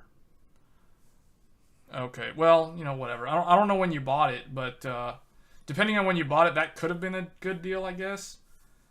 But by today's standard, that's not really a good deal. This is a good deal, though. $389 for a $479 graphics card. This is like $900 off the MSRP. See, like, even this one, but this one is, like, kind of over. Because there's, like, so many good deals. There were so many good deals on this GPU earlier. Like, see, like this one, $340 for a triple fan. Yeah, like this. That's really good right there. I mean, this is what I would get. Well, I don't know about that one, but I would get like, yeah, this is a good deal. I'd get something like this because this is 12 gigabyte. This is a 12 gigabyte graphics card. 12 gig for this much, like that's a good deal. The 3060 Ti is only 8 gigs. That's not going to age as well. RAM is always the thing that like makes the GPU become old so fast. When can you order 13th gen? Tomorrow morning. So basically in the next 6 to 8 hours from now. How much watts power supply do you suggest for the same build? 850 watt is probably good. Yeah, yeah, I agree. 850 watt. I'd go with 850, guys. Like, I honestly would not cheap out on the power supply. I would rather cheap out on the graphics card than the power supply. I would get... I mean, the Supernova is EVGA, and that's good. But this is not through Newegg, though. This is direct from Thermaltake. The RM850 is good, but it's kind of pricey, the Seasonic. Honestly, if you live near a Best Buy, I would go into Best Buy and get an RM850 if they have them. They typically have them, though. Do you think 3080 and 13700K can be used with 850 watt? Yes, but I wouldn't. Well, yeah, it's probably fine. It's probably fine, but man, these are weird combos. Like, if I was gonna do 3080, I would pair that up with Ryzen, and if I was gonna do 13700K, I'd pair that up with like a 6800 XT or a 6900 XT. Radeon and Intel is very good combo. Like Ryzen and it sounds weird. I know that sounds really weird to say that, but guys, I have access to all the hardware, so I actually kind of know like what actually combos well together. But we'll be doing stuff like that on the channel. I plan to do a video that shows Intel plus Radeon versus NVIDIA plus Ryzen, and see what happens when you take AMD CPU and team up with NVIDIA GPU, and you go against Intel CPU and AMD GPU. Likewise, we might do Intel Arc plus Ryzen AMD versus Intel 13th gen versus AMD Radeon 6700 XT, and see how that goes. I like to do weird things like that because, you know, I think I will never do. Don't expect to see Intel plus NVIDIA on this channel because that's too common.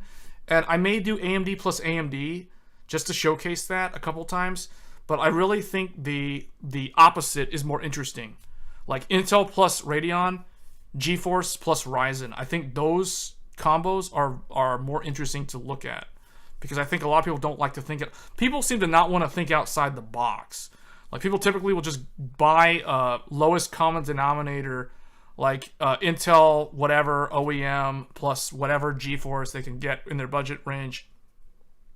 But they don't really, I think they don't really think outside the box. Like, what's possible? What are the different combinations and how do they perform? Because historically, Radeon and Intel have always been a very strong combo. Before the era of Ryzen, Intel plus Radeon was always very strong. GeForce was more neutral. GeForce was really good with Bulldozer. It was really good with Intel Core. It really worked either way. It didn't really matter. You're stuck. You bought Z690 for the 13th gen. I mean, that's not a big deal. Like I said earlier, if I buy the CPU tomorrow and if I don't buy a motherboard, I'll probably be on my motherboard that I already have, which is this. It's a DDR4 motherboard, so I'll probably be running this. If I decide not to buy a motherboard because I don't have to, I'll just use this because I already have this with my 12700K, and I'll just rip out the 12700K and put the 13900K in. You don't have 12th gen CPU for BIOS update? I don't know if you need it. It'll probably work. I was saying this earlier. I think in most cases you'll be fine. It depends on how. Like, if you bought your motherboard new and it's Z690, it's probably going to be okay because it's probably on a revision from the factory that already supports 13th gen. Unless you got a motherboard that had been sitting in a warehouse for a very, very long time. And when I say very, very long time, I mean since February of this year. It's March unit. Ooh, that might not be good. That might not be good. Yeah, you might be in for a problem. What motherboard is it? We can check. Cause I know Gigabyte.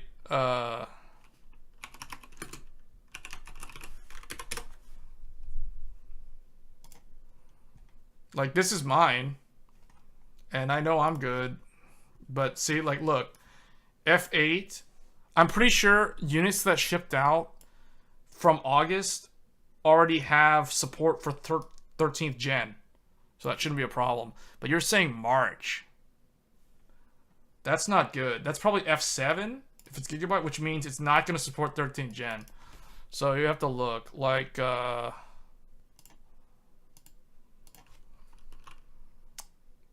MSI MPG Z690 Edge Wi-Fi.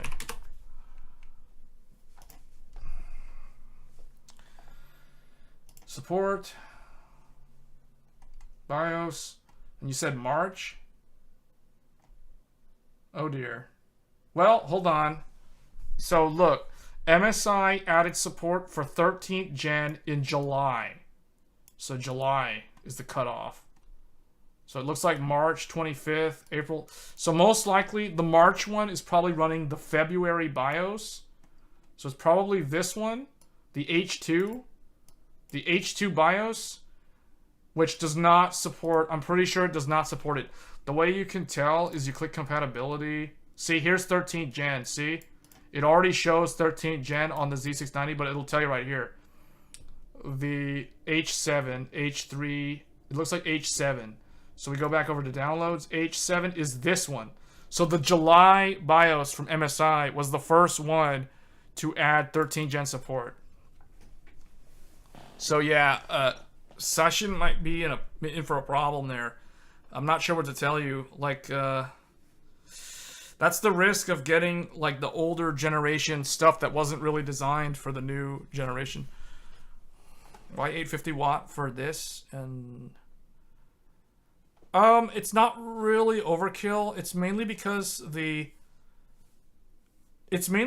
the power excursions that can happen at full load. But I don't know what you're going to be using your computer for. I don't know if you're going to be just doing gaming or if you're going to be doing productivity. But I just say 850 because that's kind of a blanket answer that I know nothing bad's going to happen. regardless of whatever you're using your computer for. That's why I'm answering it that way. Because if I tell you 750, you'll probably be fine. But I don't know what your plans are in terms of upgrading in the future, right? So that's why I would tend to just steer you in the direction of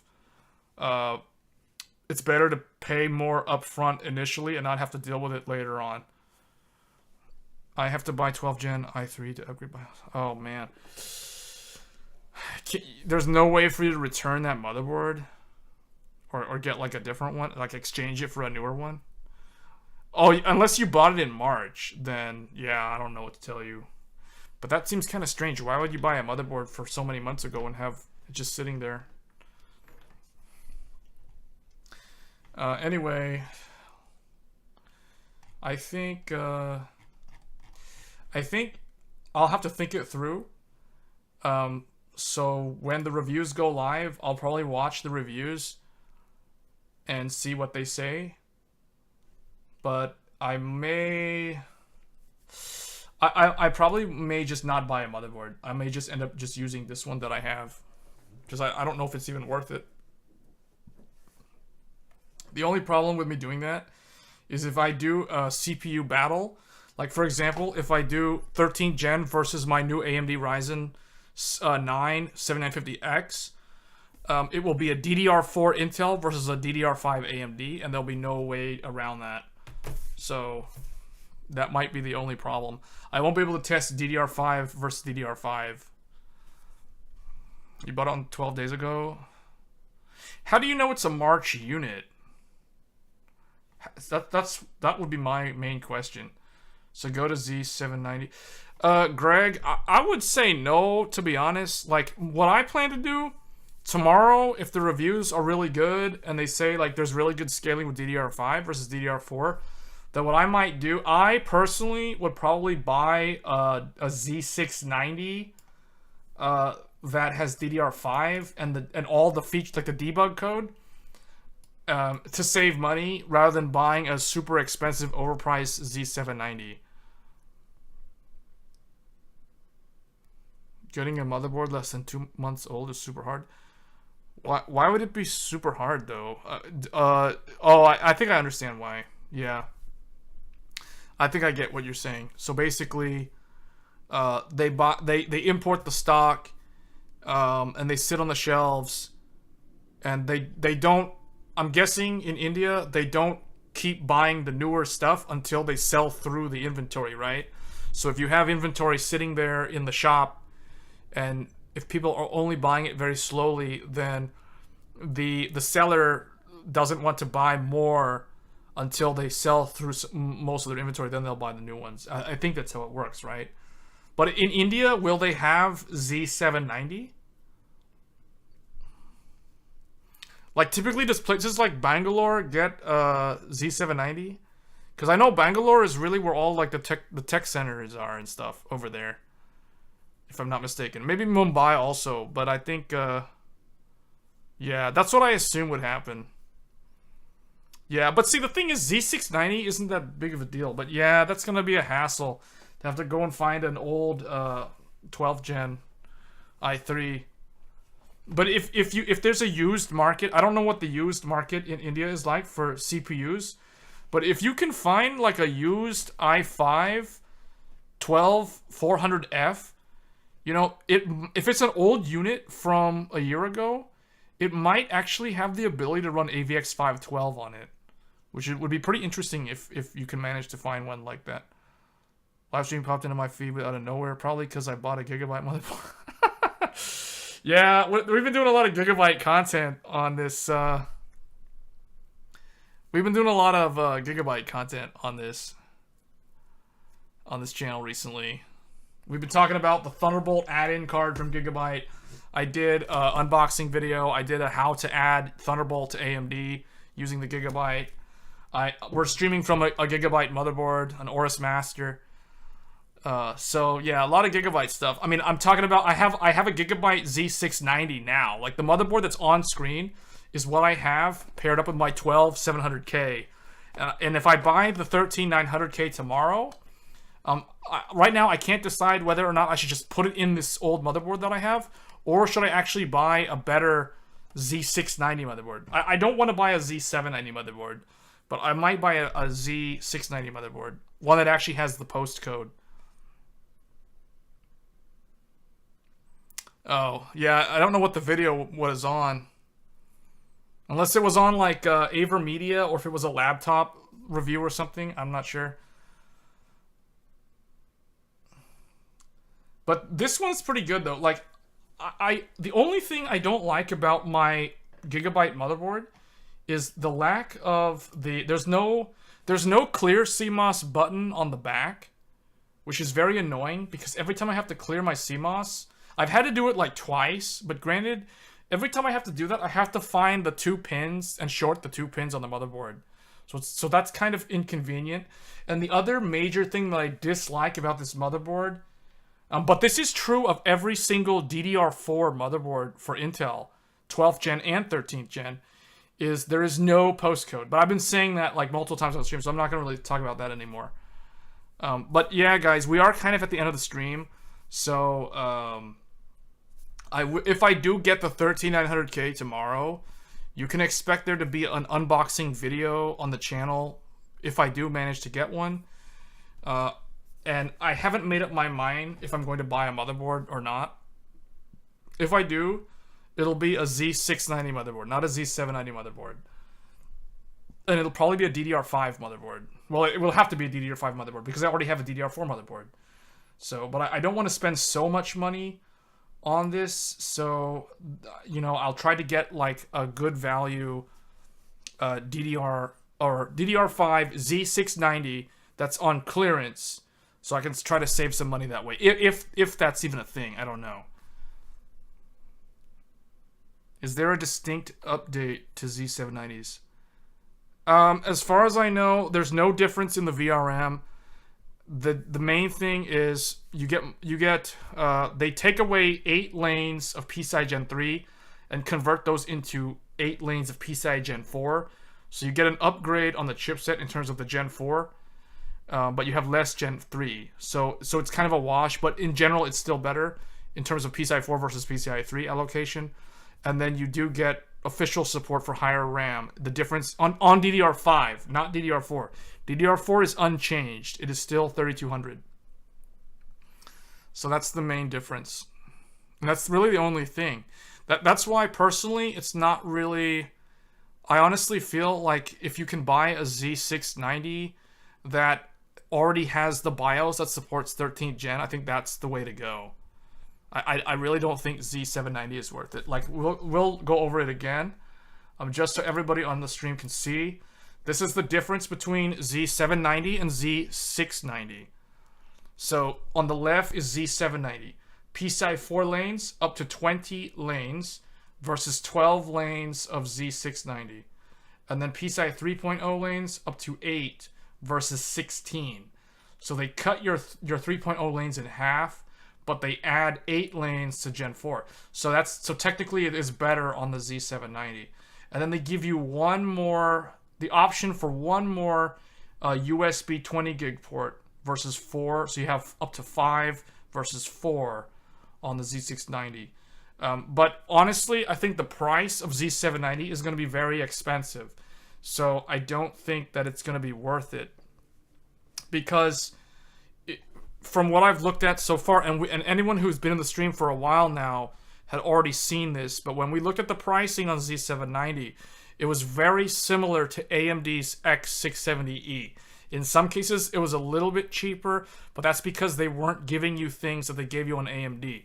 Like, the best example was the MSI Ace.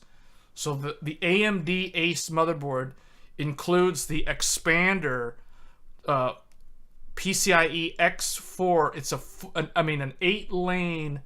Well, here, I'll just show it to you guys, and then we'll probably end the stream. But let's show you real quick. Well, one thing I'll do here. Let me do one thing. X670E AORUS Master, just to kind of illustrate something. So this is out of stock, but this is supposed to be... So, okay.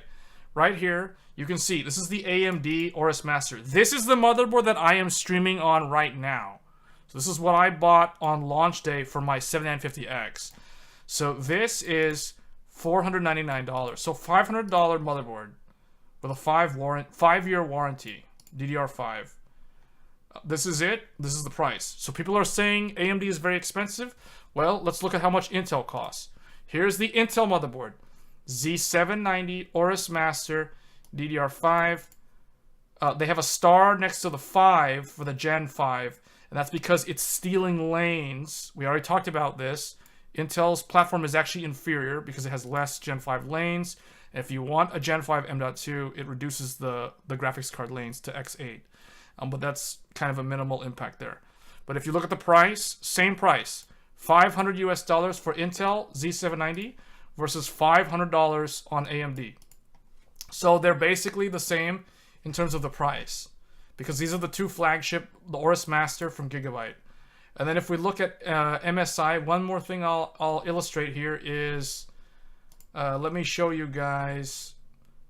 Okay, this is the Taichi. This is the Intel Taichi. So the thing with the Intel Taichi, it's $479, but it does not include 10 gig LAN. The AMD one includes 10 gig LAN and it's $500. And it has more Gen 5. It has 24 lanes of Gen 5 versus 16 lanes of Gen 5 on Intel. So it's kind of hard. Can you update the Edge BIOS without a CPU? I don't know. That's a good question. We'd have to look into it.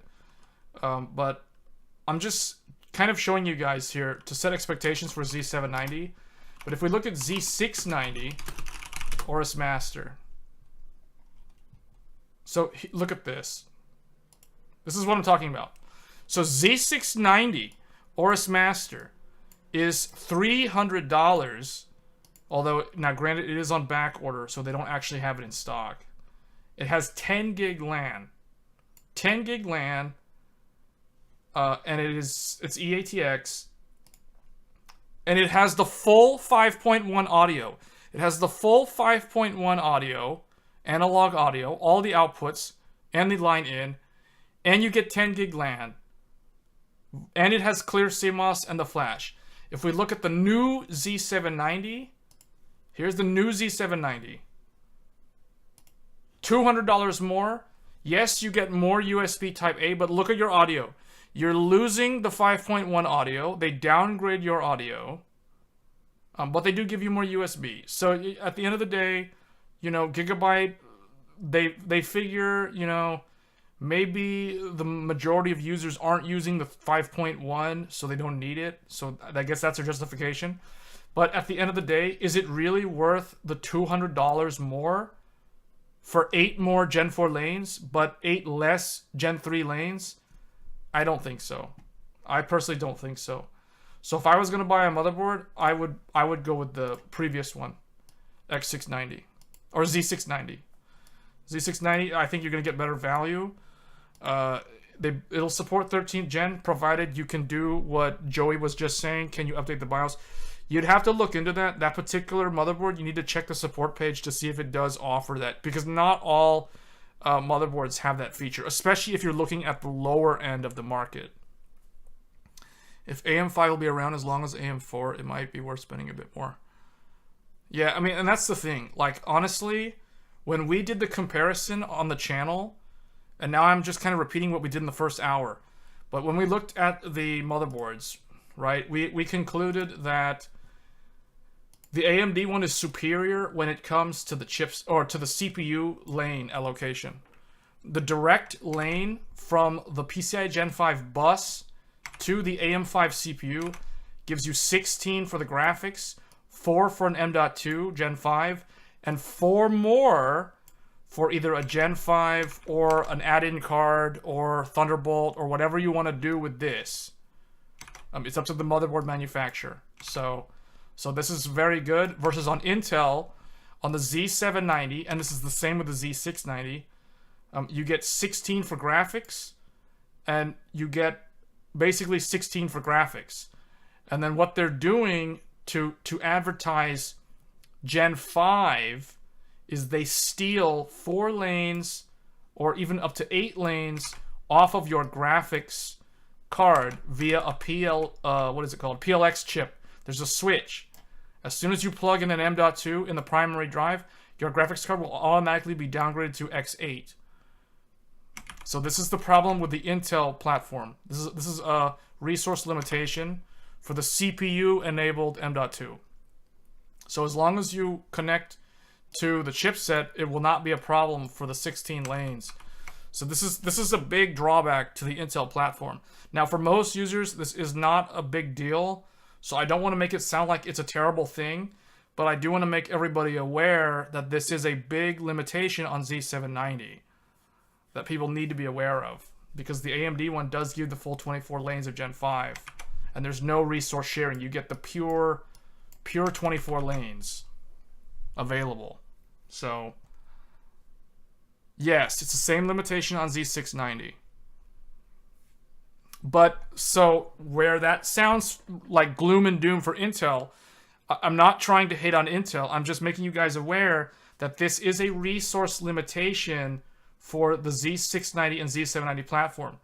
Now, where Intel does benefit, though, is in the chipset, because it is a single unified chipset versus AMD's approach, where they have a primary chipset and a secondary chipset.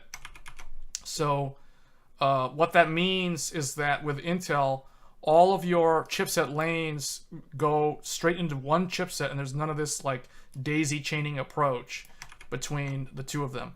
So with Intel on Z790, you get 20 lanes of Gen 4 and 8 lanes of Gen 3.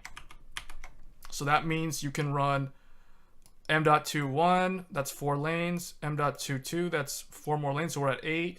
A third M.2, that's 12 lanes. So you still have 8 lanes for other things, whether it be a Thunderbolt controller that would take 4 more lanes. Then you have 4 more lanes, and those could be, you know, 10 gig LAN, SATA, whatever.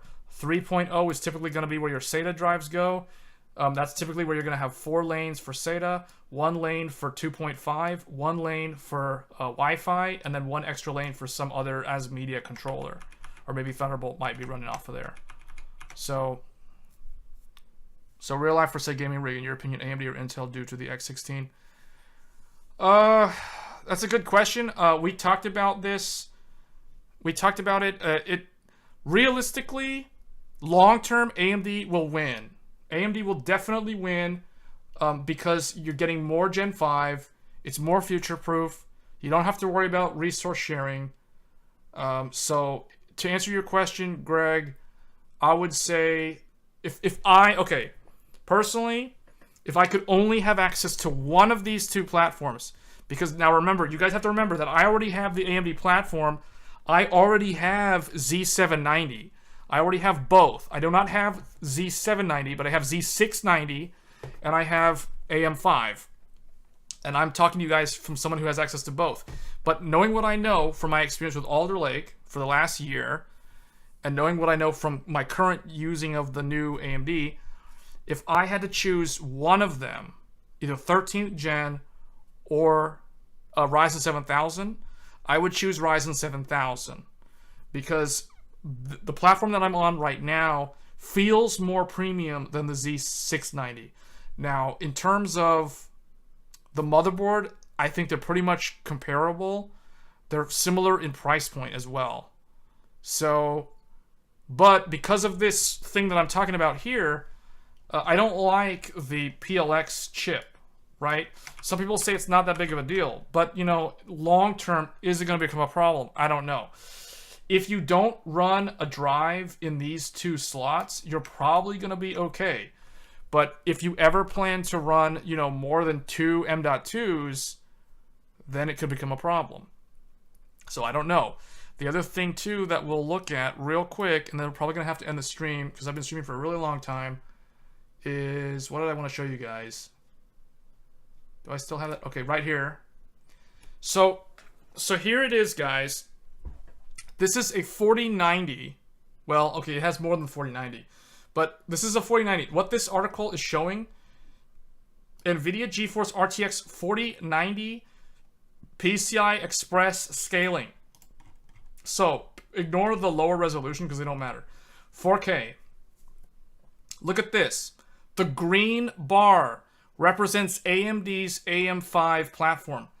Now, if you're running Intel Z690 or Z790, if you plug in the graphics card and it's X16, you will also obtain the green bar. However, if you install the M.2 drive, like I was showing earlier in that diagram that I drew, you will then be running at the blue.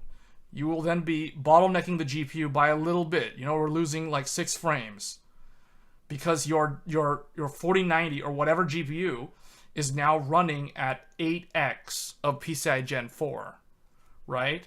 So it doesn't matter that the slot is generation 5. The graphics card only supports generation 4. So it will down regulate to Gen 4 speed. And then because you're running the M.2, now you're running at X8. And now you're kind of, you know, removing potential performance from your graphics card by doing that. So that is something to keep in mind. The AMD platform, the AM5 platform, will always be the green bar. The Intel platform will typically be the green bar until you start adding multiple M.2, especially M.2 in that primary slot. So for example, if we look at the MSI, we just use this as an example. Specifications. Expansion slot. Well, no, we want to look at storage. So it gives you 5 M.2 slots. CPU, PCI 4.0, so that one's okay. This one's chipset, that's okay. This one's chipset, that's also okay.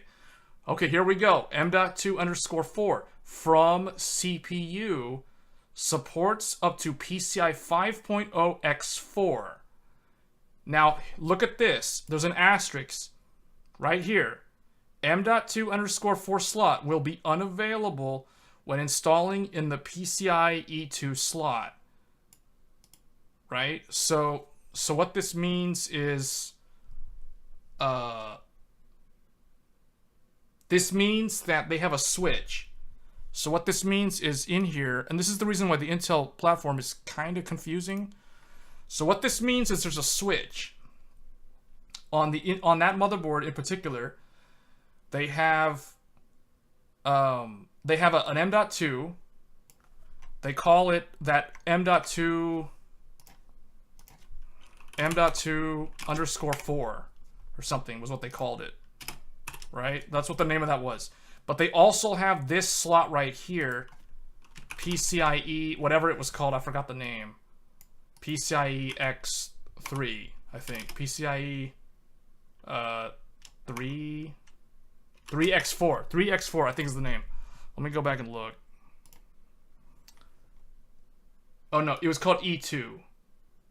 E2? Installing in the second one. Oh, because the second one is X8. Oh, I see. Okay. That's a little bit even more weird. Okay, so what that means is on this they have a splitter, or they have a switch. So basically this one on the left is your primary graphics card slot. This one is another. This is that second. That's gonna be this second one right here. And as soon as you plug something in there, that goes to X8, and then the graphics card will go to X8. That's fine. But the thing is, they give you that M.2. So this is the M.2. This is the, where is it? This is M.2_4 from CPU. Supports PCI Gen 5 X4. So what that means is as soon as you plug, so as soon as you plug in the M.2 drive into the primary one, that wires directly into the CPU, you now run your GPU at X8. And the thing is, as soon as you plug in something into the second PCIe slot, for example, an expander card for more Gen 2, or like another graphics card, or like some add-in card or whatever, now you also run at X8, and then you cannot use the M.2 at all. It will disable your M.2. So this could become a problem where some people, sound card, this could be a problem for some people where, let's say, someone goes and installs their Windows OS on the drive that's installed over here. Then one day they buy a sound card or something and they plug it into the second PCIe slot, not knowing that that's going to disable their OS drive. So bam, they can't get into Windows. It's just going to keep boot looping. It'll make them think that their SSD is defective or something. If they're not technically inclined or they don't know about this could become a problem, right? So these are the sort of gotchas that can happen on the Z790 or Z690 platform. So that's the reason why long term I would go with this. Like that's to avoid all of that. But that's just me. So that is something worth considering. So I think that's pretty much it. In terms of overall connectivity, they're very similar. 24 lanes to the CPU versus 16 lanes to the CPU. 20 Gen 4 versus 12 Gen 4 on AMD. So Intel does give you 8 more on the chipset, but AMD gives you 8 more on the CPU. And then PCI 3.0 is tied. 8 on AMD, 8 on Intel. So the AMD platform is actually better. But I'm not saying that to try to push people away from going 13 gen if they want to go 13 gen. I mean, heck, I'm probably going to try to get one of those tomorrow too, if I can. But hopefully that this has been useful to you guys. But we're probably going to end up ending the stream here. Because, yeah, I think I've been streaming for a long time now. But anyway, guys, hope this stream was useful for those that are looking at getting 13th gen or even AMD 7000 or even 12th gen Intel. If you're going to try to get some deal on Alder Lake, because 13th gen comes out and then Alder Lake kind of falls in price slightly. If you plan to do that too, or maybe the 5800X 3D.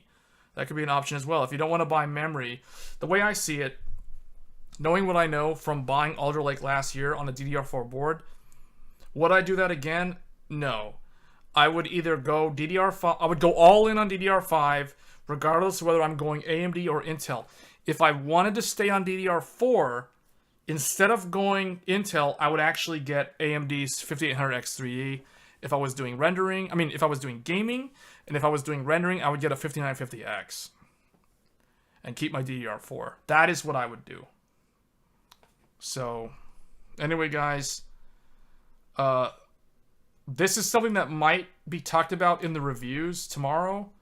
I'm not sure if it gets covered in the media, but it is something that they might mention if they go really deep on evaluating the chipset platform and looking at sort of limitations of a mainstream desktop like this. So anyway, guys, hope you guys found this info useful. I'm going to go ahead and get out of here. But like I said, if you guys got questions for platform stuff, leave them in the comments below on this video.